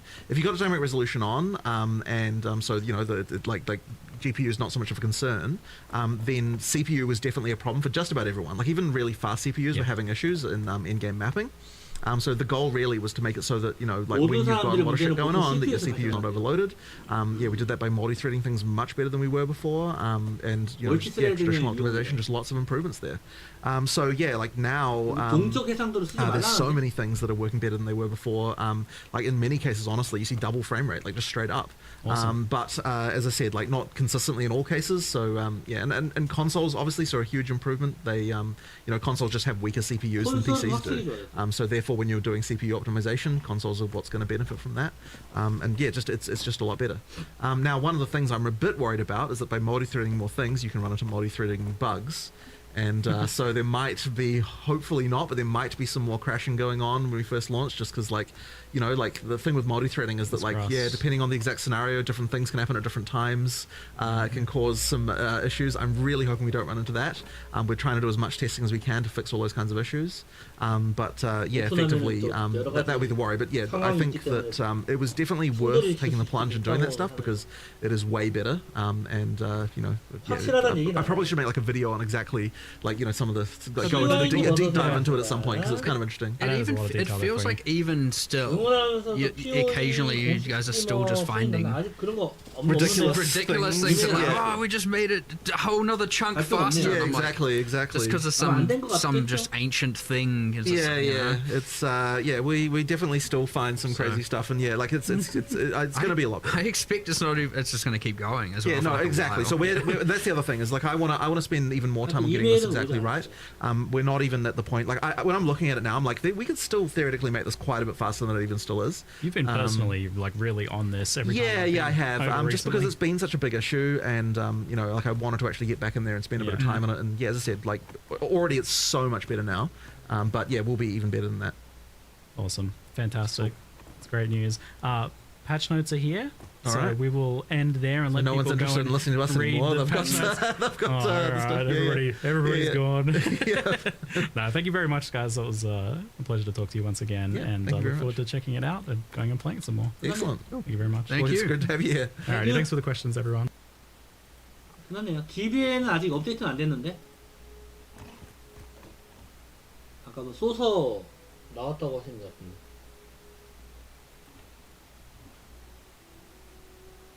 소서가 나왔다는 건 바뀐 거는 예바가 바뀌었죠. 크로노맨서가 아니 다른 쪽에? 다른 DB 쪽에?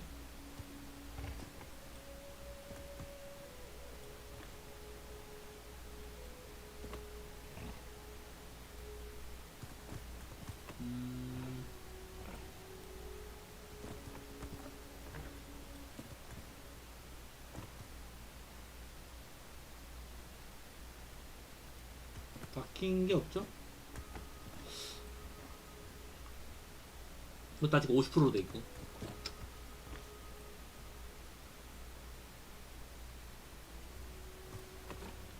패스파인더는 바뀐 것 같은데 여행자의 지혜 써 있는데 능력이 안 써 있어요. 이게 원래 내가 원하는 지역에다가 막 살 수 있는 걸로 알고 있는데 써 있을 때 설명이 없죠.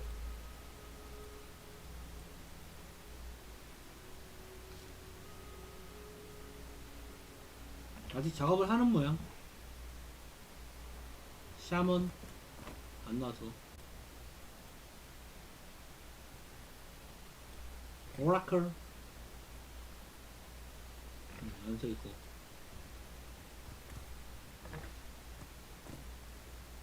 야 지금 머라우더, 듀얼리스트, 템플러 이렇게 나와야 되네. 섀도우 여기서 이제 전직 직업들이 나오겠지 이렇게.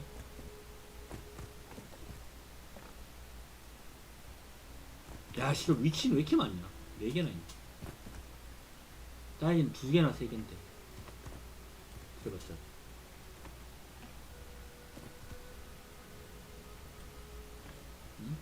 패스백잘 뭐 또 나왔네. 영상 알림 떴네. Hi, I'm Mark Roberts, Game Director on Path of Exile. In the last of the Druids update, we're adding another Ascendancy class for the Sorceress that didn't quite make it 이거 뭐야? into the light. 선생님들 새로운 직업 나온대요. I'm Mark Roberts, Game Director on Path of Exile. In the last of 최후의 드루이드 업데이트에는 the Druids update, we're adding a 소서리스에 또 다른 전직이 추가된대요. 이거 내용이 없어 처음 듣는데요? 소서 신규 전직 나온답니다. another Ascendancy class for the Sorceress that didn't quite make it 라이브 스트림에서는 미처 말씀을 드리지 못했지만 into the live stream. The Disciple of 디사이플 오브 바라시타. 이 뭐야? 왜 갑자기 이 개새들아.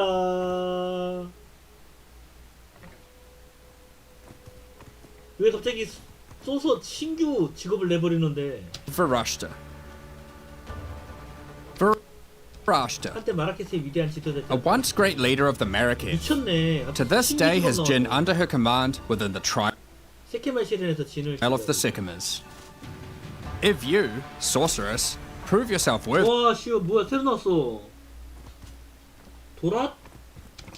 Varashta may just release these Jinn into your service.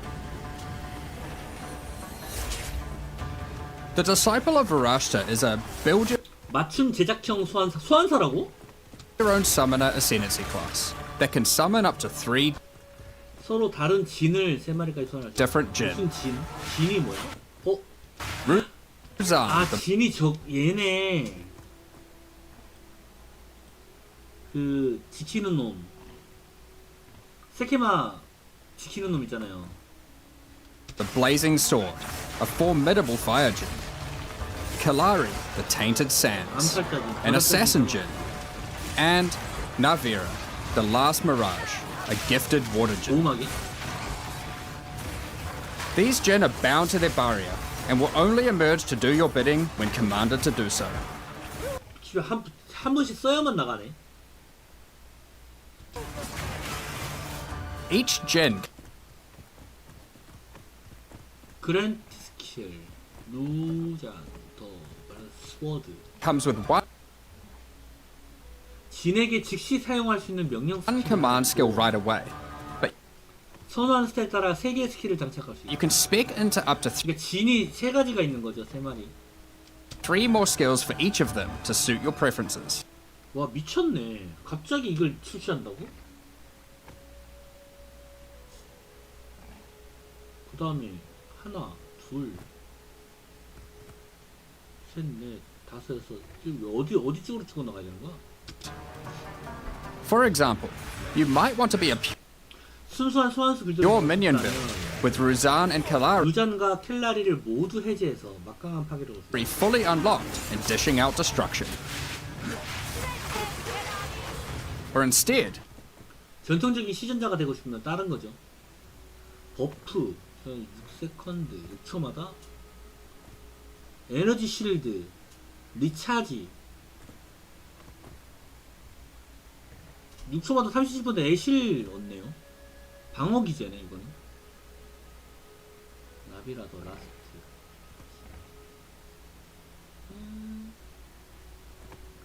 뭐라는 뜻인지 모르겠다 이거는.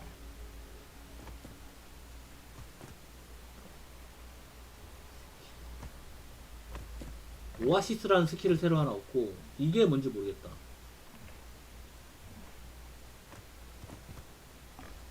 뭔 뜻이야? you could be a more traditional caster that uses Navira for mana 나비를 이용해서 마나와 에너지 보호막 회복을 증진시키는 게 좋다. and energy shield recovery. 설마 얘가 마나 스태킹이 최적화된 애가 나오려나? 소환 안 쓰고 소환 나가려 했는데. 어? 범위가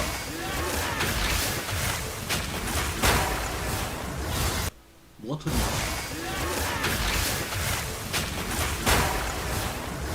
얘는 왜 뒤졌어? 존나 멀리 있는데 얘는 왜 뒤졌어? 이거 뭐야? 뭐 해놓고 죽은 거야? 아, 얘가 나가 때렸구나. 자, 여기서 올라와요, 얘가 팡 때리는데 범위가 씨발 미쳤는데?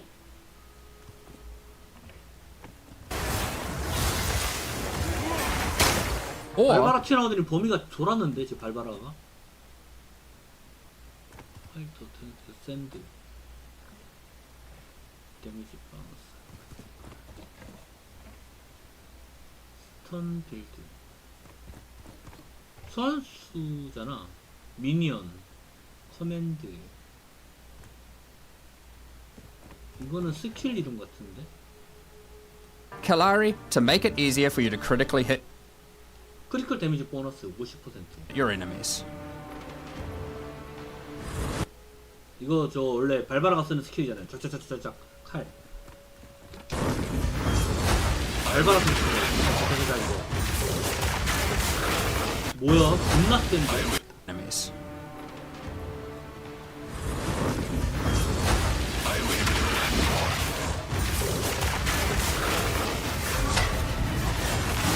와, 이거 뭐냐? So, as you can see, commanding these powerful Jinn gives you a lot of firepower and utility. But will you be worthy enough of Varashta to accept you as her chosen disciple? Thanks for watching, and see you all at launch. 오씨. But, commanding these powerful 잠깐만. 이러면은 나가린데? Jin gives you a lot of firepower and utility. But, will you be worthy enough of Varashta to accept you as her chosen disciple?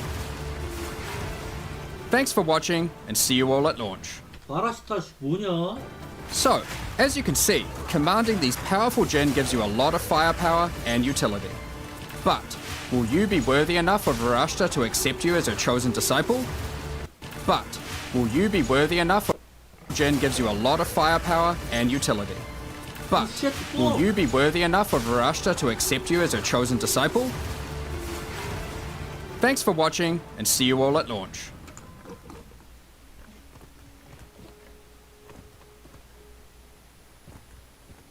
오, 너 멘붕.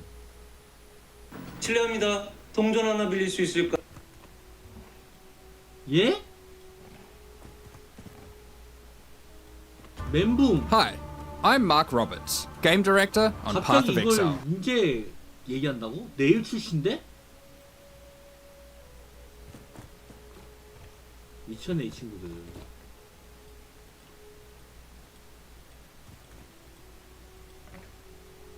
그 다음에 신규 드롭스 관련돼가지고 뭐 얘기 또 있던데.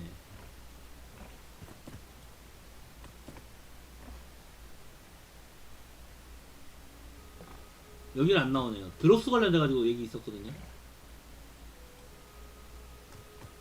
와, 이 얘기 진짜 충격이다. 이거 진짜 충격. In the last of the Druids update, we're adding another Ascendancy class for the Sorceress. That didn't quite make. 씨발 갑자기 소스해야 되는 거 아니에요 우리? 범이랑 미쳤는데 존나 좋아 보이는데요? Make it into the live stream. The disciple 이상한 거 튀어나왔어 광고. of Varashta. Disciple of Varashta. Varashta, a once great leader of the Maraketh, to this day has Jinn under her command within the trial of the Sycamores. If you, sorceress, prove yourself worthy, Varashta may just release these Jinn into your service. The Disciple of Varashta is a build-your-own summoner Ascendancy class that can summon up to 3 different Jinn.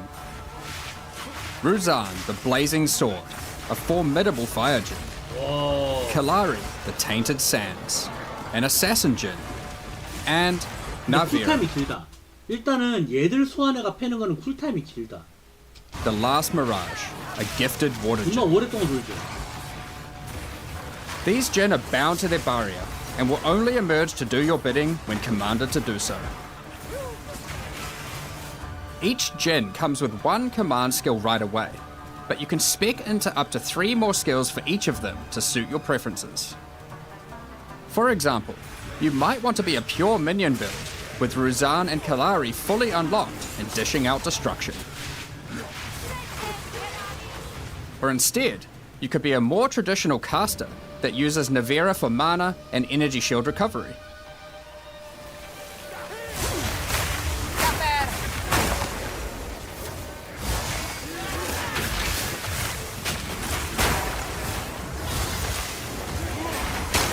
Or Kalari to make it easier for you to critically hit your enemies.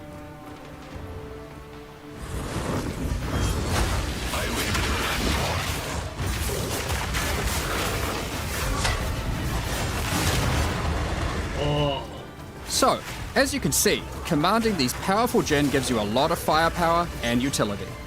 But, will you be worthy enough of Varashta to accept you as her chosen disciple? Thanks for watching, and see you all at launch. 아니 갑자기 왜 출시를 인정하는 거야? 미친 거 아니야? 도랍? 님 도랍? 저걸 얘기하는 거였구나. 아, 아까 나 신규 소서 어센더시 나왔어요. 그러길래 뭔 소린가 했네.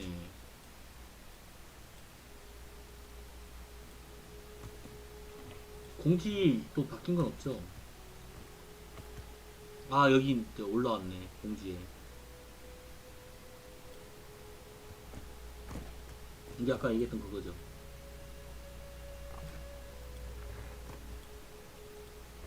전직 패시브 관련돼서 나오네.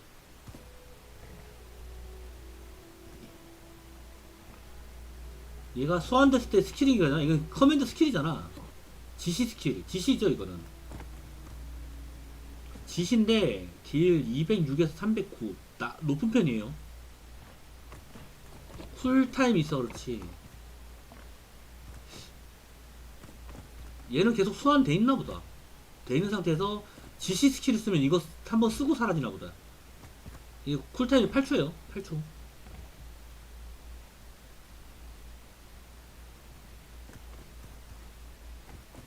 얘는 7초, 12초. 그러니까 얘가 소환했을 때 쓰는 지시 스킬들이 이렇게. 그러면 지시 스킬만 갖다 돌렸어도 뭐 할 수 있다는 모양이네요. 지시 스킬만 굴려가지고도 사냥을 할 수 있는 모양이네요.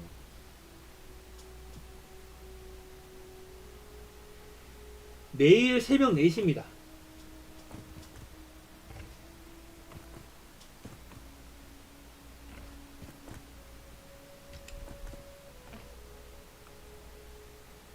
딜이 나쁘지 않아. 리미트 20일 룬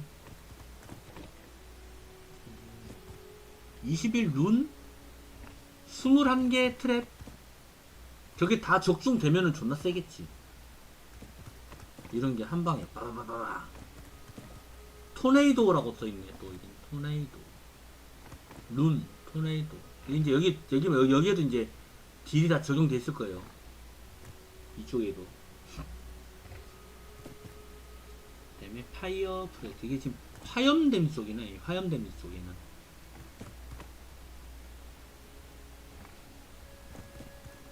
와 쿨타임 기니까 이거는 딜 존나 세네.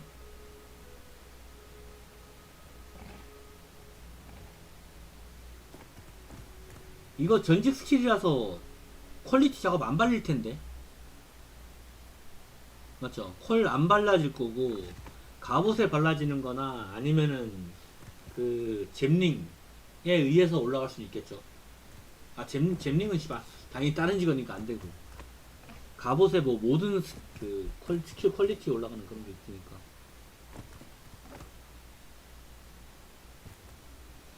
왜 이러는 거예요?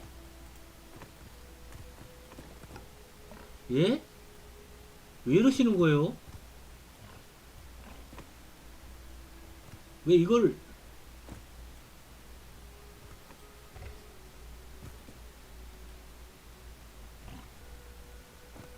내일 출시인데 왜 인제 보여주는 거예요? 사람들 멘붕 왔겠다 이거 완전히 진짜. 갑자기 얘기하니까. POE2 새 소식 여기고 패치노트 추가된 거 없고. 그럼 또 여기 또 뒤통 때릴 수도 몰라. 이게 추가 업데이트에 또 있을지도 몰라. 떴네. 12월 11일 오늘 스포일러 떴네. 이거 없었는데 아까까지 없었는데 와씨 또 떴다.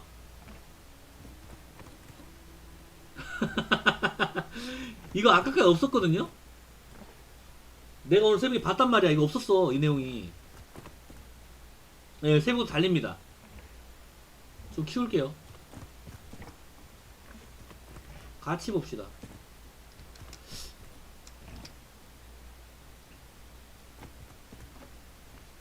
글자 잘 보이나요? 더 키울까? 자, 플레이어 변경상 이제 토템 설치 속도가 토템이 등장하는 속도에도 비례하여 적용됩니다.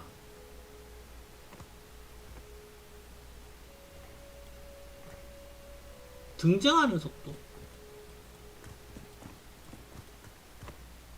이건 정확히 어떤 의도인지 모르겠다. 저주 관련 패시브 스킬의 효과는 이제 저주의 효과 범위. 하향 먹었네. 변경자는 20%.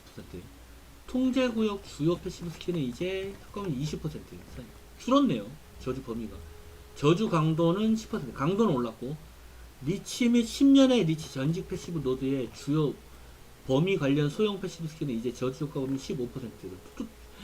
저주 범위를 존나 저거 뭐지? 도이드리의 파멸인가? 빌드 있잖아요. 저주 걸어가지고 뭐 폭파시키는 범위.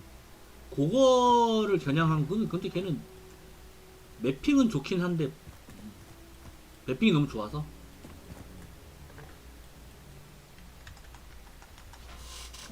보스들은 구렸는데 추출 보조에 누락되어 있던 카오스 태그를 추가했다. 추출 카오스 태그를 추가했다 하네요.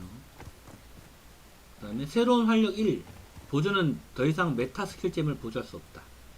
새로운 활력 2 더 이상 메타 스킬잼을 보조할 수 없다. 메타라는 게 이제 정신력 스킬에 그 퍼센트 올라가 발동되는 거를 애들 메타 스킬을 얘기하는 거죠. 메타 스킬은 얘들 안 들어간다는 얘기죠. 새로운 활력 2 보조는 이제 스킬의 재사용 대기 시간 1초당 생명력 회복 2%가 있었는데 1%로 근데 초당으로 바뀌었네. 초당. 이게 시간이 없었거든요. 이제 더 이상 메타 스킬잼을 보조할 수 없다. 뭐 때문에 막은 거지? 메타 스킬을 뭐 때문에 버그가 있었나요?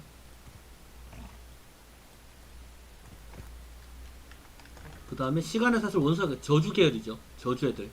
시간의 사슬 원소 약화, 쇠약화, 취약성, 절망, 그리고 피할 수 없는 고뇌는 이제 잼 레벨 20레벨 이상에서 반경 증가 수치가 여기까지 하향 먹였네? 여기도 하향 또 먹였네? 2단계로 3레벨마다 반경 0.1m 증가한다. 전에는 레벨마다 0.1m 증가했는데 이거는 3레벨마다 여기도 지금 하향시켰고요. 여기도 하향을 먹였어요. 왜 저주 애들을 이렇게 하향을 시키지? 봐, 이 변경과 함께 도이들의 파멸은 지능 수치에 비례 효과가 증가하던 기존 방식에서 보조한 저주의 레벨에 따라 효과가 증가하도록 재작업되었다. 이를 통해서 지능을 중첩해서 쌓지 않고도 빌드를 이걸 약간 날먹으로 바꿨다고? 이것 때문에 너프를 시켜버린 거야? 지능 스태킹을 해야만 데미지가 나왔었거든요. 도이들이 파멸이. 지능에 대해서 데미지가 올랐는데 그거를 변경하고 그냥 스킬 레벨만 올려도 데미지가 올라가는 걸로 바꿨어요. 근데 이게 날먹이다 보니까 내렸다기 하기는 뭐한데 일단은 내가 볼 때는 이거를 그냥 너프 시키는 모양인데 그냥. 쓰지 마라 맵핑에. 화염폭풍 이제 잼 레벨 11에서 변경되었다. 상향 화염폭풍 상향. 화염폭풍? 화염폭풍은 뭐였지? Wait a minute. 잠깐만요. 화염폭풍 한번 보고 가실게요. 하늘에서 떨어지는 거.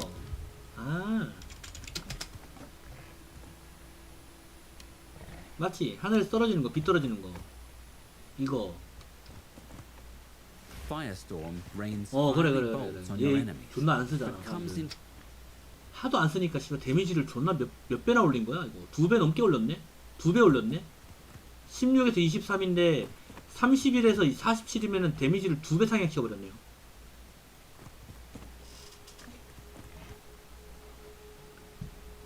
이제 잼 레벨 20에서 111169 PMP로 변경된다. 맞죠? 2배, 딱 2배 올랐죠? 지금 보면은 56에서 111 83에서 167 맞네요. 2배. 폭풍 반경이 반경도 0.2m 깔짝 오르긴 했는데 반경도 올렸고요. 화염 주입이 폭풍 반경 1.5 효과 부여로 변경된다. 변경제는 1.8이었다. 화염 주입이 볼트 빈드 100% 증가 효과로 부여되는 게 변경제는 200%. 이건 별로잖아. 데미지가 늘렸다고. 근데 데미지 늘렸다고 증가 효과. 이제 화염 주입으로 인한 거는 너프 시켰고 기본 깡 데미지를 올렸구나. 그래서 어차피 깡 데미지가 올랐으니까 얘가 줄여도 또이또이지. 그렇지, 이건 또이또이지 데미지가. 그러니까 화염 주입이 없어도 데미지는 올랐고 상향이고, 주입을 해도 이게 줄었으니까 얘는 또이또이고. 오케이. 여기까지 놔둬놨으면 2배가 됐겠지. 냉기 주입할 때는 또 피해 올렸네. 여기 냉기 주입됐을 때는 냉기 볼트 피해를 올렸네요. 그 다음에 번개 주입이 됐을 때는 얘도 2배 올랐고.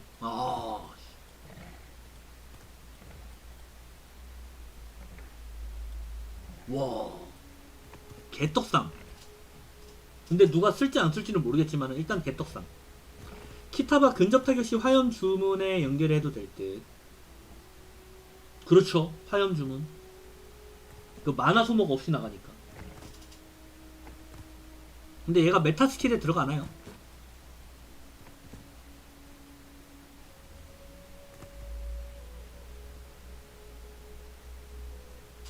얘가 메타 스킬에 들어가던가요? 보면 알지. 원소 상태 이상 시전 이런 거에 너무 말지.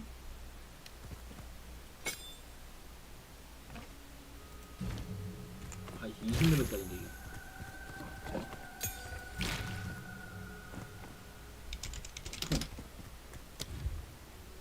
화염 폭풍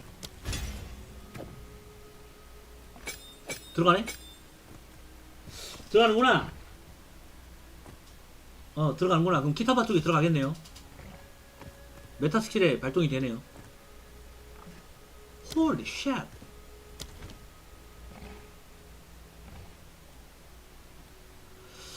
하여튼 이거 떡상.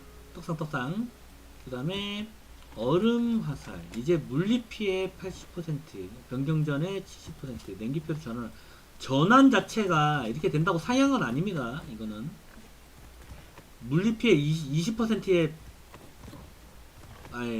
물리 피해 20%에 냉기 80이고, 변경전에는 물리 피해 30에 냉기 70이라고 생각하시면 돼요. 부채꼴 각도가 50% 증가합니다. 이거 내용이 있었던 것 같은데? 이거 전에 있었는데? 패치뉴스 내용이. 추가가 아닌데, 이거는. 동결 축적 25% 증폭을 받는다. 기존에는 없었네요. 동결 잘 걸린다고. 그 다음에 기준 공격 피해가 기본 수치에 얼음 화살 요거 약간 데미지 올려줬네요. 퀄리티로 인한 냉각 강도가 20%까지 증폭이었는데 30%까지 증폭. 파편은 이제 투사체 9개에서 11개. 우와 씨! 투사체까지 증가시켰어? 파편이 떨어지는 걸로 알고 있는데, 얼음 화살 바닥에 떨어지는 거.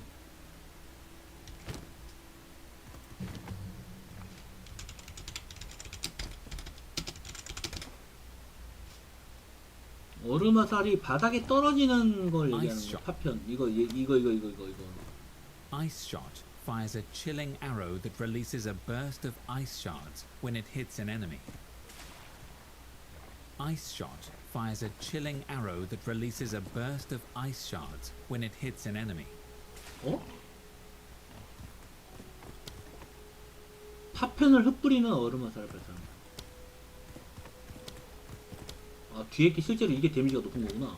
Ice shot fires a 맞췄을 때 뒤쪽으로 ice shot 전달되는 거.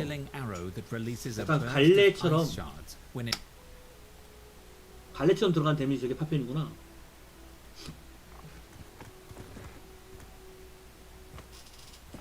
파편 데미지가 증가했고, 일반 데미지도 증가했고, 그 다음에 파편도 많이 발사되고, 전부 다. 요것도 상향.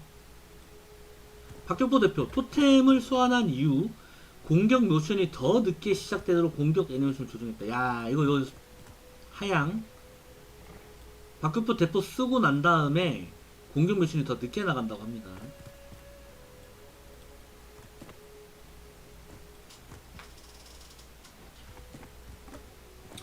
이번에도 활쟁이가 일박했쥬. 일단은 pop건이 묻었습니다. 패스파인더에 pop건이 지금 발표를 해놨거든요. 나는 패스파인더로 갈 거다. 패스파인더가 짱짱맨 이러면서 이제 발표를 해놨습니다. 영상 올렸어요 벌써. 그리고 이제 패스파인더로 액트 미는 거 연습하고 라이브를 하더라고. 이제 그 댓글에 보면 이제 pop건이 영상을 올렸다 주식 올라감 막 이런 식으로 영어로 댓글들이 막 달려있더라고요. 신기루 공수. 이제 신기루 공수 생성에 재사용 대기 시간 10초가 아이고야 10초가 보여되며 재사용 대기 시간은 환영 생성 시 시작된다. 이제 더 이상 회피 구르기 사용으로 초기화되지 않는다. 응? 구르기 사용으로 초기화되지 않는다. 동시에 여러 개의 신기루를 유지할 수 있다. 이게 뭐 문제가 있었냐면은 신기루 공수를 사용하고 나면은 왼쪽에 쿨타임이 있었어요. 쿨타임이 지나가요. 근데 그 상태에서 굴렀잖아? 그럼 쿨타임이 초기화 돼버려. 그러니까 만약에 10초가 있었다. 10초 동안에 쿨타임이 있었으면은 9, 8, 7, 6, 그래 0 딱 사라지면 다시 구르기를 하면은 신기루 공수가 뚝 생겼거든요. 근데 이제 8, 7, 6 하다가 이제 내가 위험해가지고 구르기를 해버렸어. 그럼 다시 10, 9, 8 이제를 해버리는 거야. 그게 사라진 겁니다. 족같은 거. 그게 사라진 거예요. 이제 동시에 여러 개, What? 동시에 여러 개의 신기루를 유지할 수 있다고 나오네요. 그러면 이게 상향이라고 봐야 되겠는데, 어차피,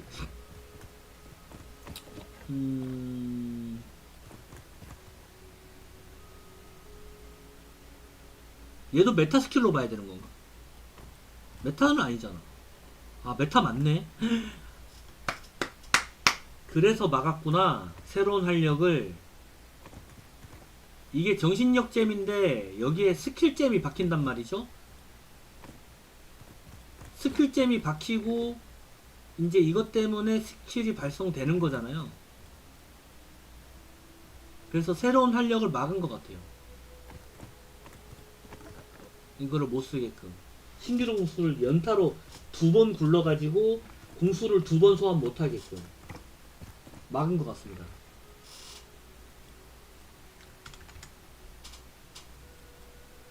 근데 원래 들어갔나요? 중요한 거는? 그걸 모르는데. 신기루야! 있니? 없니? 스발. 만들어야 되니? 아우.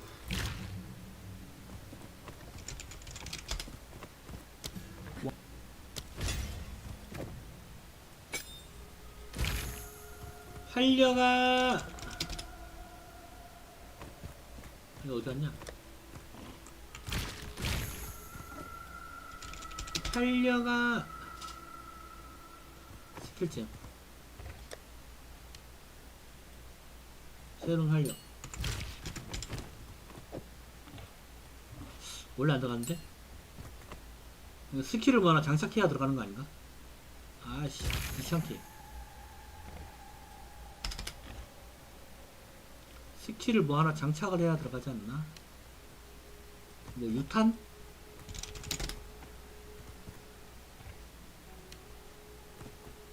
이렇게 없는 게 많아 나.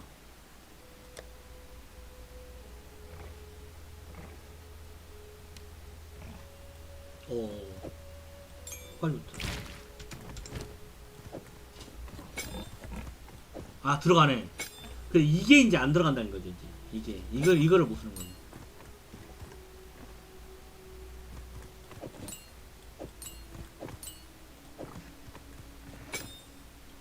이걸 쓰면 신기루 공수가 이제 2번 될까봐.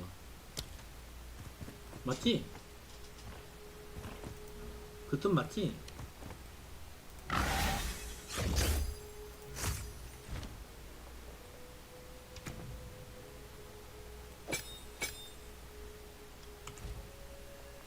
한 번, 2번. 안 되는데? 원래 안 됐는데?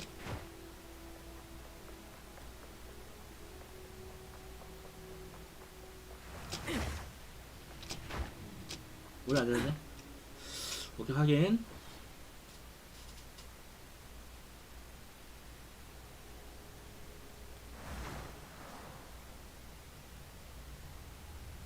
그 다음에 재사용 대기 시간은 환영 생성시에요. 환영 생성시. 아까 재사용 대기 시간이 환영이 종료되고 난 다음에 시간이 흘렀거든요. 그러면 이제 이건 뭐 똘똘이야. 그러면 결국.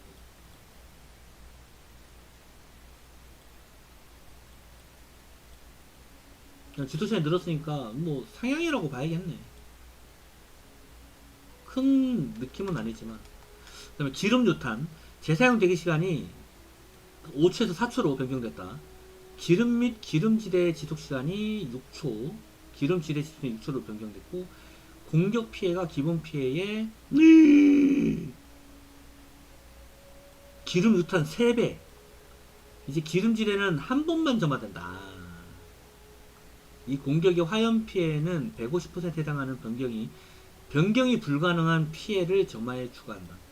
이제 적을 기름으로 뒤덮으면 이동 속도가 40% 감속으로 변경된다. 여러 번 터졌나 본데요. 기름 유탄을 바닥에다가 존나 중첩해서 깔았을 때, 성춘 하이 어서오쇼. 기름 유탄 내일 새벽에 POE2 새 오픈이에요. 오픈 새 시즌. 지금 미리 공부하고 있어. 기름탄 이건데, 이거를 미리 존나게 쌓아놓으면은 거기다가 폭발을 시키면은 한 방에 빠바바바방 터졌던 게 한 번으로 제한된다는 얘기죠. 그러면 너프죠. 대신 이제 한 번만 써놓으면은 이제 3배의 데미지가 들어가니까 그냥 한 발만 탁탁 써. 그냥 한 발만 딱 써. 그 느낌이네. 한 발만 딱 써. 그 느낌이네. 아이템 변경상 주얼 속성이 이제 저주의 효과 범위가 여기도 또 너프 시켜놨어요.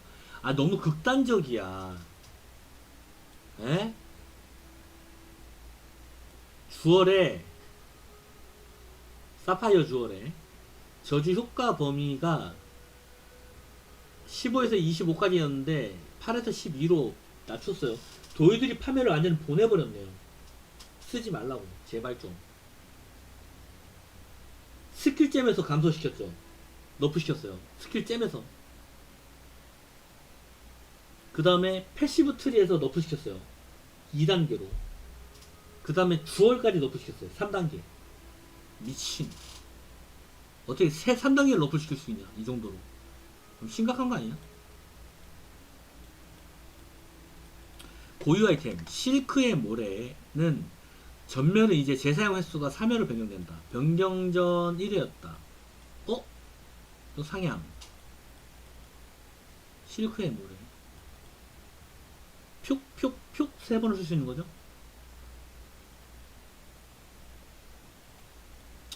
분광의 수호자는 이제 최대 생명력 100당 버프 스킬의 정신력 점유율 1% 증가를 제공한다. 방패잖아요, 이거. 방패. 더 이상 최대 생명력 25당 최대 정신력 1을 제공하지 않습니다. 분광의 수호자는 이제 정신력 50을 와, 이러면은 상향이지. 자, 25당 1을 줬어요. 그러면 250에 10을 줬다는 얘기거든요. 그러면 생명력 1000에 50을, 정신력 50을 얻었어요. 생명력 1000에 2000이면 100인데 일단은 50을 그냥 공짜로 주고요. 그 다음에 점유율을 줬으면은 씨발 이게 이득이냐 아니냐. 화면 같이 보자고요? 안 보이나요? 안 보이나요? 아씨. 내일 새벽 4시 새 시즌 시작.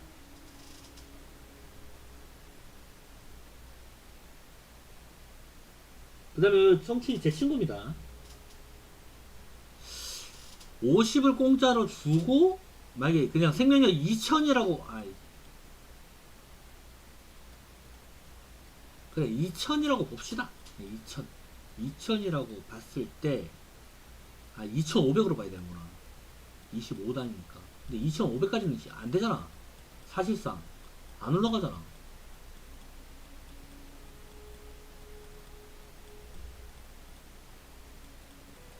보통 해봤자 뭐 1800, 2000.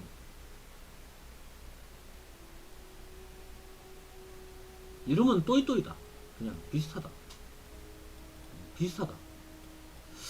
화염 폭풍의 얼음 볼트 및 낙뢰에 화염 주입 능력치가 적용되지 않던 버그를 수정했다. 와, 씨. 화염 폭풍에 이거 버그가 있었다네요. 화염 주입이 적용 안 됐다는. 아이언은 접었냐고? 아이언은 못하지. 잠깐 시즌 시작하기 전에 그냥 놀았던 거기 때문에.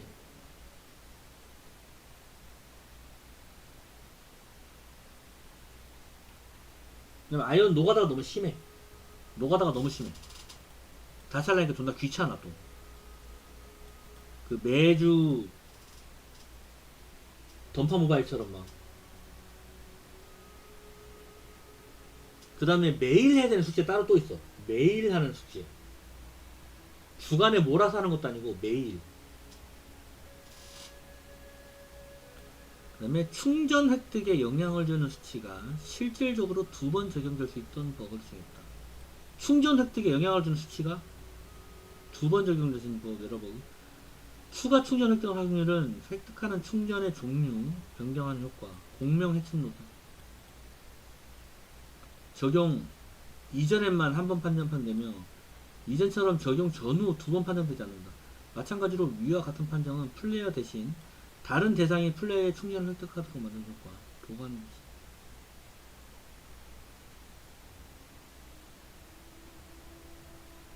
이게 버그가 있었다는데? 충전 획득이 이렇게 많았던 적이 있었나? 낌틀 충격 천둥 같은 도약의 애니메이션이 정상적으로 취소되지 않는 문제입니다. 이건 그냥 버그고.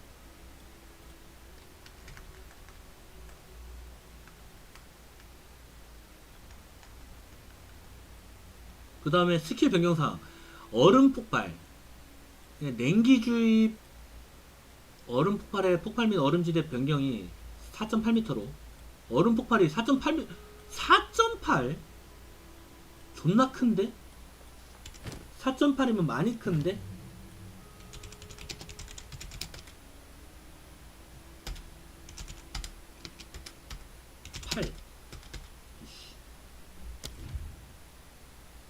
얼음 폭발. 이게 4.8로? 많이 넓은데?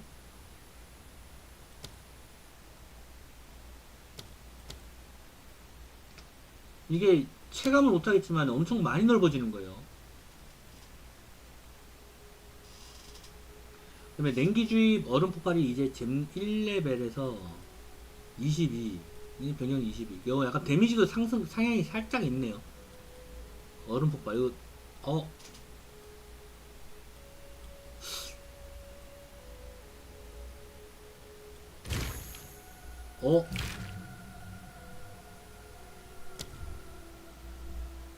쏘서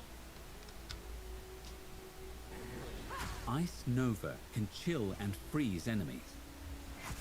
이제 안 그래도 이번에 새로운 쏘서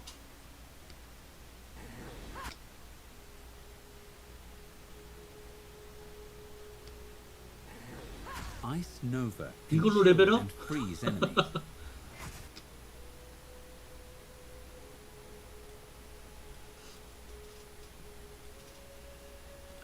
자, 좀비 소환. 권능 충전으로 좀비를 소환하면 이제 추가로 비강화 좀비 2마리를 더 소환합니다. 와, 씨발. 존나 불쌍해. 근데 좀비가 너무 느려요. 중요한 거는. 이게 권능 충전 내가 일부러 저걸 해보려고 했었잖아요.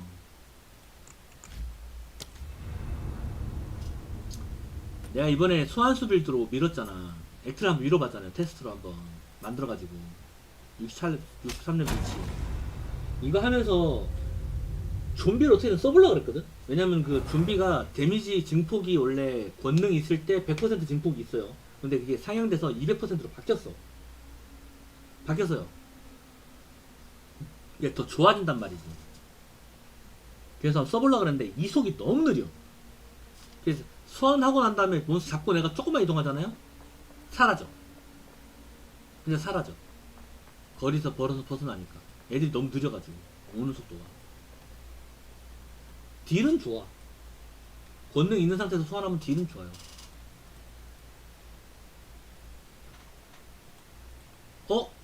그렇지. 이거 200% 253으로 더 올렸네요. 미천. 한 번씩 쓸만하다. 그러면은 이거 스킬 변경 사항에 이게 그 변경 전이 100% 했는데 여기가 200이었거든요. 패치 노트에 있을 거예요. 아마 패치 노트에 그 준비 소환이 있을 겁니다.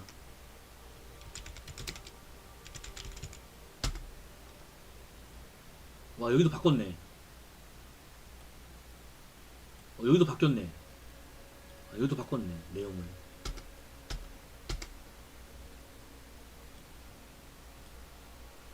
저 위쪽에도 내용 바꿔버렸네요.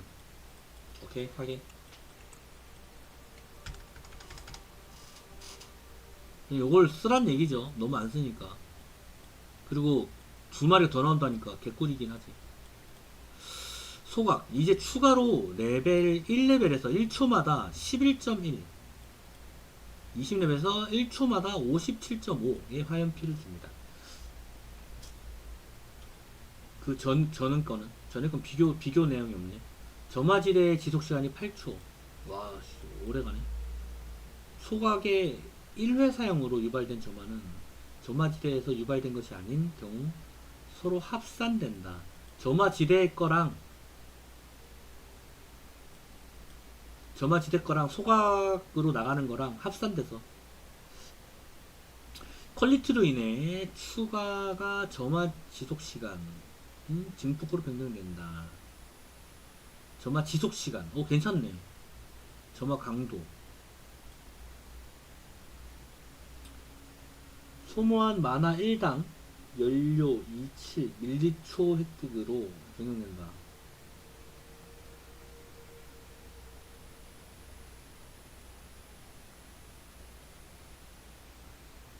최대 5초 저장 가능합니다.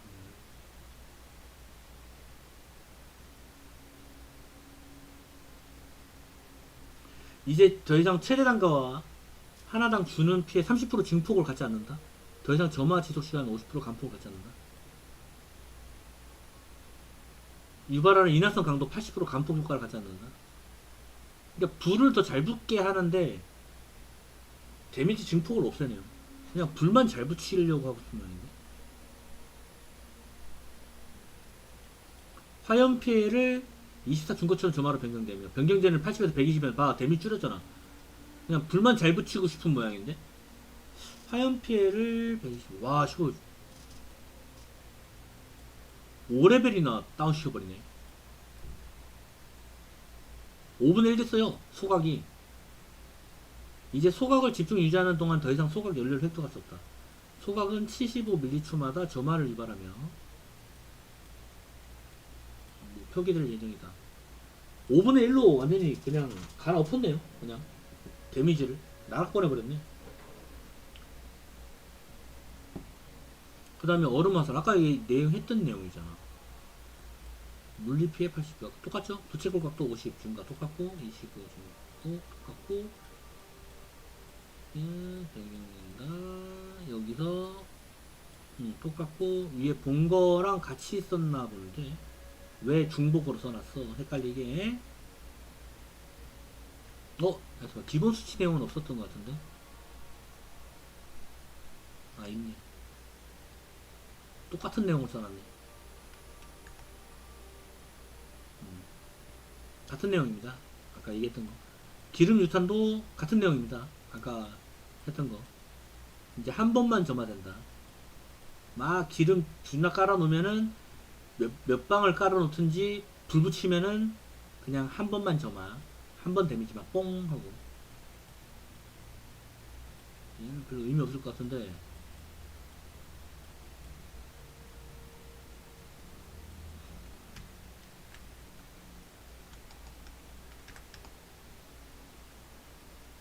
시간이나 좀 늘려주지. 지속 시간 이런 거 참 좋을 텐데. 그럼 매핑에서 보스랑 좀 맞다이를 좀 깔 수 있거든요. 기본적으로 얘들은 정신력을 안 먹어요.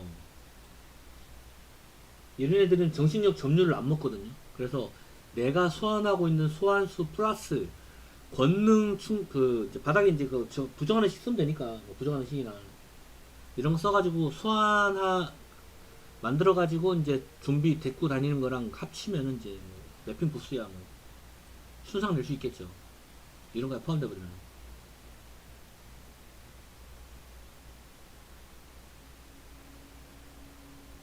하여튼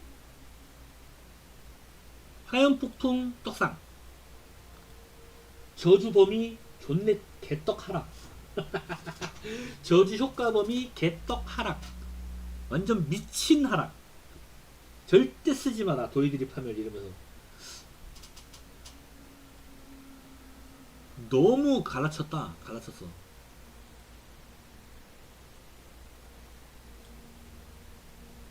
딴 내용은 없지?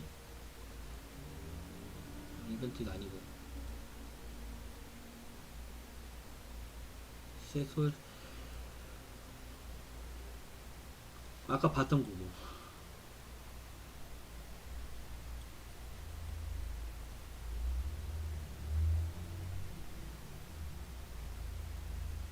그 다음에 13일부터 20일까지 드롭스 요거 있거든요.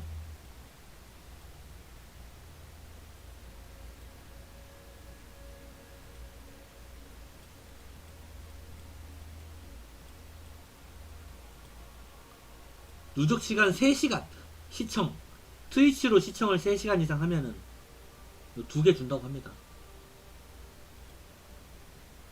그 다음에 20일부터 28일까지 또 다음 주차 3시간 달성하면 요걸 준다고 하고요. 총 3개 드롭스. Hi, I'm Mark Roberts, Game Director on Path of Exile. During the launch of The Last of the Druids, we're running 2 weeks of Twitch drops, as well as a supporter streamer campaign. During the first week, you'll be able to claim the Blood Moon effect for your Wolfpack skill, and Mask of the Vow, able to claim the Blood Moon for supporter streamer campaign. During the first week, you'll be able to claim the Blood Moon effect for your Wolfpack skill, and Mask of the Val by watching your favorite creators in the Path of Exile 2 category for 3 hours. In week 2, you can claim the Atzeri Royal Cache Stash skin. Support your favorite creators by gifting 2 subs or subscribing to 2 channels in the Path of Exile 2 category to claim the Red Queen's Portal. Be the alpha of the Wolfpack Queen's Portal channels in the Path of Exile 2 category to claim, or subscribing to 2 channels in the Path of Exile 2 category for 3 hours. In week 2, you can claim the Atzeri Royal Cache Stash skin. Support your favorite creators by gifting 2 subs or subscribing to 2 channels in the Path of Exile 2 category to claim the Red Queen's Portal.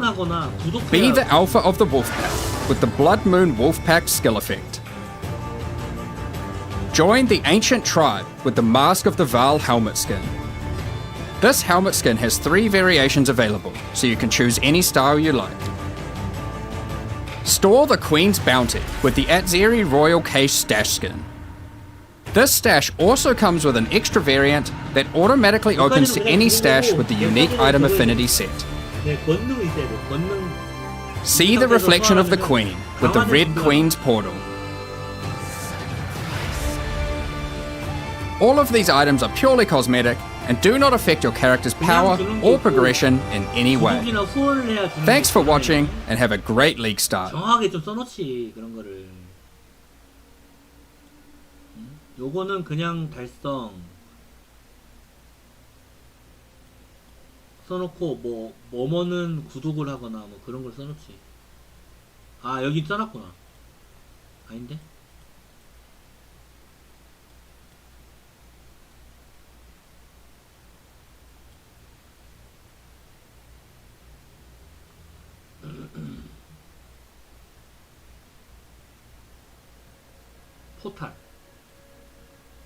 포탈만 그러네. 요거만 그러네.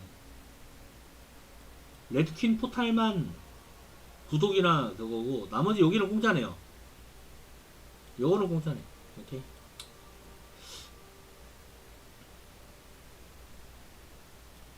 그 다음에 디스코드를 실행한 상태에서 패스오브 2를 15분간 플레이하고 디스코드 캐스트를 완료하세요. 그럼 또 어디 디스코드 코드 있네요. 근데 얘는 필요 없다. 게임 아이템이 아니다. 디스코드 그냥 그 아이콘 같은 거다. 프로필 같은 거네.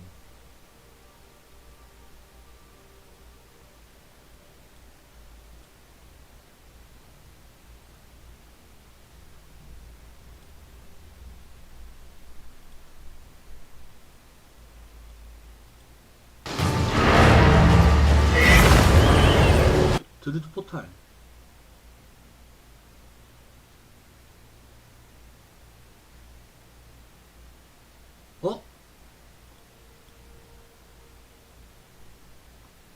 선생님들 이거 12일 금요일 오전 9시에 시작하는 어워드 방송을 시청하면 이거 더 게임 어워드 방송 포탈 받을 수 있는데요?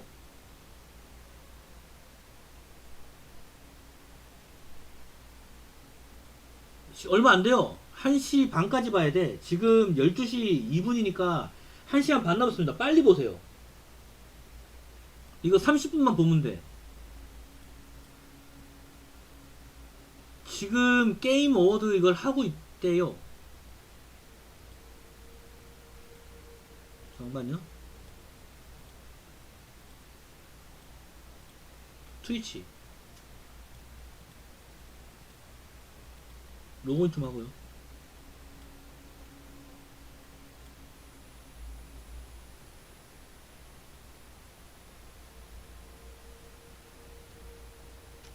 아 이거네.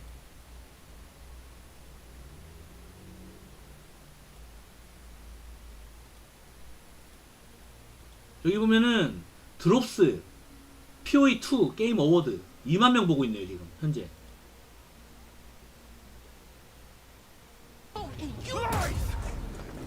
This is what it does. It gets in our heads and it twists and it turns. 여기 지금 패스오브2 지금 하고 있습니다. 드롭스 요거 좀 빨리 받으세요. 1시 반까지입니다. 30분 동안 보시면 됩니다. 30분. 잠깐만 링크요.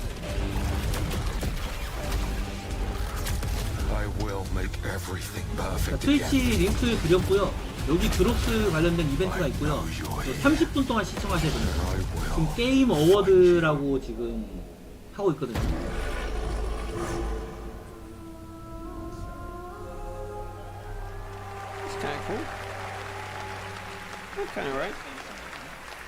I don't think there's anything for you. Saros looks great. It's coming next April, and I'm very excited that Rahul is starring in it. Don't say that. To present our next award, I am honored to welcome a previous TGA winner.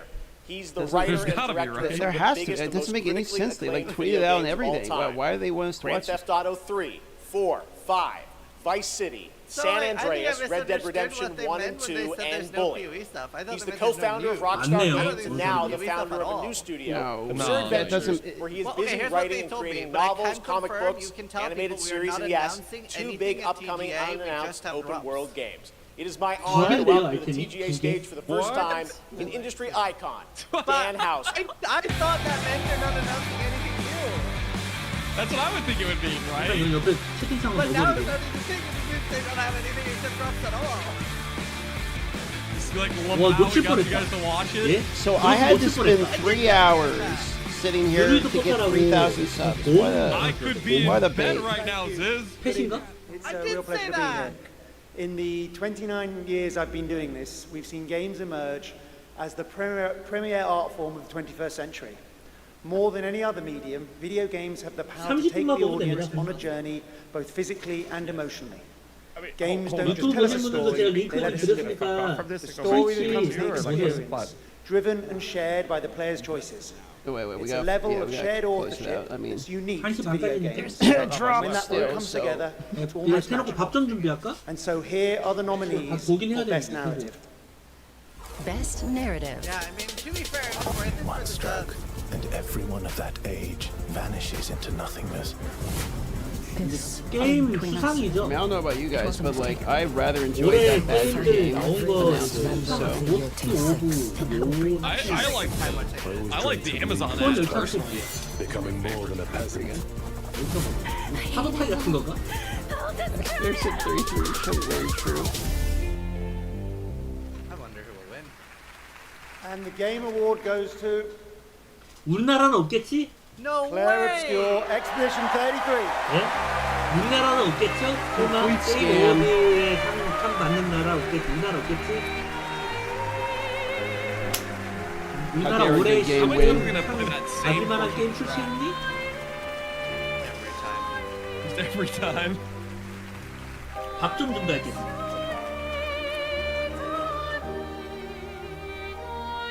Giving awards to actual games. What a scam, bro. Another. Wow, there are a lot of people here. Personally, I think Withering Waves should have won. Obviously, that's what the players think. There are so many people to thank, but first and forever is my husband. He is my light in the darkness. Thank you to our beautiful player community. Thank you for welcoming our characters into your hearts. In games, a story is a shared creation. It starts with words on a page, This but game the actually player good. The game's phenomenal, experiences it through the work of each of our teams. Character and environmental design, quests, combat, UI, cinematics, acting, music, VFX, and through localization into other languages. All of that is supported by our producing and our technical teams. The last ingredient is our players, who interpret the story in the context of their own lives, and who keep our story alive through their own creative expression and discussions. The marvelous thing about games is that we create that experience together, our team with our players. Thank you so much.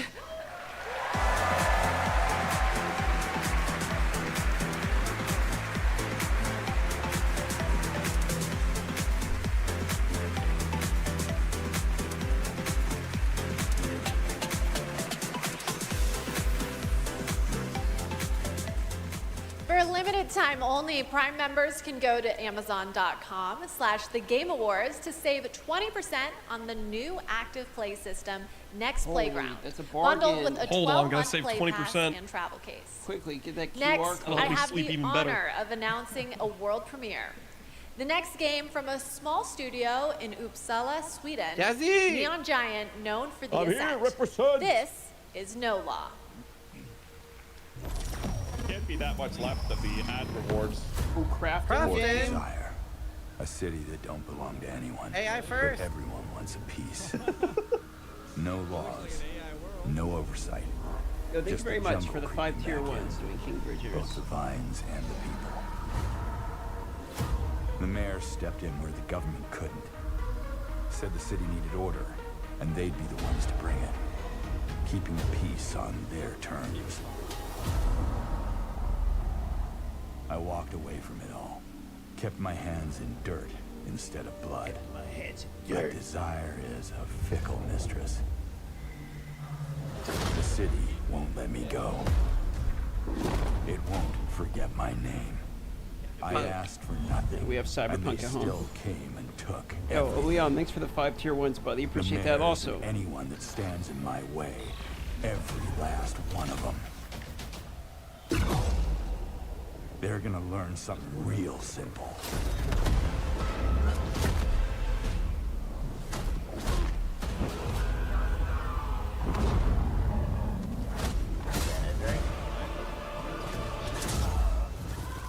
You sell spaceships. Sci-fi. You reap what you sow. Futuristic first-person shooter number 28. We'll all be looking forward to that, and good morning to everyone in Sweden and Europe. I know it's a late night. We got a lot more show for you, but coming up, we've got more awards like Best Game Direction. Todd Howard is here to present that from Bethesda, and more announcements, including one I promise you That could be us, right? nobody could have anticipated. Division. But right now, 16 Game times Awards, the get detail. ready to get on your feet. Earlier this year, Netflix's Devil May Cry brought Capcom's iconic game franchise to life as an exceptional animated series nominated tonight for Best Adaptation. The show also featured a #1 single from our next performers who just announced their 2026 World Tour. Here to perform Afterlife, please welcome Evanescence! Woo!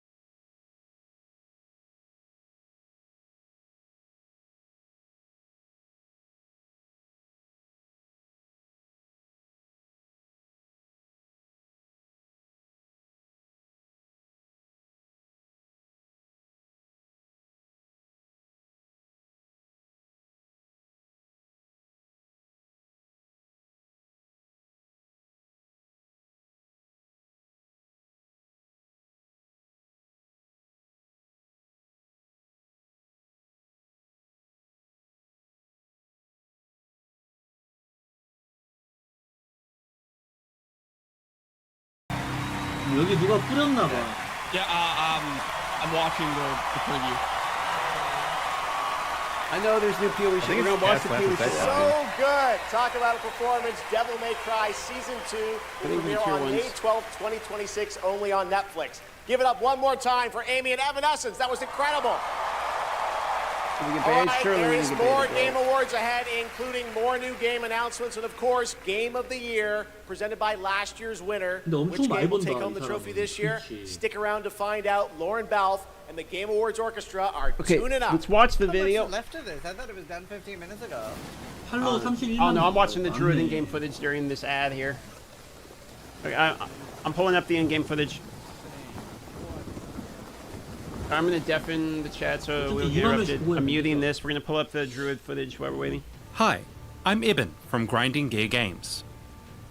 Path of Exile 2, The Last of the Druids, is just around the corner, and you might be wondering, what is the Druid actually capable of at Endgame? Well, today we've created a handful of builds that might help you out in the Fresh League, or inspire you to come up with something even crazier. 신규 소설리스 하나 추가됐는데 갑자기. Okay, maps. This shaman uses the advancing storm support and ground debuffs to make his tornadoes into whirlwinds of elemental destruction. Holy ramping, dude. Tornado sucks up any elemental ground surface it encounters, empowering the tornado with those effects and extra damage. To create these surfaces, the ferocious wolf form can easily freeze enemies, which allows us to create chilled ground with this support. We've also got a curse setup that creates burning ground, and unique boots that drop shocked ground. We've also made use of some of the more powerful effects from the Shaman's Wisdom of the Magi node. The Idol of Maxarius increases our storm limit for maximum ruckus. If tornadoes aren't your thing, maybe this fire-breathing Wyvern can bring the heat you're after. Normally, the Wyvern's Flame Breath would be used as an ultimate type ability. Here we go, boys. But naturally, you might want to see how much further you can take it. Can we turn this into a clearing skill? Flame Breath is a skill that burns rage. So if we get enough of it, we can keep aloft out of pure spite. To help us generate this rage, we are making use of the new buff gem, Eternal Rage. This generates 5 rage per second. We're also using the keystone Primal Hunger, that regenerates 1 rage per second per 4 rage we've spent recently, as well as giving us 100% more maximum rage. Rage. We can also grab all of the Ignite and Rage nodes conveniently in the Druid area of the tree. Now our Ignites burn much hotter as well. With all this together, we simply take to the sky and reenact Rain of Fire. Look at the damage is ramping! The Ignite's stacking, it's ramping! We can't just fly around forever. Yo, he's going fucking crazy! There will be some necessary downtime between flights. Dude. Fortunately, we've got a gullet full of oil and fresh hot magma to ignite it. It actually does ramp. After the announcement last week, the green thumbs amongst us got pretty excited at the idea of watering their plants. We've got you covered. This next build automates a whole garden using spell totems. At the root of this build is the Wild Surge Incantation Keystone, which makes all storm and plant spells deal more damage and cost less resources, at the cost of losing a lot of their duration. 50% more. But because we're automating this, duration isn't a huge concern. This build makes use of the new unique Falls Protector to ensure that we've always got plenty of power charges to summon our totems. After we generate our initial charges, our totems will be able to self-sustain their cost. So, if we put Entangle on a spell totem, it can build a garden for us. All we have to do is water it with a gentle take to the sky and reenact Rain of Fire. Of course, we can't just fly around forever. There will be some necessary downtime between flights. Fortunately, we've got a gullet full of oil and fresh hot magma to ignite it. After the announcement last week, the green thumbs amongst us got pretty excited at the idea of watering their plants. We've got you covered. This next build automates a whole garden using spell totems. At the root of this build is the Wild Surge Incantation Keystone, which makes all storm and plant spells deal more damage and cost less resources, at the cost of losing a lot of their duration. But because we're automating this, duration isn't a huge concern. This build makes use of the new unique Falls Protector to ensure that we've always... I see people have a lot of favorites out here. Who do you want?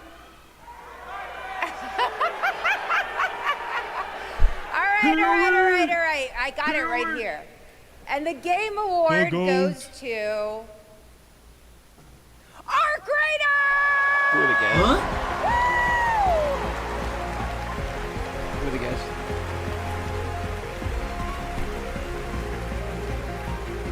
뭐가 제작자들이 항상 머리 스타일이 특이해.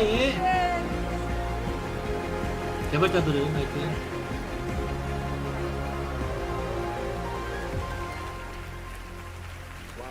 Incredible. With this list of nominees, who would have thought? ARC. First of all, thank you all, and on behalf of the art creators 무슨 게임인지 모르겠다. This incredible team, we'd like to thank our loved ones for supporting us and cheering us on along the way. Embark Studios as a whole, because as we all know, it takes a village, for the fearless leadership of our dear Patrick Sutherland, the partners in Nexon, whose unwavering trust in us took us all the way here and made it all possible. And of course the players, whose love and engagement just means the world to us. Thank you all.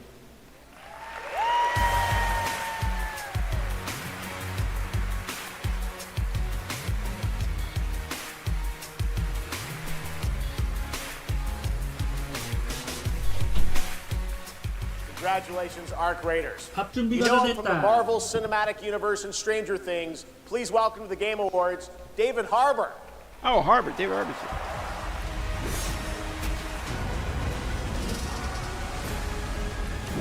이거 뭐야? 연운 아니야? 아닌데?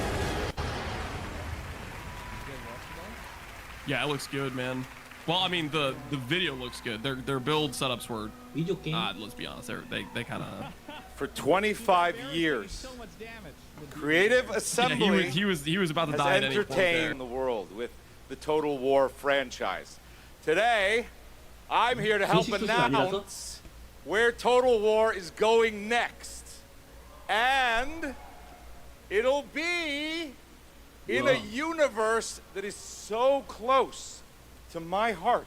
Yo, Jen, thanks for the 5 tier 1s, buddy. I appreciate that. How you doing? 나한테 한 건 아니지. Total War is headed to the grim, dark future with Total War Warhammer 40K. 40K. Yo, Kevin, what up, Kevin? Some of you may know this, but some of you may not know this. But Show your I am skin. a huge fan of tabletop gaming. I painted endless miniatures, spent a crazy amount of time dropping dice under a 밥 좀 table. 먹읍시다, 밥 좀. Of course, as you might expect, I'll be in the game. It connects to some of my favorite aspects of the universe, but more details on that later. Let's take a first look at Total War Warhammer 40K.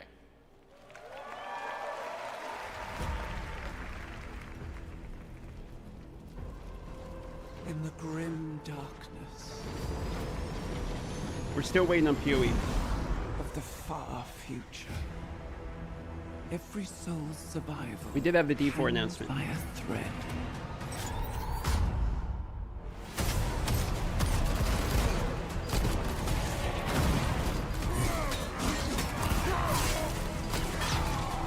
Oh, this looks badass. 이거 스페이스 마린 2 아니야?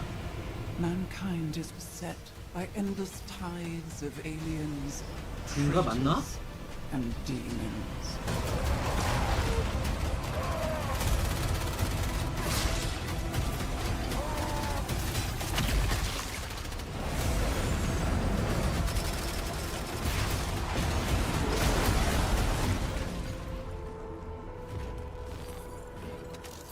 Across countless worlds, battles rage.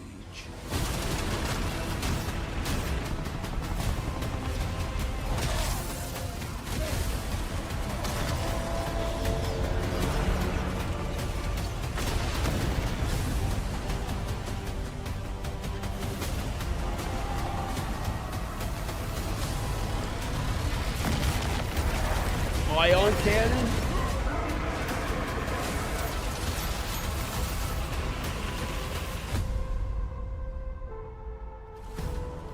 Lead your armies.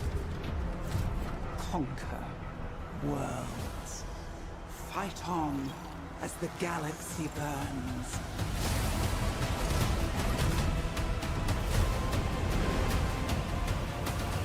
For there is no peace amongst the stars. There is only war.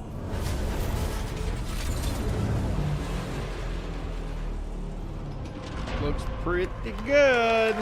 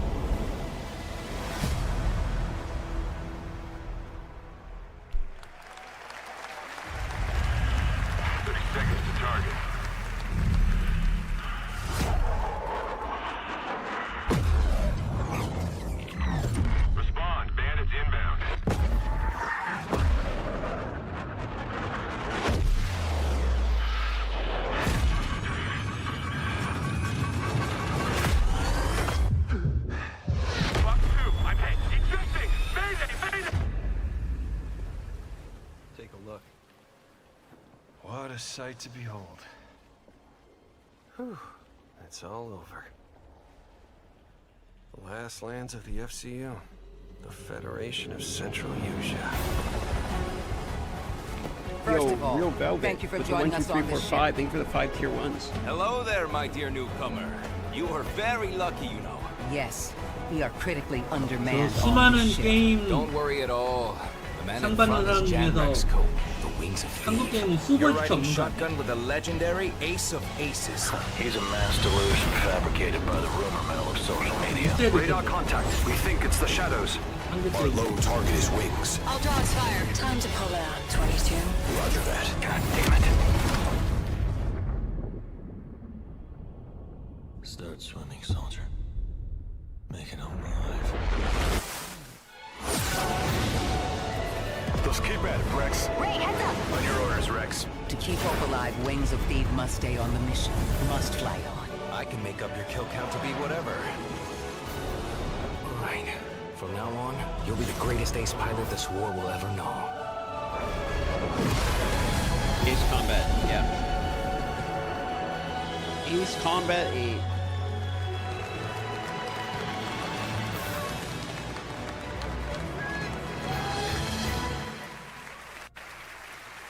Yes, that's right. Ace Combat is back in 2026. Thanks to Bandai Namco for that. Over the past few weeks, fans have been visiting the Game Awards vote in Fortnite to help us select the best creator-made island of the year, and Genesis Squid Game came out on top. Congrats to that team, and head over to the Game Awards island now live in Fortnite to play all the nominees with the island code that you're seeing below. All right, next, from the creative minds at Fuse Games, some of the key folks behind Burnout and Need for Speed, comes an all-new racing experience. I want it back. Pod Racer? The way it was. Yo, wait. Before the Empire shut it down. Wait, hold on. Massive engines. Lightning fast. Lives on the line. Yo! The pilots were incredible. Holy shit, Star Wars games fucking finally. Yo, let's go, dude. 와, 저 스타워즈. United by one beautiful dream. Dude, pod racing. Holy shit. Now we're talking, dude. Some actual games. The galaxy needs racing.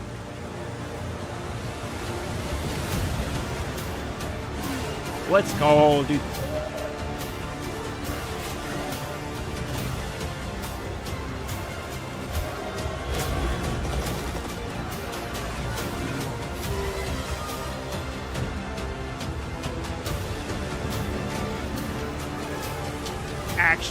Actually excited for Star Wars games, fucking finally. Finally some Star Wars games, dude. Galactic Racer, let's go. Yo, dude, Star Wars games? Holy, dude, finally.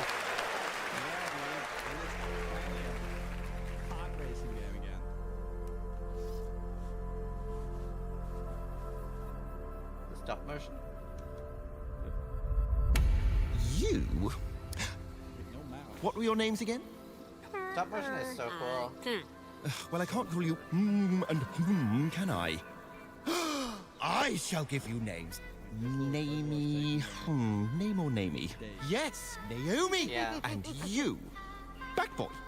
Yes, children, I have a feeling. It's a feeling of destiny.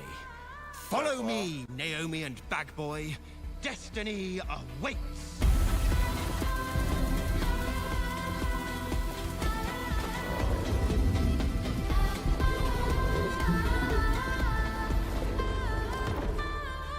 I want to play this with my wife. Either of them. Wait, what? Teal or Helena. Such a beautiful game. That was out of words, a stop-motion co-op game being developed over in Denmark. Stop-motion great game game is coming kind of next like year. that's And wild to now do a I'd game like to welcome stop-motion. back an icon, a legend who pushes entertainment forward with each of their new projects. Someone I consider a dear friend and a friend of the show. Please welcome Miss Piggy. This fucking again? Sorry. I am so I hate sorry, this. everyone, but I will not be performing a song this evening. Thank fuck. No, so sorry. It's all because of my accompanist. My accompanist. This dog was late, as usual. Hey, sorry, I lost You're track too of young, time. bro. I'm 34. I was out taking around myself for for the a walk. fucking Muppets. Ha ha ha! Same old excuses and jokes. Hey, they liked it. Let's go. It's time for you to sing. Blinding enemies it hits. For tougher rares and bosses, you'd probably want to throw in some thrashing vines to ensure a true plantastrophe, bodily botany, chlorophyll overkill. But maybe you're not into gardens and more into tearing them up with an army of dog friends. This Wolfpack build is a good place to start. The damage, yo, In there's order the to moonbeams. support an army of minions, you can take the Lord of the Wild's keystone to allow you to use a scepter alongside your animal talisman. This will buff your minions and provide a respectable pack of 8 wolf friends. But we can get this number even higher. A pack of 8 wolf friends. Equip a non-unique scepter while wielding a talisman. Could be sleeping. What? What? This is, you know this Is is it your really fault, sleep? right? You know this is you. You tricked me. Well, GGG But we tricked can me, get this number even not my higher. fault. That's, yeah, it's As we pounce around the map, our damage is enough to shred our foes and attract more wolves to the pack. But what's the point of this build if we're not howling? Bro, that's Lunar crazy. Assault helps us clear and freeze enemies and buff our They said wolves that in the for even Q&A. more I missed that damage. shit in the Q&A. What? This build also makes use of rage in a few ways. Notably, it uses commanding rage to make your rage affect your wolves. Rage also extends the duration of Lunar Blessing, a skill that gives the entire pack more cold damage and creates destructive moonbeams each time we hit. There's Lastly, moonbeams, let's man. warm things back up with the Demon Bear. Here, we're using Fury of the King Demon to Bear, transform let's go, into a boys. burning Let's monstrosity. fucking go. With this, we can open molten fissures everywhere we jump. Once opened, we've got a few options to make them erupt again and again. We could use a shockwave totem, which repeatedly blasts the ground. And of course, we're still a bear, so we can rampage around, triggering the fissures over and over.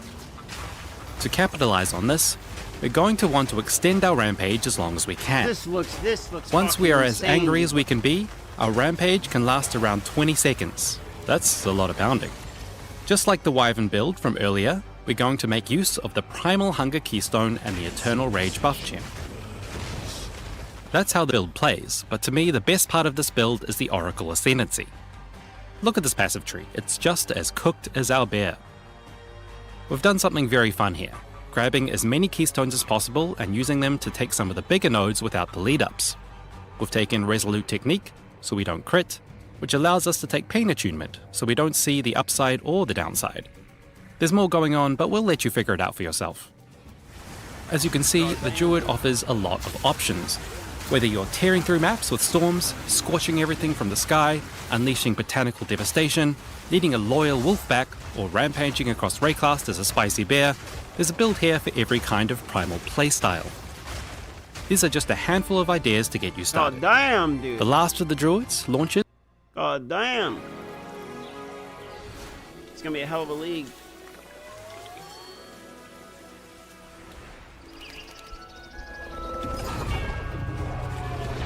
Okay, now back to some shit. Where are we watching now?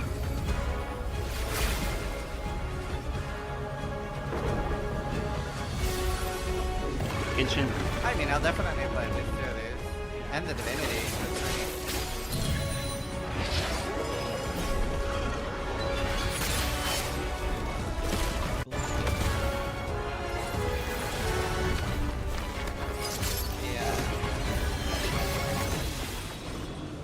I mean, it was worth it for subs. It was good. Guys, I'm trying to enjoy my anime uwu game number 12 here, if you don't mind. Sorry, Darren.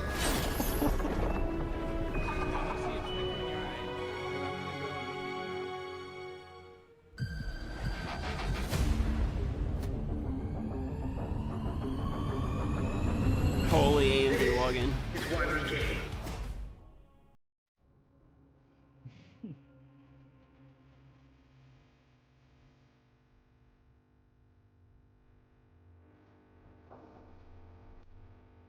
Yo, we'll spell another type of ad?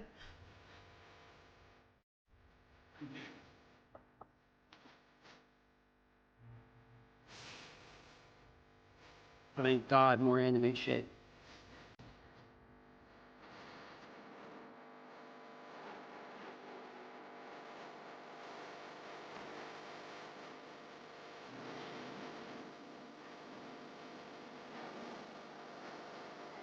I was just starting to think I could tell the games apart. It's a good thing that like we actually got more of this.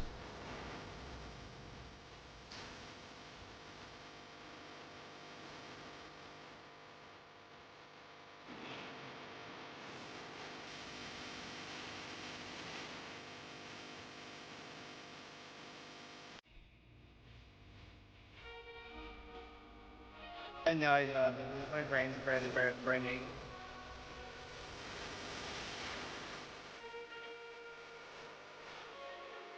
But you can't tell the difference between like the one anime game and the other anime game. It's a cat-eared girl with bright colors and a sword. 조골님 1시 반까지 1시 반까지 30분만 보면 돼요.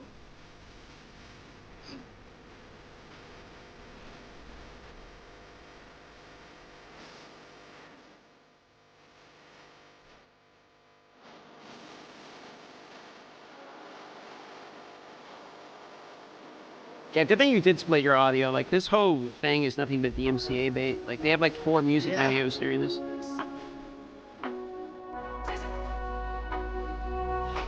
You don't want to be banned for Legolas. I heard that's the meta. About being banned from multiple league launches. Yeah? 아, 정기구독은 어쩔 수 없죠. 포탈은 받아야지, 포탈. That was the announcement of One Republic's partnership and a new song with Arknight Enfield, which arrives January 22nd, 2026 on PlayStation 5, PC, and mobile. You can pre-register now and be the first to join the frontier. Okay, here's another world premiere only for you here at the Game Awards. That's a +1 gotcha game for me. Add it on your pile. That one actually looks pretty sick. I unironically have no idea what made that one look sick as opposed to any of the other ones. Like no, not from the trailer. This been betas for the game. Okay, all right.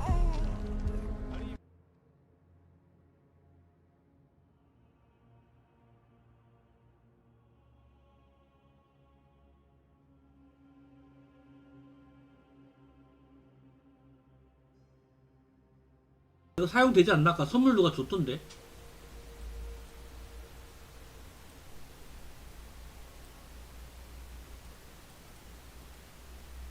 티어 1 정기구독권.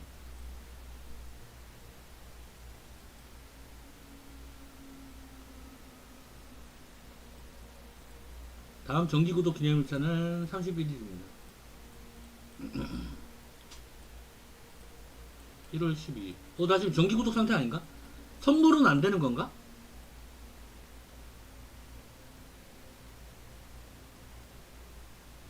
포탈은 받았는데 이거 나 지금 구독권 선물 받았거든요? 이거 구독돼 있는 거 아니에요?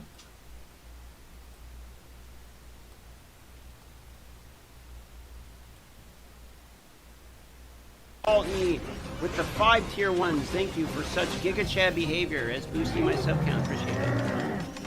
Plus 5 boys we did. 이거랑 틀려요?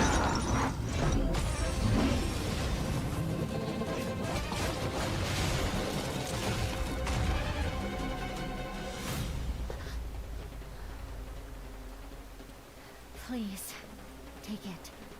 Save our people. Thanks, bitch. I'm gonna spin this on a loot box. 선물 받은 거는 안 되나? You broke my blade. But we broke your spirit. Phantom is movement, striking from where none expect.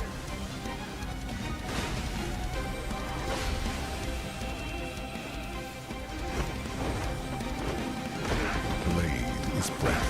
Blade is breath into steel. Turning steel, turning any blade into a divine weapon.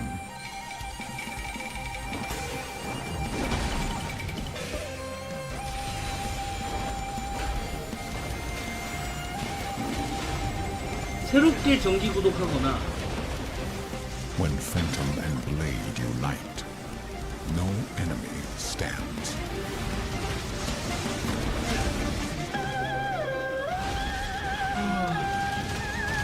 구매를 새로 해야 되나 보네. 선물하고는 관계 없나 보네. Doesn't have a gun or a ball in it. Not interested.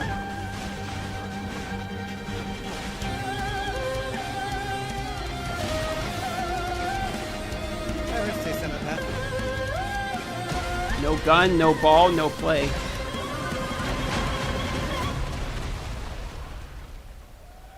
지금 받기. 이건 받긴 했는데.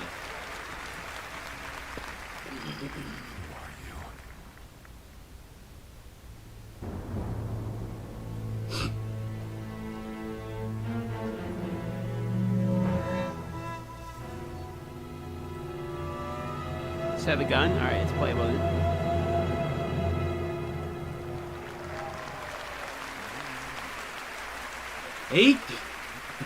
Phantom Blade Zero looks incredible, and I cannot wait to play that on PlayStation and PC when it comes out POE next September.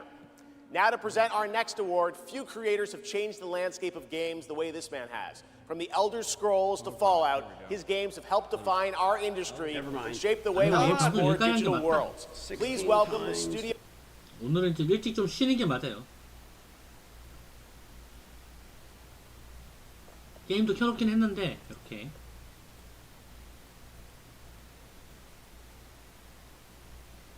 밥 먹고 쉬고 푹 자고 잠컨해야죠.